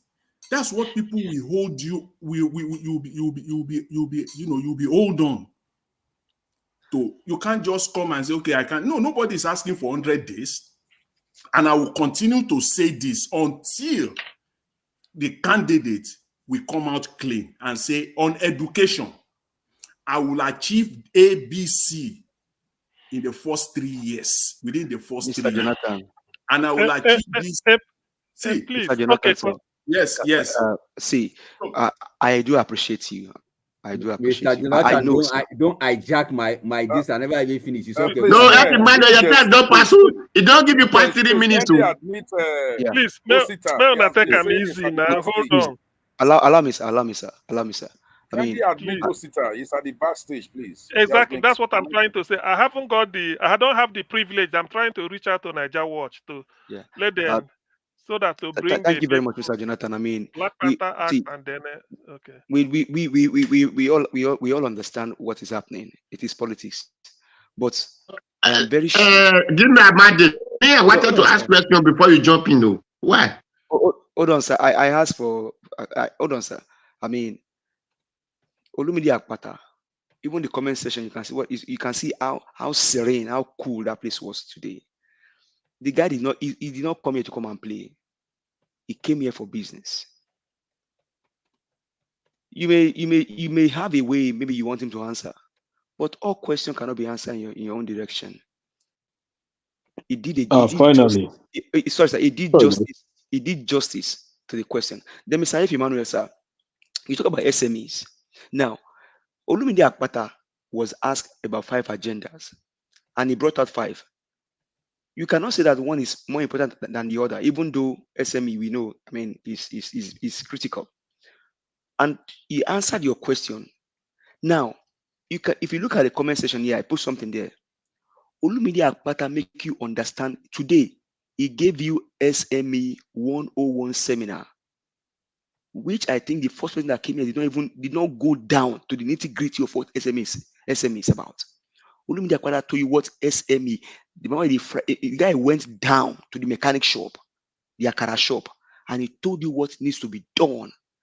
My people, again, clap for Olumide Akpata. Clap for him. Just clap for him. Thank you. Wait. Give us. I want to ask my question. I know. Listen, hold on, please, because I know. The thing is, whoever is your candidate, it's difficult for somebody to see fault in the person. So I can understand that, because it will have to be partisan, at least from now on, because everybody, although I'm not yet, but I can understand all those. But that doesn't mean that anybody can, because somebody might still come to you again, give us a mandate and dispute what you said. And when you come back, you still reemphasize what you said. So it's normal. So the to and fro will continue from now till the day. Mr. Oduwo, if you can, we are having Chris Dublin for the first time. Yes, let me just say something small before Oga Chris enter. Because it's mandate I want to ask questions. It's mandate I want to ask questions because he gave me. So let me ask him this question. No, excuse me. If you're asking now, it will be as if it's a conversation between two of you. No. No, we just keep it. We just keep it to time, sir. No, it's not long. It's just a simple question. Because I want to allow those two people. We've had our time. Go around and review. You see, mandate collect my position when I want to ask question now. So that is why. Let me just ask him this question. It's not. I don't want it to. See, listen. If we don't speak English, it's just a simple of yes or no. It's just a simple of yes or no. Thank you. Mr. Mandate. Hello. Mr. Mandate. I full ground for you. I full ground. Okay. Thank you. Thank you. Thank you. You see, when you told me that my question was just answered, like if Mr. CN is in my state, if he has the money, he can just buy any company he will, and that is not a problem. I agree, and I still disagree. But I want to ask you a question. That maybe your father has a house, and he has a roofing leak. Hello, the roof is leaking. Now, instead of you to fix the zinc so that you and your children and your brothers can live in that house, will you support your brother to sell it for outsiders? Then your children will not be paying rent in that house. Will you support? Yes or no? Your question does not correlate. It's just an answer, yes or no. Will you support your brother to sell it for outside? And you have the money to fix the roof, sir. You have the money to fix the roof. Will you support your brother to sell it? Your questions does not correlate. Thank you, sir. Please. Go to the next person, Mr. CM. So you see, you just jump in and say he has answered. Anybody can come and buy. Where you have Edo people that can take over that business. Why did you not allow your brother to sell your father's house? Mr. Odua. Your question is and you are even going personal now. You see the disrespect we are talking about. Excuse me. To the next person, Mr. CM. Go to the next person, sir. Excuse me. Let me put it this way. You've asked a question, all of us had it. If we fail to answer that you now use it to make up your mind. It's as simple as that. You wanted him to say yes or no, and he's dodging it. It's okay. You don't need to be repeating he may not say it. Just use it to make up your mind the type of person you are dealing with, or maybe why he doesn't want to answer it. It's okay. Please, let's not just drag it. I want Oster, where are you? And then Chris Dublin. I'm here. Okay. Or you want to go to Dublin first? So Oster, please, in about 4 minutes, we want to have a review of what we had today. After that, I go to Chris Dublin, at least to give you people the chance for the first time. Absolutely, yeah. First of all, I want to put it out here. I wasn't here when Asio was on the platform. Yeah. Okay, but I've followed these two gentlemen, Asio Godalo. I've also followed Olumide Akpata. One thing you can not take away is that Olumide Akpata is a better communicator compared to Asio Godalo. And at this stage, communication matters a lot in leadership. So in terms of being articulated, being able to flow with the panelists and everything, even his candor, the way he call you brother, the way he's easy to relate to. Those are the things I picked up from him, which is very good in leadership. However, I must also warn everybody for us to be careful not to just join the bandwagon. And yes, CME said, I acknowledge the fact these days one can no longer afford not to be partisan. But we should not sacrifice competency on the altar of partisanship. After all, there are other parties in that forum. The reason why I say it is this. I was on a previous platform yesterday, and they were making this comparison between Akpata and Aswe. And I said to them, all I've heard Aswe say is that I see a part. I don't know which part Aswe is always seeing. A part that he sees is not of he who sees, it's of he who is able to, it's not just enough to see, it's how do you get there? Anyway, today my question that I asked Akpata, which is also someone raised concern here, and that's the main thing I wanted to speak about. How is it that if, for instance, you want to venture into a business, you've not anticipated how you're going to make that business profitable, how long it might take to break even? If you've failed to plan, you're definitely planning to fail. So going in and saying, oh, let us utilize just the little we have,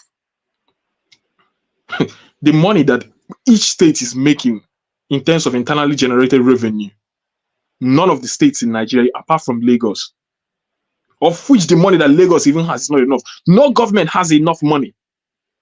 So it is highly, very, very unambitious. It is very, very disappointing for me that someone who wants to become the governor of Edo State has not made his business analysis about the state in comparison of, okay, what are we earning today? How did we earn? What did we earn in the past 8 years? What am I going? What if I implement my plan? What should I be able to achieve for Edo State people in 2.5 years? In 2 years' time, he said he was going to focus on agriculture, and I'm happy when he spoke about focusing on agriculture. He also spoke about healthcare. And you look at how he said to you that, okay, because I'm listening and I'm someone who is innovative.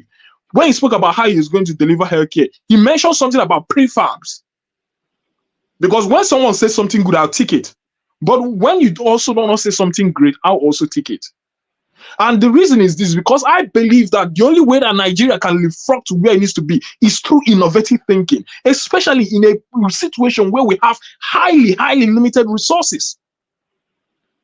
So if he does not have an analysis or a projection of how much internally generated revenue he hopes to get within the next 3 years to increase to the next 2 years, it is very saddening. Because even I, who is here, can tell you how much I can make from Edo State from just 6 months through agriculture. So if he was on a platform debating with people, they would beat him hands down on that. Because you cannot say, oh, come out and say, give me 4 years. Within 4 years. No, 4 years. Who are we deceiving in Nigeria? Have you ever seen any incumbent that has been defeated after 4 years? The Imo State people, did they tell you that they're happy with Kopus or Demma? Let alone someone who has been a president of the Nigerian Bar Association, who has all the lawyers almost at his tentacles. My goodness. Okay, thank you. He is a fine gentleman. He is a great orator, but he needs to actually go and do a research on what he wants to achieve in Edo State. Okay. Let people not just follow him with the jingle of Obedient Movement and Labour Party. I'll put it here again. Please, everybody hold your peace. Thank you, CM. But please, CM, bring the YPP guy. There is a reason I'm telling you to bring the YPP guy to this platform. You've mentioned it. There is a reason why I'm telling you. When you meet that guy and you meet the other guy, you see that none of these other people know what it means to change a state. Thank you. Simple. Thank you. Everybody mute. Everybody mute. Please, everybody mute. Ordinarily, I heard one Niger Watch say it. It's because of the fact that these three people we've mentioned, APC, PDP, and Labour Party, seem that they are the people in the news all the time. I believe this platform is for, even if they are more say SDP, APG, if they have a candidate, YPP, ADC, any other party, they are free. So I know they are listening. Which is why I'm saying to people, yes, please, I'm coming. The handlers of YPP, everybody is listening. If Niger Watch is also listening. If they get across, they will come. There is no, in fact, Osta, you that mentioned it, if you know the people of YPP, tell them to get in touch with Niger Watch, that they have opportunity free of charge to come and present their case. Thank you very much. Now, but from what I know, in the place of, if you place Aswe and Akpata, I will choose Akpata. That is the one thing I can tell you. But Akpata is not even is still not up to par. It's okay. That is your choice. Some people may disagree with you with the reasons, so that's okay. I think thank you very much, Mr. YPP. We know you now, Mr. YPP. We know. Thank you, sir. Thank you, Mr. YPP. The people that please, when you people are, I'm in C. It's only that I don't have all that it takes. People should have been on the backstage by now. So The next thing, the people that entered now, Tiobala and Chris Dublin. I think after Chris Dublin, I go to Tiobala at least to give everybody the chance or the first the opportunity to review what they had today, and then we can now know whether to take more bus boosts before Niger Watch comes. So Chris Dublin, if you are listening, please just give us about 4 minutes review of what you listened to, and then Tiobala, please also get ready. You compress whatever you want to say in about 4 minutes so that we can continue. We can go the second round. So Yeah, Chris Dublin, yeah, Ogatsian, good evening. thank you. Yeah, and good evening, everybody on the panel and on the comment section. Everybody listening to us from everywhere in the world. My name is Chris, and I'm speaking from Dublin. Ogatsian, and you'll recall that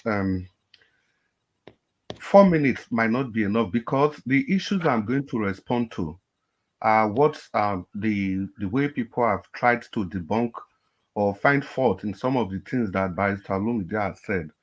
Like I said earlier on, most of the things he said today, I have also echoed those things before on this platform. So I wasn't here for him to convince me. I'll kick off by starting from where Mr. Osita um, ended. Mr. Osita, you see, it's one of the very first characteristics of that YPP guy. If he knows his onions, he should also know the movers and shakers of social media in Edo State. He should find his way to Nigeria Watch. He should know that there's no way you talk about politics of Edo State and Nigeria Watch is not mentioned.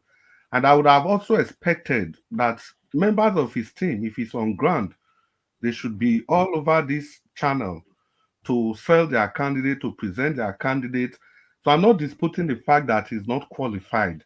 You know, it's good that you brought him up, but I think unless you are part of his team, but I think that if somebody that understands Edo State, you want to lead Edo State, channels like this should be the starting point. It should even be part of a demonstration of the understanding of what Edo State actually is about. Then talking about the SMEs thing, you know, that question, I think what we should look at is the true intention. I know it was Mr. Emmanuel that asked that question. I think no matter how Barrister Olumide Akpata answered that question, you see, the takeaway there should be the intention. He admitted straight away that, okay, he forgot, and not that he forgot because he wanted to forget, but it was because that Nigeria Watch asked him 5 areas, limited him to 5 areas. So in his head, those were the 5 areas that popped up, although he had SMEs as part of the areas he wanted to deal with. So he now went ahead to tell us what SMEs is all about. Like it was our mandate said, he broke what SMEs was all about. He broke it down.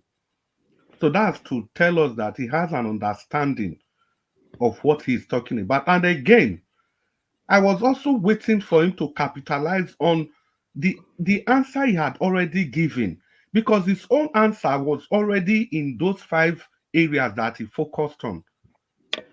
Because there's no way he's going to deal with those 5 areas without carrying SMEs along with him. Because if you talk about agriculture, in the process of trying to solve the problem of agriculture, harvest, cultivation, food distribution, is going to have an impact on SMEs in the process.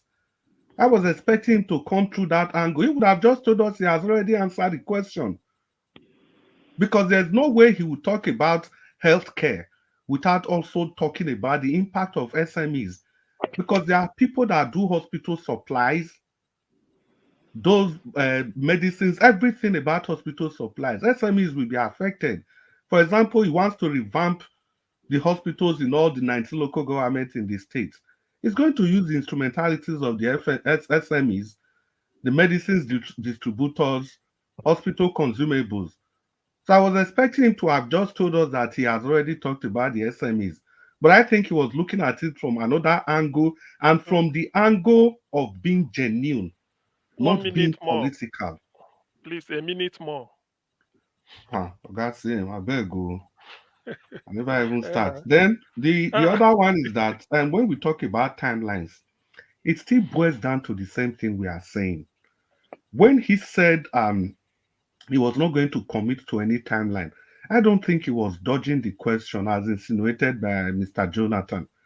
And again, Mr. Jonathan, I think it is alter gaslighting for you to say that because Olumide Akpata said he will be voted for 48 months, 4 years. So that means nobody has the right to criticize Tinubu again. No, there are two different things.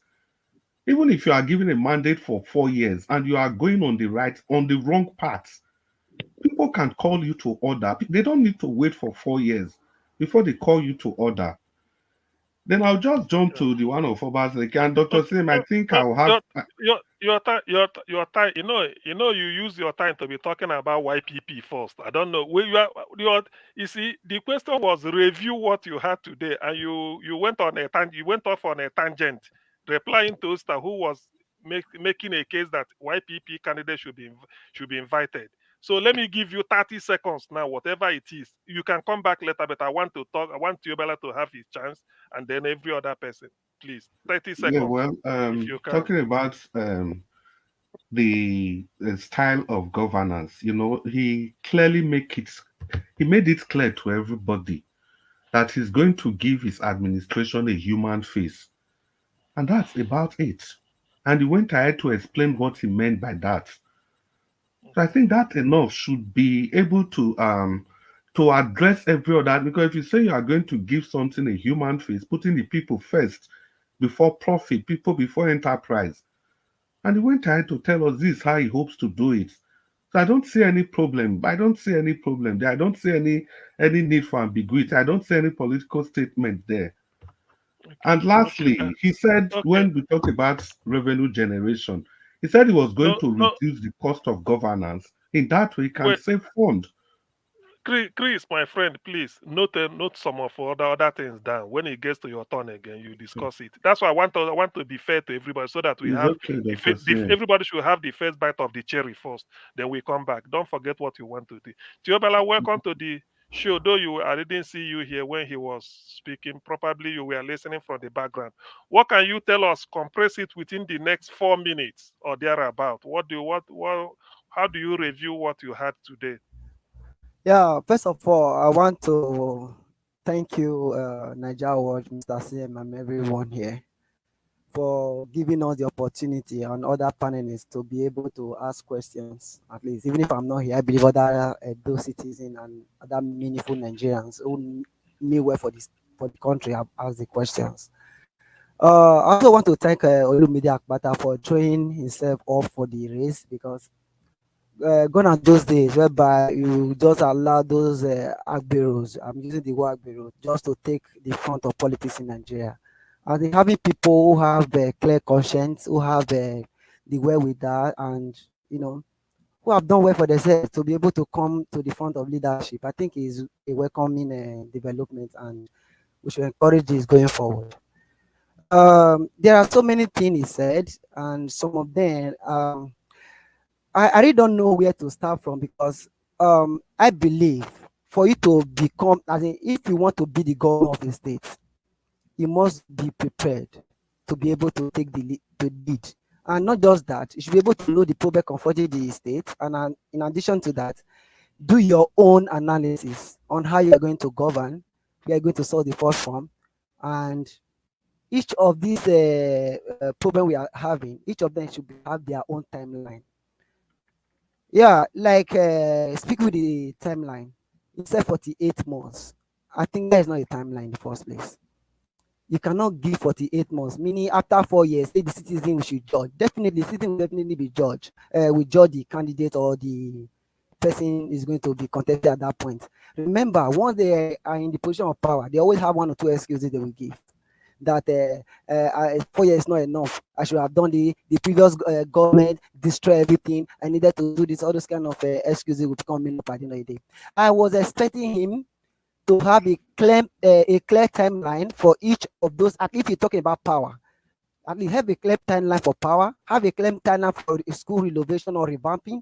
Have a clear timeline for and they talk about this revenue generation. At least these are the area whereby maybe the current governor have done well, and okay, fine. What can you do differently, or how can you build upon it? And what are those people or those key sectors you are going to be using to be able to drive this your revenue generation? These are the point. It was not be specific. It was just talking like a normal politician. Like like I said before, he's a good man, and I love him for even throwing himself up for the race.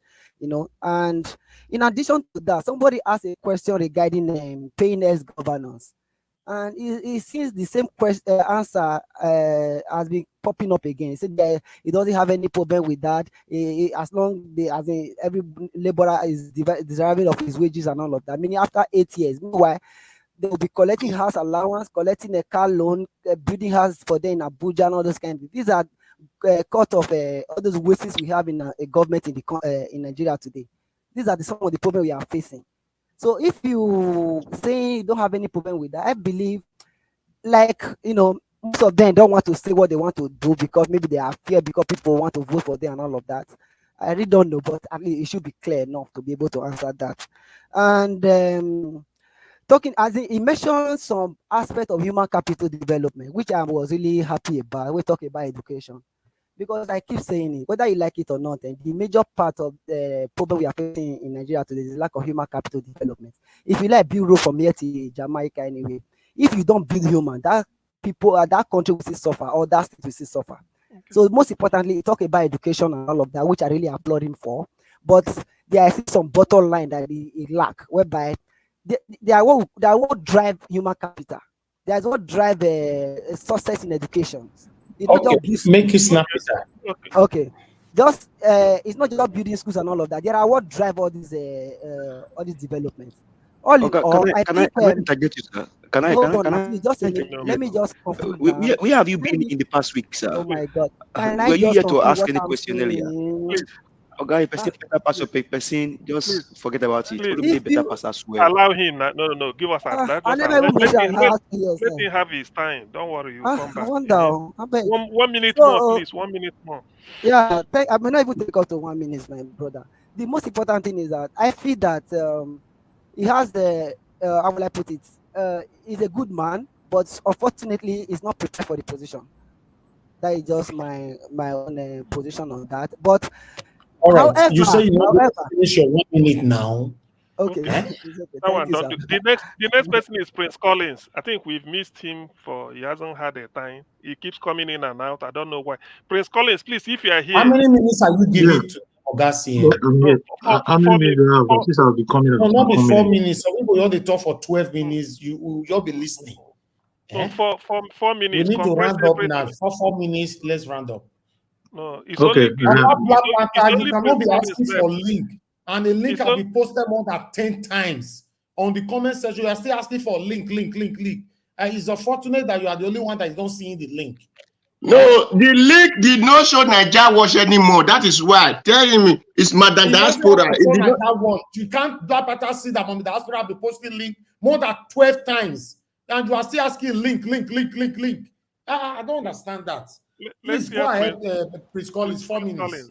4 minutes. Maybe if I'll be soft since. All right, my network has not been too nice, but we thank God for everything. Everything went fine. I think the most important thing is that he has come to answer us. He has come to speak with us. We are representing the electorate. He has come here. He has respected us. Only that one alone is enough to give him kudos. And for me, personally, I'm my issue, bordered on two things: the issue of food insecurity and security of individuals. It might be courtesy, it might be. And I'm happy that most questions that I also need to ask, Naija Watch do ask them whenever he's starting, and they do comments with those questions. And those are vital issues in Edo, because first of all, it is only when you are alive that you can perform. If you are not alive, you can't do anything. If you are not, if your stomach is not, joyful, you can't perform. Those things are big issues, and he was able to address, at least to some extent, the issue of agriculture. He's going to handle it, at least, bringing produce from the farm. Working on it to become products of the market. Industrialization is a vital thing, because I remember that Lucky has tried to do this long time ago and didn't work when he did fruit juice and all that. Those are the kind of things that we expect.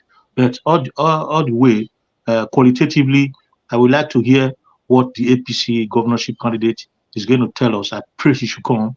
That whenever he comes here, what he's going to tell us, and the kind of before I will now submit my judgment, because actually I'm before whoever is going to put Edo State right, because my people have suffered too much. But my conflict right now borders on the zoning, which is almost a tradition in the press of transition in Nigeria, and Edo in particular. He's particularly from the Edo speaking indigenous. Sorry, yeah, the Edo speaking indigenous. So I'm looking at that, and I don't know how he's going to sort that. I don't know why I left. Whether somebody asking me a question that has to do with that, because zoning in Edo State is very, very important. You can see that the APC has gone to change, they change their candidate because of that same purpose. So that's especially what I'm going to ask. And I want to praise Nigeria. I want to, appreciate everyone today. And as before, let us continue to have that spirit of togetherness and oneness and carry our country forward. Thank you very much. All right. I would like to appreciate Oga CM for a wonderful job here. Oga CM, I'm very, very grateful. You've always been there. Thank you very much, sir. This is a huge relief. I wish I can get 1 or 2% that will be relieving me like this once in a while. That would be nice. It's not easy for me doing this. I've told you guys before. Everybody needs support. Sometimes when I say I need support, some people might just think maybe financially alone. No. I appreciate every one of you that is supporting this channel financially. God bless you all. Those of you joining the panel, those of you liking our broadcast or commenting or calling into the show. But what Oga CM is doing repeatedly now is also another huge support for me, because it's not easy to do this. Every blessed day. Taking that relief of 1 or 2 hours is a big thing for me. So if you volunteer doing this one, even though we don't ask you, it's a good thing. And apart from that, when we have a important personality on this platform, I also want you guys to have this thing by telling them about this platform. Don't just pass only your question without not telling them our effort here. 1 or 2% did it today. Madam Origin did it. Madam Love God of Strength, Love God is our strength did it. It looks like 1 or 2% on the panels did it. I appreciate you all. God bless you all. Because sometimes if we say it, it will look like we are praising ourselves. It is your duty. Once you've passed your questions, recommend it. It's just like Tunaja went to AY to speak to Mr. Peter Obi. Before he ended the submission, he reminded Peter Obi of one of the leading platforms that is fighting so hard for him. He told him, Peter Obi responded by saying, which platform? He said, Naija Wash. So I like that. Those of you that did it today, thank you very much. Because if you're expecting me to do it, I won't do it. Because it's not going to sound well if I do it by myself. But if you do it for us, that would be nice. But now God, bless you. Don't have to do it here alone. Anywhere you go, be our spokesperson. If you know what we are really doing is nice, then speak for us. God bless every one of you. I appreciate you all. Oga CM, how many people don't talk and how many people remain to talk so that we can monitor the 4 minutes? Based on the screen, everybody has spoken. At least they've had a bite of the cherry once, some twice, okay. Even, but everybody has spoken. In fairness to all of us, everybody has spoken. Okay. All right. I'll bring. I'll put 1 or 2 on the backstage because I have Black Panther and Honorable Sam on the backstage. So let me bring them in. Okay, take me out. Don't worry. Okay. I'm okay. Thank you, sir. Thank you, sir. Let me go. Yeah. Good night. Good night, sir. Thank you very much. All right. Then I bring in Black Panther. Then Mr. Odowa for now put on the backstage since you've spoken as well. Black Panther, may I not understand. Please, I'd like you to explain why you were asking for link continuously when link were being posted continuously. Immediately you drop your comment, link will be posted. Naija Watch, you say your body to the hot. Listen to me. Your body to the hot. When 3 hours when Mr. Olumide was not even there, your link was not pinned. And I was asking, pin your link because a lot of people were calling me too for link to be pinned. We are not seeing your link because you have been attacked. You are not seeing it. That's the problem. So where you know what happen? now? Now mama in diaspora now pin where can't pull link. You give pull link. Now she pull link now. No, They that's what I'm attack you. saying. Hold on, they don't attack me anything, my brother. I not post link by myself. Don't tell me they attack. But mommy diaspora, hold on now, please. Mommy diaspora be posting link whenever you say post link. Anytime you say it, she post it. Then my attention was drawn to it. I was seeing it. She posted link more than 15 times. And everybody on the comment section can testify to that. Why be say me can't say mommy diaspora be posting link, then you not click on the link. Where were you not jumping? Wait, the reason why I didn't see the link, I was expecting your own link, and I didn't see because normally come with a yellow tag. So when Mama Diaspora was pinning you, when I called her, she now pinned with a white and black. So I had to scroll down, and I now saw it when you the quarrel. Okay, you were looking for yellow tag. Yes. Okay, now next time you will see yellow, black, and little tag. I know say you go talk now. When you click on me, come in. This black I did for line. I won't even enter, make a question, make I ask my honorable, our brother Olumide the question, but I couldn't get link, so I have to go back to what I'm doing. And I was listening very clearly. Okay, talk to us. You have 4 minutes. We are rounding up. Thank you. I have to come outside. Thank you. And the weather has been troubling us a little bit right here. I want to thank you for what you are doing, Mr. Naija Wash. And I want to thank every one of us, despite our political affiliation or our political mindset of always attacking the people who are putting momentum so that they can see what to do in Edo State. Every candidate has been gathering what they know. And some of us are always attacking the person that is not that the person is not prepared. Do you understand what we are saying? Do you really understand what we are saying? So I want to thank other people that are commenting. Thank you all for really doing the good job today. I want to say here, today was a very good day. Was a very good day. And today I have seen a candidate who wants to go to the fundamentals and tackle the issue so that we have a balanced and a strong, better base to build on. Not when you pursue white good chase project. He made mention of education. He made mention of the road. He made mention of light. He made mention of agriculture. These are one of the 4 cardinal things I have been crying for. Because for over 8 years, more than 8 years, every person that have been ruling Edo State is either they do a makeshift or they just go on white goods project and take the money into straight into their own account. Now he has come, and I have listened to him carefully.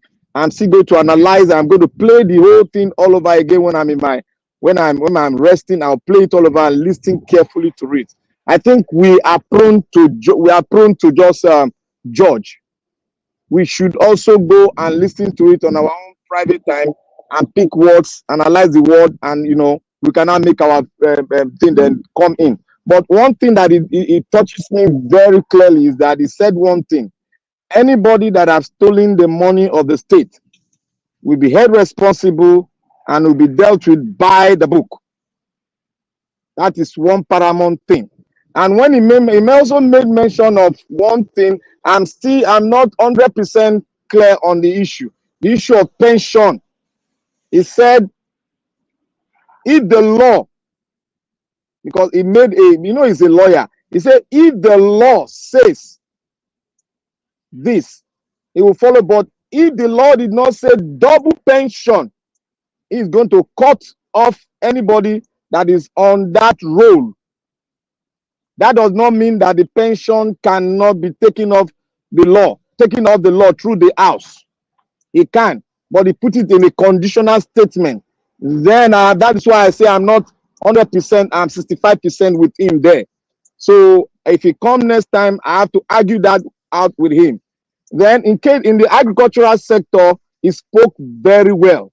And we all should know that the SME, if he's talking about the agriculture, definitely going to touch on the SME, because the SME itself, because somebody asked me a question on our small farmers, then that is the SME. The SME must come in when it comes to agriculture. So when you say he did not talk on SME, we are not really being fair to him, because when he want to drive in the agricultural sector, he has to put in place the SME for him to drive it home. And he also made mention of banks giving loans to SMEs. I think that was well, when he answered it, it was well done.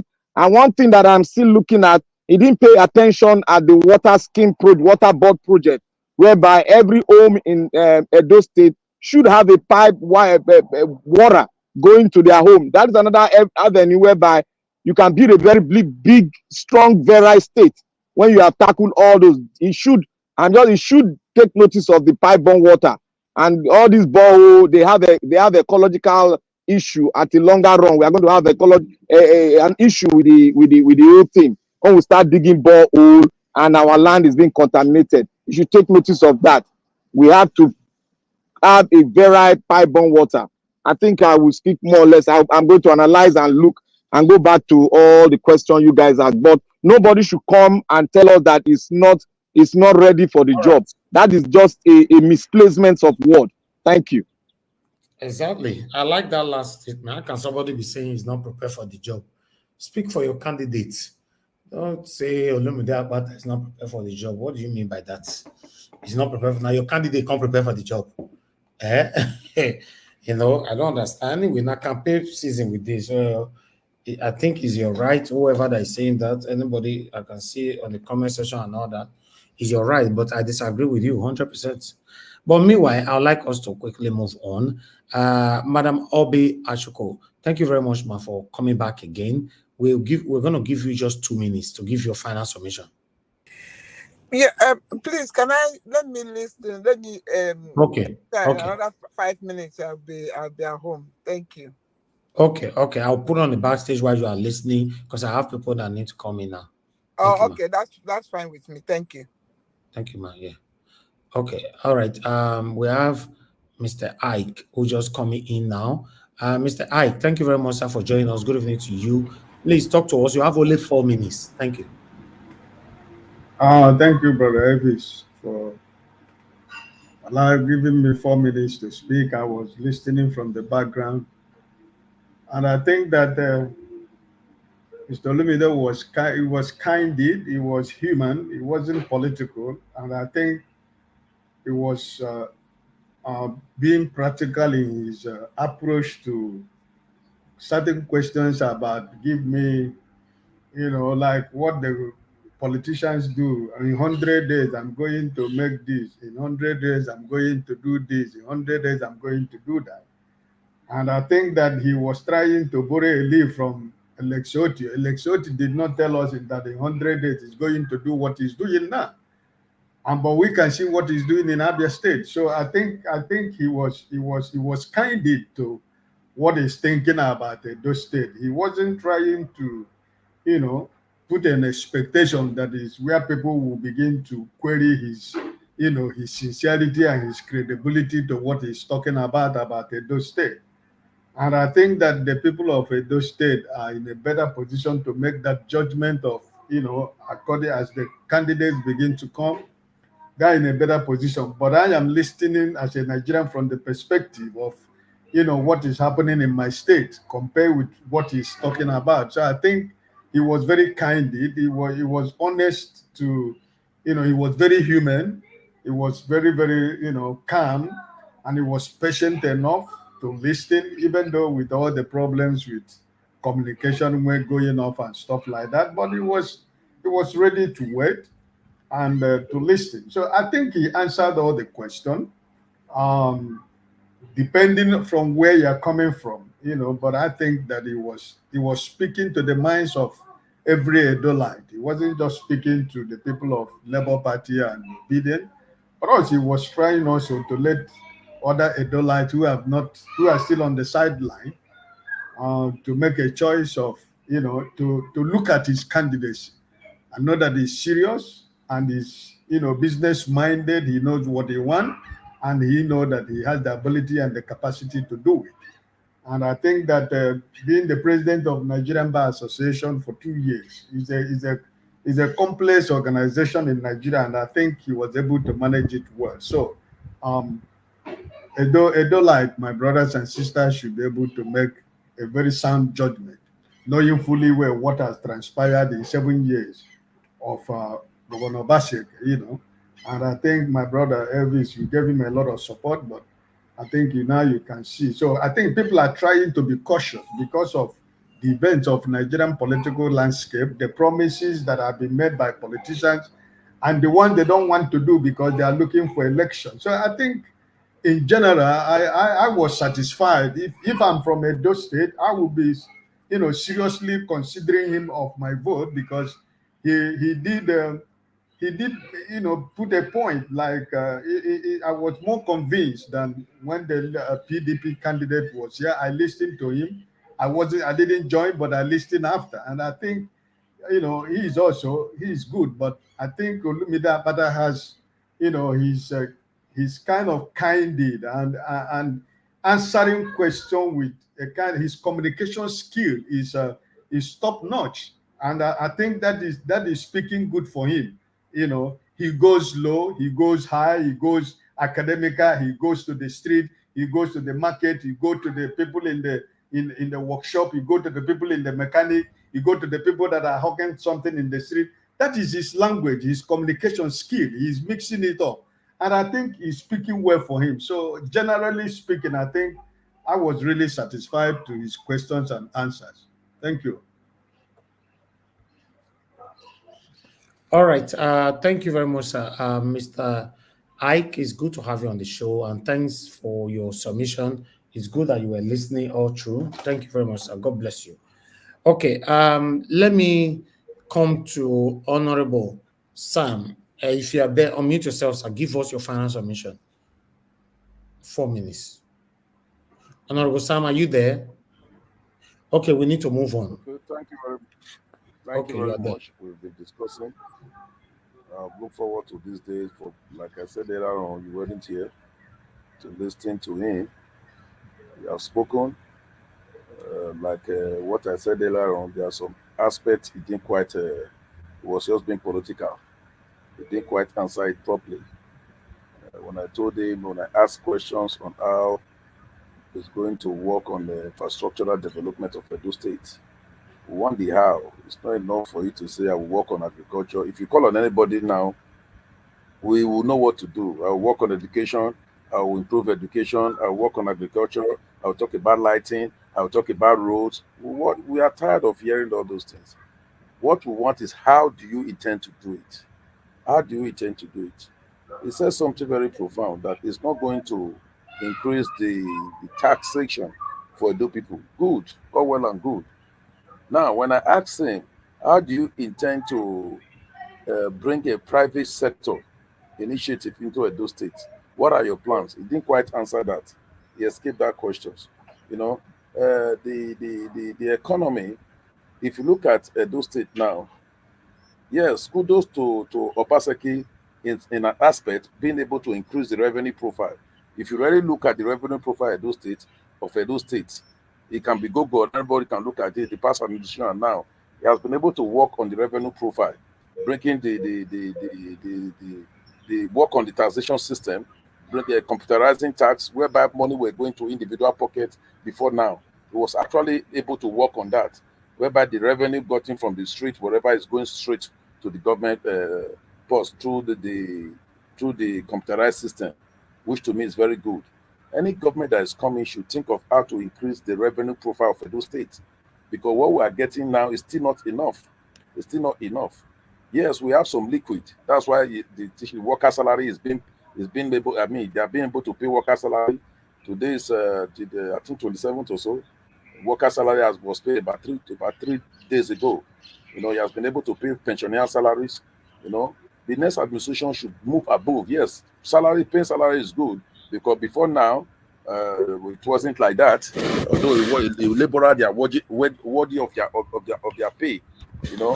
But we've seen a situation whereby the past government or past administrations, not only the Edo State not being able to pay salary, even some states are still struggling to pay salary. But Edo State, because the revenue profile of the state was worked upon, Edo was able to pay salary as at when due.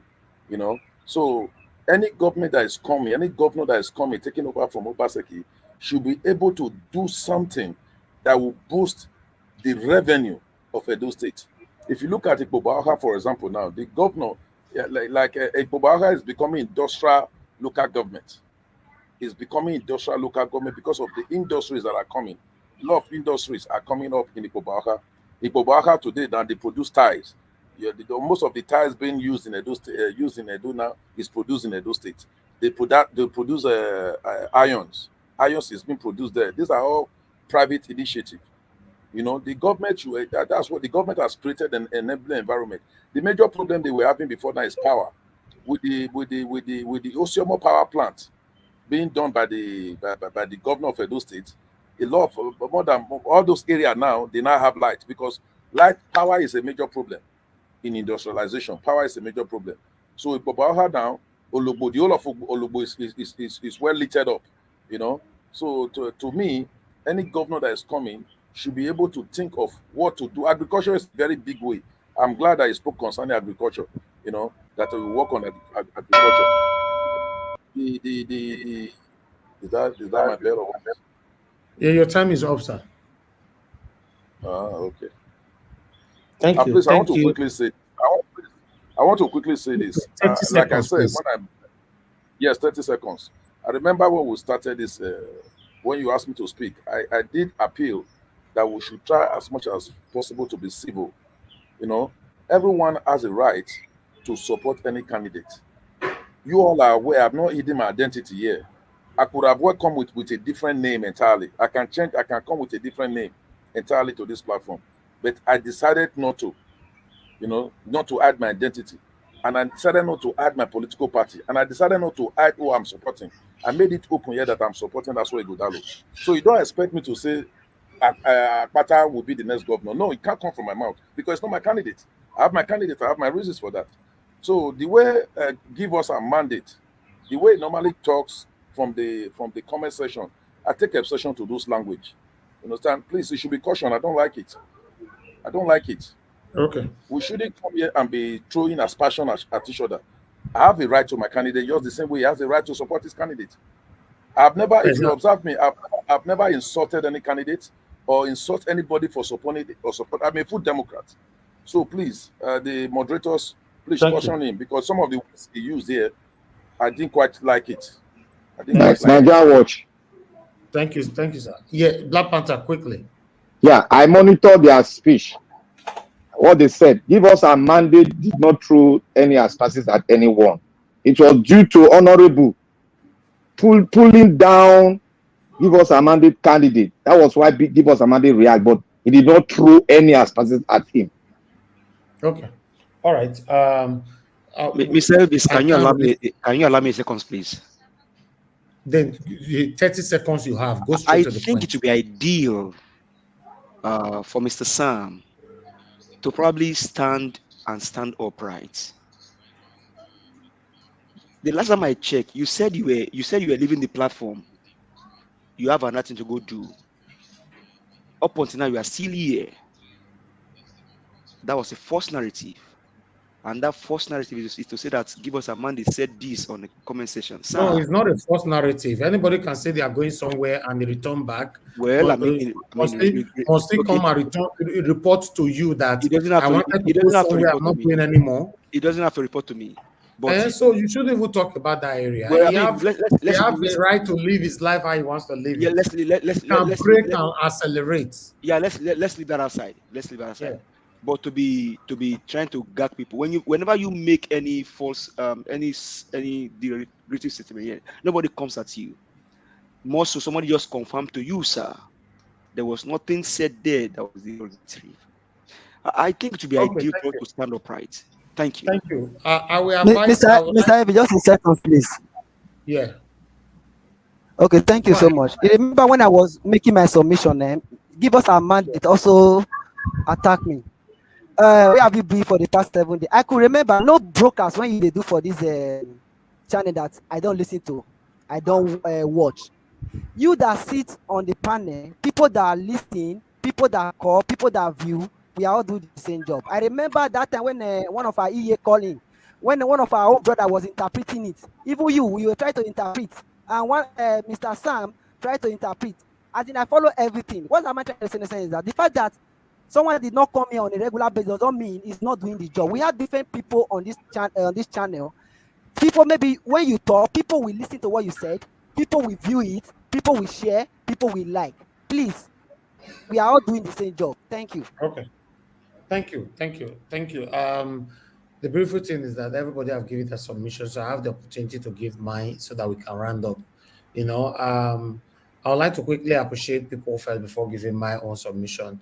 To appreciate every one of you that came into the panel today. I wish I can mention all names because a lot of people were swapped. Mr. Elvis, I thought you are going round.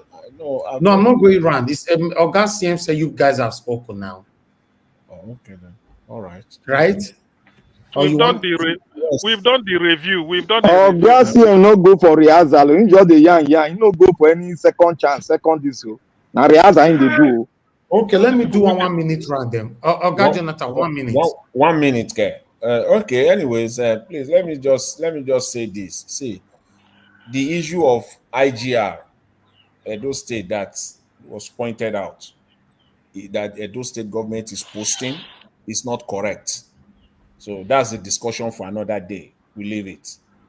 See, the funding of projects, I didn't go there today with respect to the issue of money.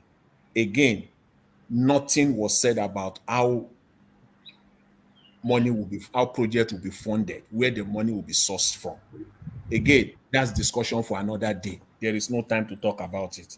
But I will only stay on what I focused on today, what my question was on today. I will deal on that only, which is that, see, anybody that is saying here with his full eyes open that the issue of commitment was answered. See, if and when Mr. Olumide Akpata becomes the governor of Edo State, be ready to start criticizing him from day one. You must be ready to start criticizing him from day one. And I don't think you have full standing going forward to criticize Mr. Tinubu as well going forward. You must allow him the entire period of time that you are allowing Olumide Akpata going forward. See, thank you. Let us maintain our standard. I want to come out every day as a Nigerian to be able to open my mouth and speak when I see what is wrong. I don't want to box myself. I like Mr. Olumide. You'll be talking now for the past 3 minutes. 1 minute I be give you. Okay, thank you. Anyway, thank you, Mr. Elvis. Tomorrow is another day. God give us life. Exactly. Thank you very much. I really appreciate it. Thank you. Thank you very much, Mr. Jonathan. Thank you. Madam Luke, if you're still listening to us, I'd like you to give us your final submission. 1 minute. All right. Thank you, Mr. Naja Watch, for another beautiful Sunday session.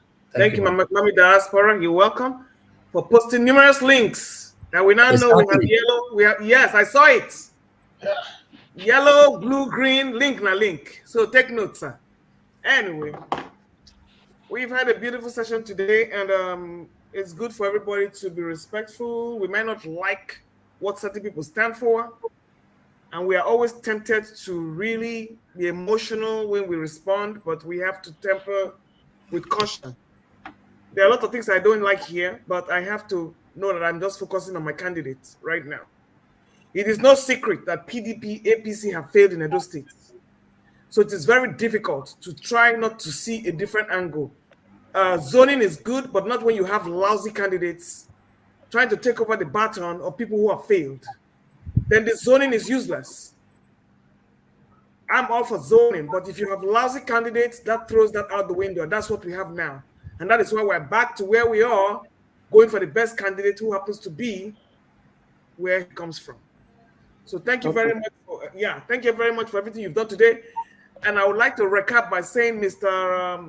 Barrister Olumide had said something about immediate gratification. We can have it both ways. When your government does not give immediate results, you cannot ask people not to ask for immediate gratification. For you to be able to produce and live up to your mandate and the mandate of the people, it means you're giving instant gratification. You are giving instant productivity.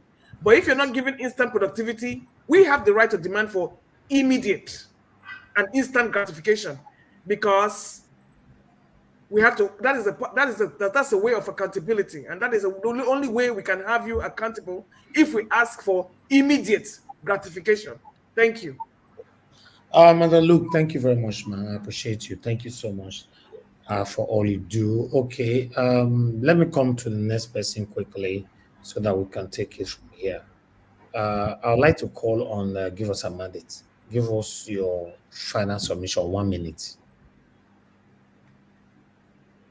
Okay, you are not Well, there. all I can say today is thank you very much for everything today. Today was very wonderful and very, very peaceful. Thank you for all that you do, all the panelists. Thank you, everyone. Adolites, you've heard from 2 different candidates. Um, I'll leave you with this word. Olumide Akpata has come to speak, and he spoke excellently well. He told you what he's going to do, he's going to do it. The ball is in your hand now to decide how you want to go. But if I will advise you, Olumide Akpata is the man for the job. Thank you. Have a good evening. All right. Thank you. Thank you very much. Okay. Oga Chris, please, your 1 minute. Everybody be close to your mic or a beg. Yeah, we are here. Mr. Njawa, thank you very much for the work that you do. Thank you for bringing Olumide Akpata. Well, I think sometimes it becomes very difficult not to talk about people, because when people make submissions that are completely different from what we have experienced, you begin to question their understanding. Like what Honorable Sam has been saying, that he didn't, Olumide Akpata didn't talk about pension. No, he talked about everything, you know. So the question is that you have to question your own understanding. I'm sorry to say, even the salary issue that you raised, that you said Obaseki has improved salary payment different from the last administration. Which administration? Is it not the same last administration that Obaseki and Aspen that Udalo be a part of? All right. Yeah, you are. I don't know. Thank you. Thank you, Oga Chris. Thank you, sir. Don't worry. What you guys could not pass on today, tomorrow is another day. You have opportunity to get more minutes to pass it on. We've been here now for almost 6 hours. It's time to round up. You can see from my voice that even me, myself, I'm tired already. Okay, let me, Oga CM, you're going to be the last though. Tiobala, your 1 minute, sir. Yeah, thank you so much, Najawa, for the great job. At least you are really, putting all these candidates to say what they want to do, because it's very important. Imagine we have all this platform over the years. I believe most of them would have know what to do at the right time. First of all, I want to thank Jonathan for one of the points he make, because giving Olumide 4 years, I also advise people who gave Olumide 4 years before you can judge or whatever. Also allow Tinubu 4 years. Please don't criticize him. Before the emergence of Olumide Akpata Modopero, I've been here supporting the person of Osaigbovo, because I know he's capable. I know he's competent. So those people are not stupid people. They are wise people. They know the right thing to do. They have seen it in the past and they have demonstrated it as well. And they know that Osaigbovo is the right man for this job. We should all give him the support. Thank you. Thank you. All right, more often I hear they say the right man, the right man, the right man. Is your right? Because that campaign don't start. This one say the right man, the other one say the right man. Guy, voila. All right, Honorable Sam, your final 1 minute, sir, if you are there. Thank you very much. Even before I speak, you all know what my last statement will look like. We'll be listening. It's only one candidate we are still looking forward to. Maybe after that last candidate, we'll still bring out the deputies, the running mate, so that we'll still listen to the running mates. Osaigbovo is the right man for the job of the governor of Edo State. There's no two ways about it. I know come on the 21st of September 2024, it will be an history. That same day or the next day, the INEC, by the special grace of God Almighty and by the voice of the people of Edo State, will declare Barrister Osaigbovo as the governor-elect, himself as the governor-elect, and his running mate, Osarudin Oge, as the deputy governor-elect. And come on the 11th of November 2024, they'll both be sworn in as the governor and the deputy governor of Edo State. Okay. Thank you. After which, the state will be set ruling for development, both human and capital development. Thank you very Thank you, much. sir. Thank you very much, sir. Honorable. God bless you, sir. Okay, Black Panther, your 1 minute. Najawo, thank you. From my analysis, I think yesterday, yesterday was the greatest day I laughed when I was listening to Najawo. Honorable came here to say, giving rice and these are the people that are committed to the people. I have told you people all out there, Nigerians, I don't like the Nigerian politicians. They will never change. That's why I said they are not smart, except for some few individuals. Today was a great day. I have seen it. I have heard this candidate. I'm ready to analyze him as I'm still analyzing the PDP candidate. But one thing you should know, PDP has destroyed Nigeria. It has destroyed Edo State. You can hear what they are saying here. When you want to generate funds, you increase tax. You see, the understanding of taxes, we need to go and study it very well, because PDP and APC are using tax to impoverish Nigerians. They're not giving them anything, but they are taxing the people. Please, everybody be wise. Olumide Akpata, I score him 65%. I score the PDP candidate 55%. Let's see how they go. Let's see the APC man. We are still analyzing them. Thank you, Mr. Najawo. All right. Thank you, sir. Thank you very much. Thank you. All right. I have to put some of you on the backstage. Tiobala, unfortunately, I have to put on the backstage for now so that I can bring somebody in. Before Madam Chuko, if you are ready to speak, you have 1 minute. Your final submission. Yes, I am. Yeah, thank you. Well, I want to thank Mommy Diaspora for all she's doing for us, and may she continue, may God continue to put her in His presence. Amen. And for you, my man, my guy, may God keep you in His presence and be gracious to you, because Amen. what you are doing, I give you a kiss in the air. And well, what I want to say now is that is the honorable, I don't know if he's trying to give Akpata assignment or what. I don't understand it, because his guy is the one there right now. The things he said he didn't talk about, that his guy has not done it. Obaseka has not done it. So I really don't understand that some people, they have the nerves to come and talk, say what they want, another person that is not there. His own man is there. Whether it's agriculture, whether it's employment, what have they done? Nothing. And you're giving somebody that has not come. Okay. Anyway, Akpata is my guy. We are getting there. He's there already. That's the kind of person we want. Like Black Panther said, I'm giving him 75%, while I give also 45%. Thank you. Thank you, man. God bless you. Have a good night, man. Thank you very much. Okay, let me bring in Mr. Oduwa. Mr. Oduwa, please unmute yourself. Your final 1 minute, sir. Okay, we already lost you, Mr. Oduwa. Okay. Let me bring Mr. Ike. Mr. Ike, sir, please, your final 1 minute.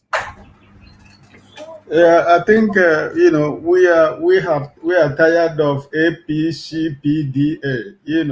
Anybody who is talking about, with all due respect to my honorable member who is there, is telling us what Olumide Akpata didn't answer. They have not answered it for 7 years. So, what moral justification does he have to say Olumide Akpata didn't answer the question? The party that is a member that has been supporting for 7 years, they have not answered that question. So why telling us about, is it not the same APC that we are talking about? So I think, like I said in the first few minutes, that the Adolite people should know, they should know what is good for them. The last statement of Olumide Akpata here, I took it. He said, if we get it right in Edo State, Nigeria will get it right. And I think that the Edo people should, when they go to the polls, they should look what is going on in Abia State. And people should hold an account. So I think time has gone when APC or PDP politician will come to try to convince a Nigerian, a genuine and honest Nigerian, because there is nothing to convince any Nigerian anything about. So please, don't my brothers and sisters, make a wise choice for yourself. And I think if you do the right thing, the hand of God will always continue to be in Edo State. God bless you and good night. Thank you very much, sir, Mr. Ike. I'm really grateful that you came into the panel today to put in your voice on this. Thank you, sir, for all you do. Sorry, seconds, my kids and my grandkids are on holiday, so it has not been easy for me. Even here, they're trying to tear me apart here. So it has not been easy with me, with them here. They're forcing me now, let's go and play football when it is almost to 7 here. At old age. So that's why, but I do listen, my brother, and coupled with work, it has not been easy, but every day I listen. If I can't listen when I go home, when I'm alone, I try to listen what took place every day. So God bless you, my brother. Thank you, sir. Thank you, sir. God bless you. Nigel, can I get 10 seconds, please? All right. Okay, quickly, sir, please. Okay. Thank you very much. And Mr. Ike, you have brought in your elderly wisdom to this discussion. Edolites, the question that they cannot answer for 8 years, for 16 years, they want somebody that has not been there to answer that question. Mr. Ike, thank you very much. That should be the question on the minds of every Edolite. Thank you, sir, for that phrase. Thank you. Okay, all right. I'm grateful to every one of you. Augustine, please pass your final submission. Okay. Thank you, Niger Watch. The last word belongs to you. Thank you for the opportunity. Is with 2 down, I think 1 more to go according to our original plan. Then we are waiting for APC. But from one of the panelists to those time, he was suggesting YPP, or not just YPP, any other person who is willing, because it's open. But so far, 2 down, 1 to go. So I thank everybody that participated. The essence of what we do here is when they speak, is for you to go and make up your mind. People are listening all over the world, so it's just to give them the opportunity to sell themselves. So that is the issue. If we vote here, one of them may win, one may not win, but it's the wider Edo people that matter, their view. So that's what we are doing here. We give them the opportunity to say 1 or 2 things about themselves, and then we go back and then study what they said and see if it makes sense or if it's realistic. Thank you very much. Thank you, sir. Thank you very much. Thank you. All right, my people, we've come to the end of the broadcast. Please, everybody stay mute as I pass my own submission so we can round up. I want to appreciate every one of you, starting with the people on the panel right now. Augustine, I appreciate you once again. Thank you very much, Mr. Jonathan, Madam Luke. Thank you very much. Thank you, Honorable Sam. Thank you, Black Panther. Thank you, Oga Chris. Give us a mandate. Thank you, Mr. Ike. Thank you, Tiobala. Thank you, Madam Obi Ashoko. Thank you for those of you that came in that already left. Osita, thank you, Osita. In fact, your voice echoed today. Thank you very much. And those of you that came in, Mr. Odua as well, and those of you that called into the show, I appreciate every one of you. Madam Origin, Madam Love God is my strength, and many others that called in. For those of you that I could not pick your call, please forgive me in advance. None was deliberate. Please understand with us. In fact, as we are speaking right now, we still have over 800 people listening to us across. Let me put this on screen. As you can see right there on screen, we have 819, watching us right now. If you can see that on screen, it's just, it's something that's across. On Twitter alone, we have, those of you watching us from Twitter, we have 400 people watching us from Twitter right now, Then Niger Watch have about 400 as well. So many the rest for the rest. Anyway, I would like us to round up. I appreciate you all. I understand when we have this kind of number, sometimes we don't want to end so that we can keep talking, but still, remember saying that blood they run through our veins. It's not so easy doing this job every day. Since April 2022 till now, I've not taken no break. It's just your encouragement and by God's grace that is making me to do this. It doesn't mean that I'm stronger than anybody. It's just that, yes, it's by God's grace. So let's continue to encourage each other to do what we are doing to have a better country, a better state, so that we all can be proud of where we came from. We can visit home without any fear of anything. That's why we are here, nothing else. Like I've said before, I have the opportunity to use all my platform to do something else, like other people are doing, to even make money. If we were doing this because of money, then I have other stuff I can do to even make even more money. So, but we are not doing that because at the end of the day, we are here to make sure we have a better country. I wish we just have 50, just 50 amongst all Nigerians of social media. 50 of them are using their platform to speak about the things that's affecting us like this every single day without not attaching other kind of videos into their platform. Trust me, our government will not have no choice than to do the right thing. So I call on others to use their platform to do what is right. Please use it rather than posting rubbish, posting pranks, posting things that doesn't make sense. Even now we don't even know what is reality anymore because of this continuous prank of a thing. I'm not stopping you guys from not making money. That's fine. But when things are really happening now, everybody thinks, maybe not prank, maybe not prank, and somebody's just dying slowly. We are calling it prank. So I think government should regulate that area because there are so many things going on social media right now in the name of we want to make money. But yes, everybody want to make money. I want to make money too, but let's stand for what is right and use our platform. And in fact, I want to use the opportunity to thank those of you that have a platform that is using it to do the right thing, how our country can be better. And God bless you all. Thank you very much for every one of you that supported this channel today. I appreciate every one of you, Madam Luke. Thank you very much once again. Peggy Mondi, thank you so much. Thank you, Anthony Ola. Love God is my strength. Grant, thank you. Amazing Grace USA. Tokbe O, thank you very much, Julian. Thank you, Peggy Mondi, once again. Patty Solomon, Dr. Alexander Gomez. I appreciate you all. Madam Obi Ashoko, Amaka Afoja Beige, Obedient, Martin Benjamin, Adelaja Ogumbi, Mr. Johnson Emmanuel. God will bless all of you. In case I didn't mention your name, maybe we missed it, but I want you to know that I appreciate every one of you sincerely from my heart.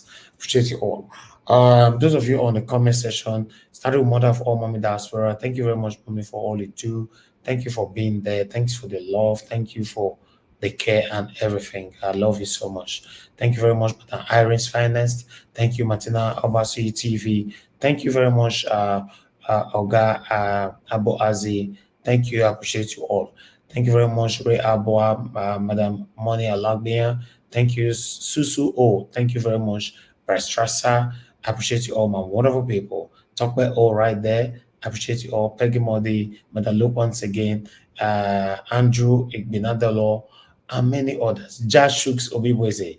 We miss you, sir. It's good to see you on the comment section. Thank you very much, sir. God bless you. Thanks for the love. Thank you very much, Andrew, and many others. And God bless you, my people. Yes, I'd like to quickly pass this on to let people to understand that on this platform, disrespecting each other is totally prohibited. It doesn't matter if it's a campaign season. When we are talking, we should respect everybody with their freedom of association and their freedom of expression, because you cannot attack people just because they are campaigning for their candidates. No, speak about your candidates. Don't attack anybody. Anybody have right to come here to say that his candidate is the best and he must be the next governor of Edo State. It's now up to you to challenge the person with your own candidate and talk about yours. But you trying to stop person that because the person is just campaigning for his candidate, you are trying to directly or indirectly be rude to the person. No, that means you're already succumbing to the person that his voice is bigger than yours. That's what it means. So use your mouth, talk about your candidate.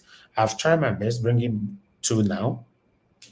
We are looking forward to bringing the APC guy. We cannot put you under suspense anymore. We're waiting for the APC guy to come in, Senator Mode Okpewolo. So we are doing the underground work. And the good thing about it is that Honorable Sam said something earlier on, which I'm surprised. I was surprised to hear that from him because it looks like he already knew what we are planning. So we are going to start bringing their running mate as well so that you guys can ask them questions. So the running mate of one of the two that have been here already now are already in talks with us. So you guys will be having him soon.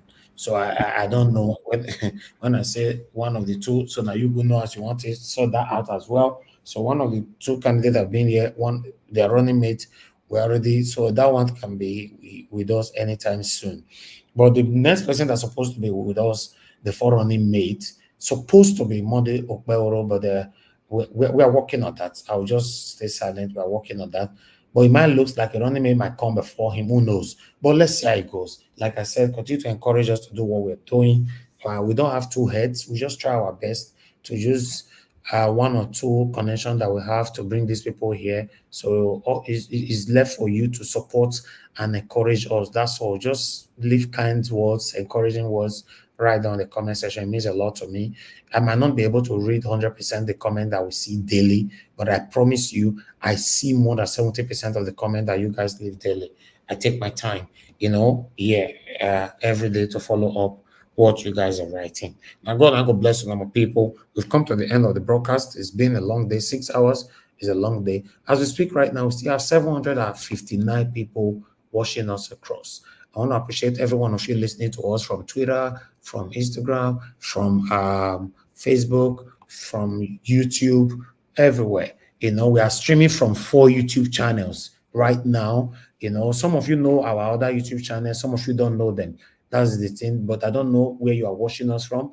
So if you are watching us from any of our YouTube channel, I want you to know that the biggest one is Niger Watch. So in case you want to subscribe to that one as well, you can do that. If you are watching from any other one, that is fine. If you are watching the broadcast, we place our broadcast and it show from every other platforms, so you won't miss out. Just hit that notification bell. You'll always be carried along. Appreciate you all, my people. We are looking forward to start streaming from TikTok. We are working on that shortly. There's some software we need to put together, so we'll start streaming there. So the people on TikTok, we can carry them along as well. Yes, this message, we must continue to pass it on to let Nigerians know that we need a better country, but one person cannot do it. It must be a collective effort, like we all are already doing. This is why I don't joke with my panelists. My panelists are doing marvelously well. For me particularly, I learn from them. Just imagine I'm the only person coming here. Trust me, if for not easy, look what CM did today and last time. I need this. You guys don't wait for me to ask. If you want to support me, just say, "Oh, Mr. Elvi, be like say this is your voice. Be like say tired. Okay, don't worry. Let me take over. Go and relax." That will be helpful. In fact, I value that one past money. I'm telling you, just help. Rather than someone like Black Panther will come beat me, journal. Yeah, because some other comes to beat me, journal. Oga Elvis, waiting. You go review that your TikTok, oh. Why? Because TikTok now is going to be banned in so many countries. No, they cannot ban it from UK now. So okay, America is about to place a ban. UK will soon follow. Yes, I know. Yes, but UK, I'm not sure UK will do that. But in case they do, that's fine.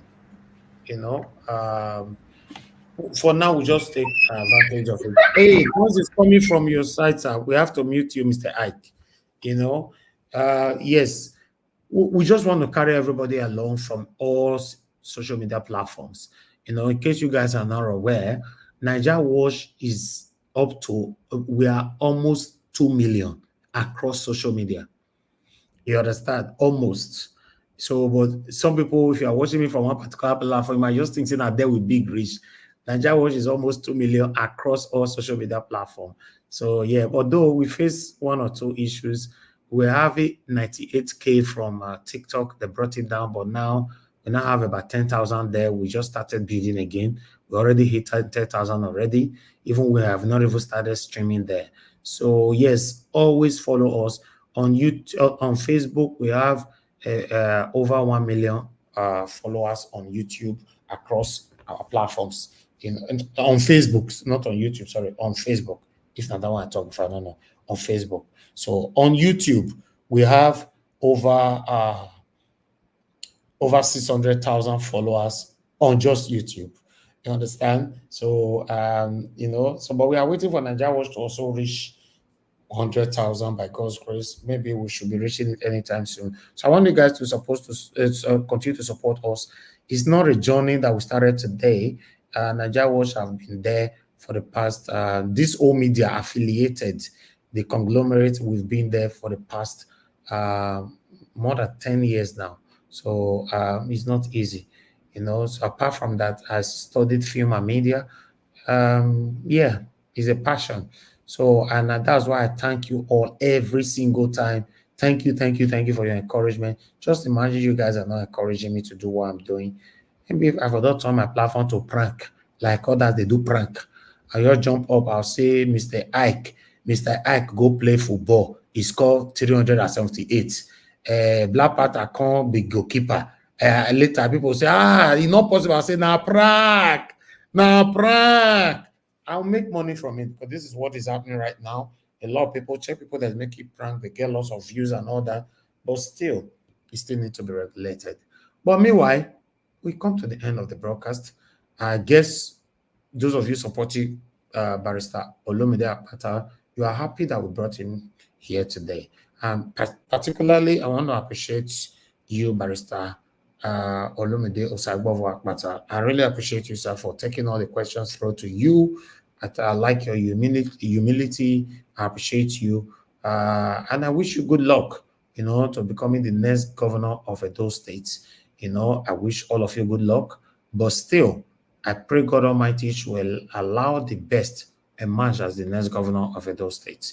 That is my prayer. So let's continue to go ahead. But please respect each other's. It's campaign season. You will hear more. You will see more faces here. Remember, most of the faces that were here on this panel during the time of 2023 presidential election when we were supporting Mr. Peter Obi, they are not here anymore today. So it's not enough for we to be questioning people. Where have you been all this way? Where have you been all this way? No, they came in. They were supporting Peter Obi.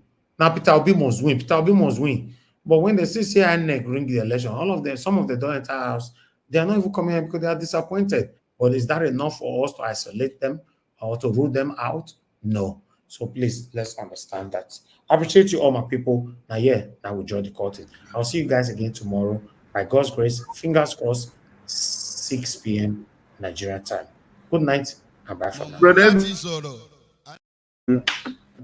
Yes, sir. You wanted to say something? Go ahead. Yeah, Go ahead. One question. Akpata, who is his deputy governor? Has he picked somebody? Yeah, he has picked somebody already. You know the name of the person? I can't remember the name right now. He's also a son, senior advocate of Nigeria. Hi, lawyer. Now, Boss. Is a man or a woman? A man, yeah. The senior advocate of Nigeria. So, yeah, but I can't remember the name right now, but I'll call Thank you. Thank you, sir. Yes, sir. I know they do competition with anybody. If I offend you, forgive me. Show me love, go to biza. Kama bara wa lo ninu ife kan akanbi. I know they do competition with anybody. If I offend you, forgive me. Show me love, I go show you love. Kama bara wa lo ninu ife kan. But I know they do competition with anybody.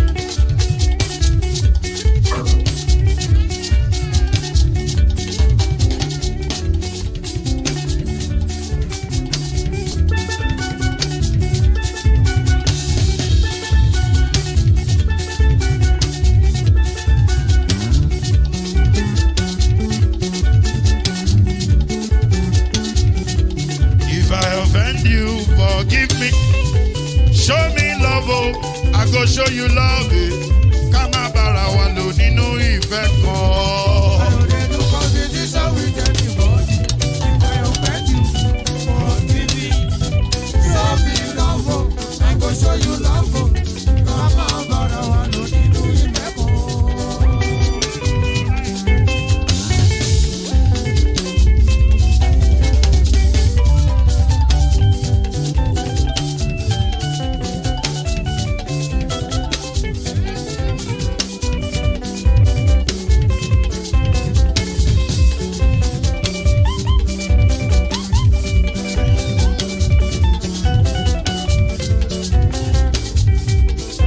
They do competition with anybody. If I offend you, forgive me. Oh. Tó bá ti sanwó fún Ṣẹ́gun Nàbí o. Ẹ fẹ́ jókòó. Alákọ̀bí. Ṣẹ́gun Nàbí. Alákọ̀bí. Sábàmẹ́là. Anybody? Anybody? Any bobo. Anybody? Mo ló ń fọlú, ó gbà mí bó ṣe rí mi láti finishi. Délé mo ló ń fọlú, ẹ jẹ́ ń sọ̀rọ̀. Délé o, délé o.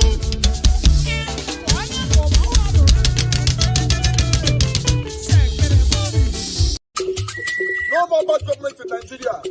Nigeria what? The only media that have been consistent speaking against the bad government and for the purpose for reformers. Nigeria what? Yo.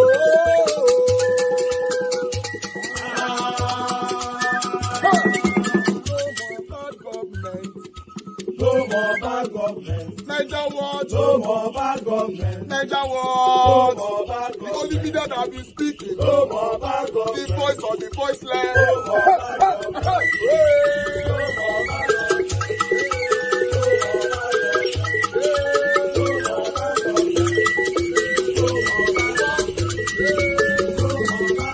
No more bad government. For the poor, no more bad government. Nigeria what? No more bad government. Nigeria what media?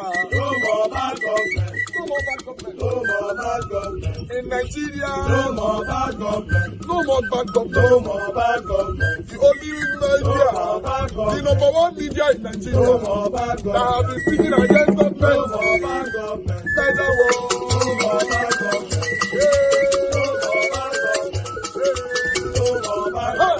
Nigeria what you?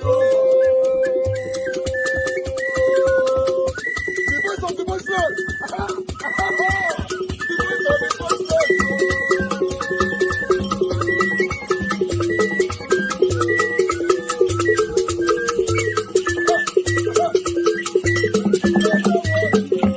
Voice for the voiceless. Voice for the voiceless. Nigeria what? Voice for the voiceless. Nigeria watch media. The only media that have been speaking against bad government. Being consistency since 1944. Voice for the voiceless. Voice for the voiceless. Umuwame. Voice for the voiceless. Umuwame. Voice for the voiceless. Voice for the voiceless. Voice for the voiceless. Voice for the voiceless. Voice for the voiceless. Voice for the voiceless. Nigeria watch you. We have been seeing all you guys have been doing, and we recommend to everyone in Nigeria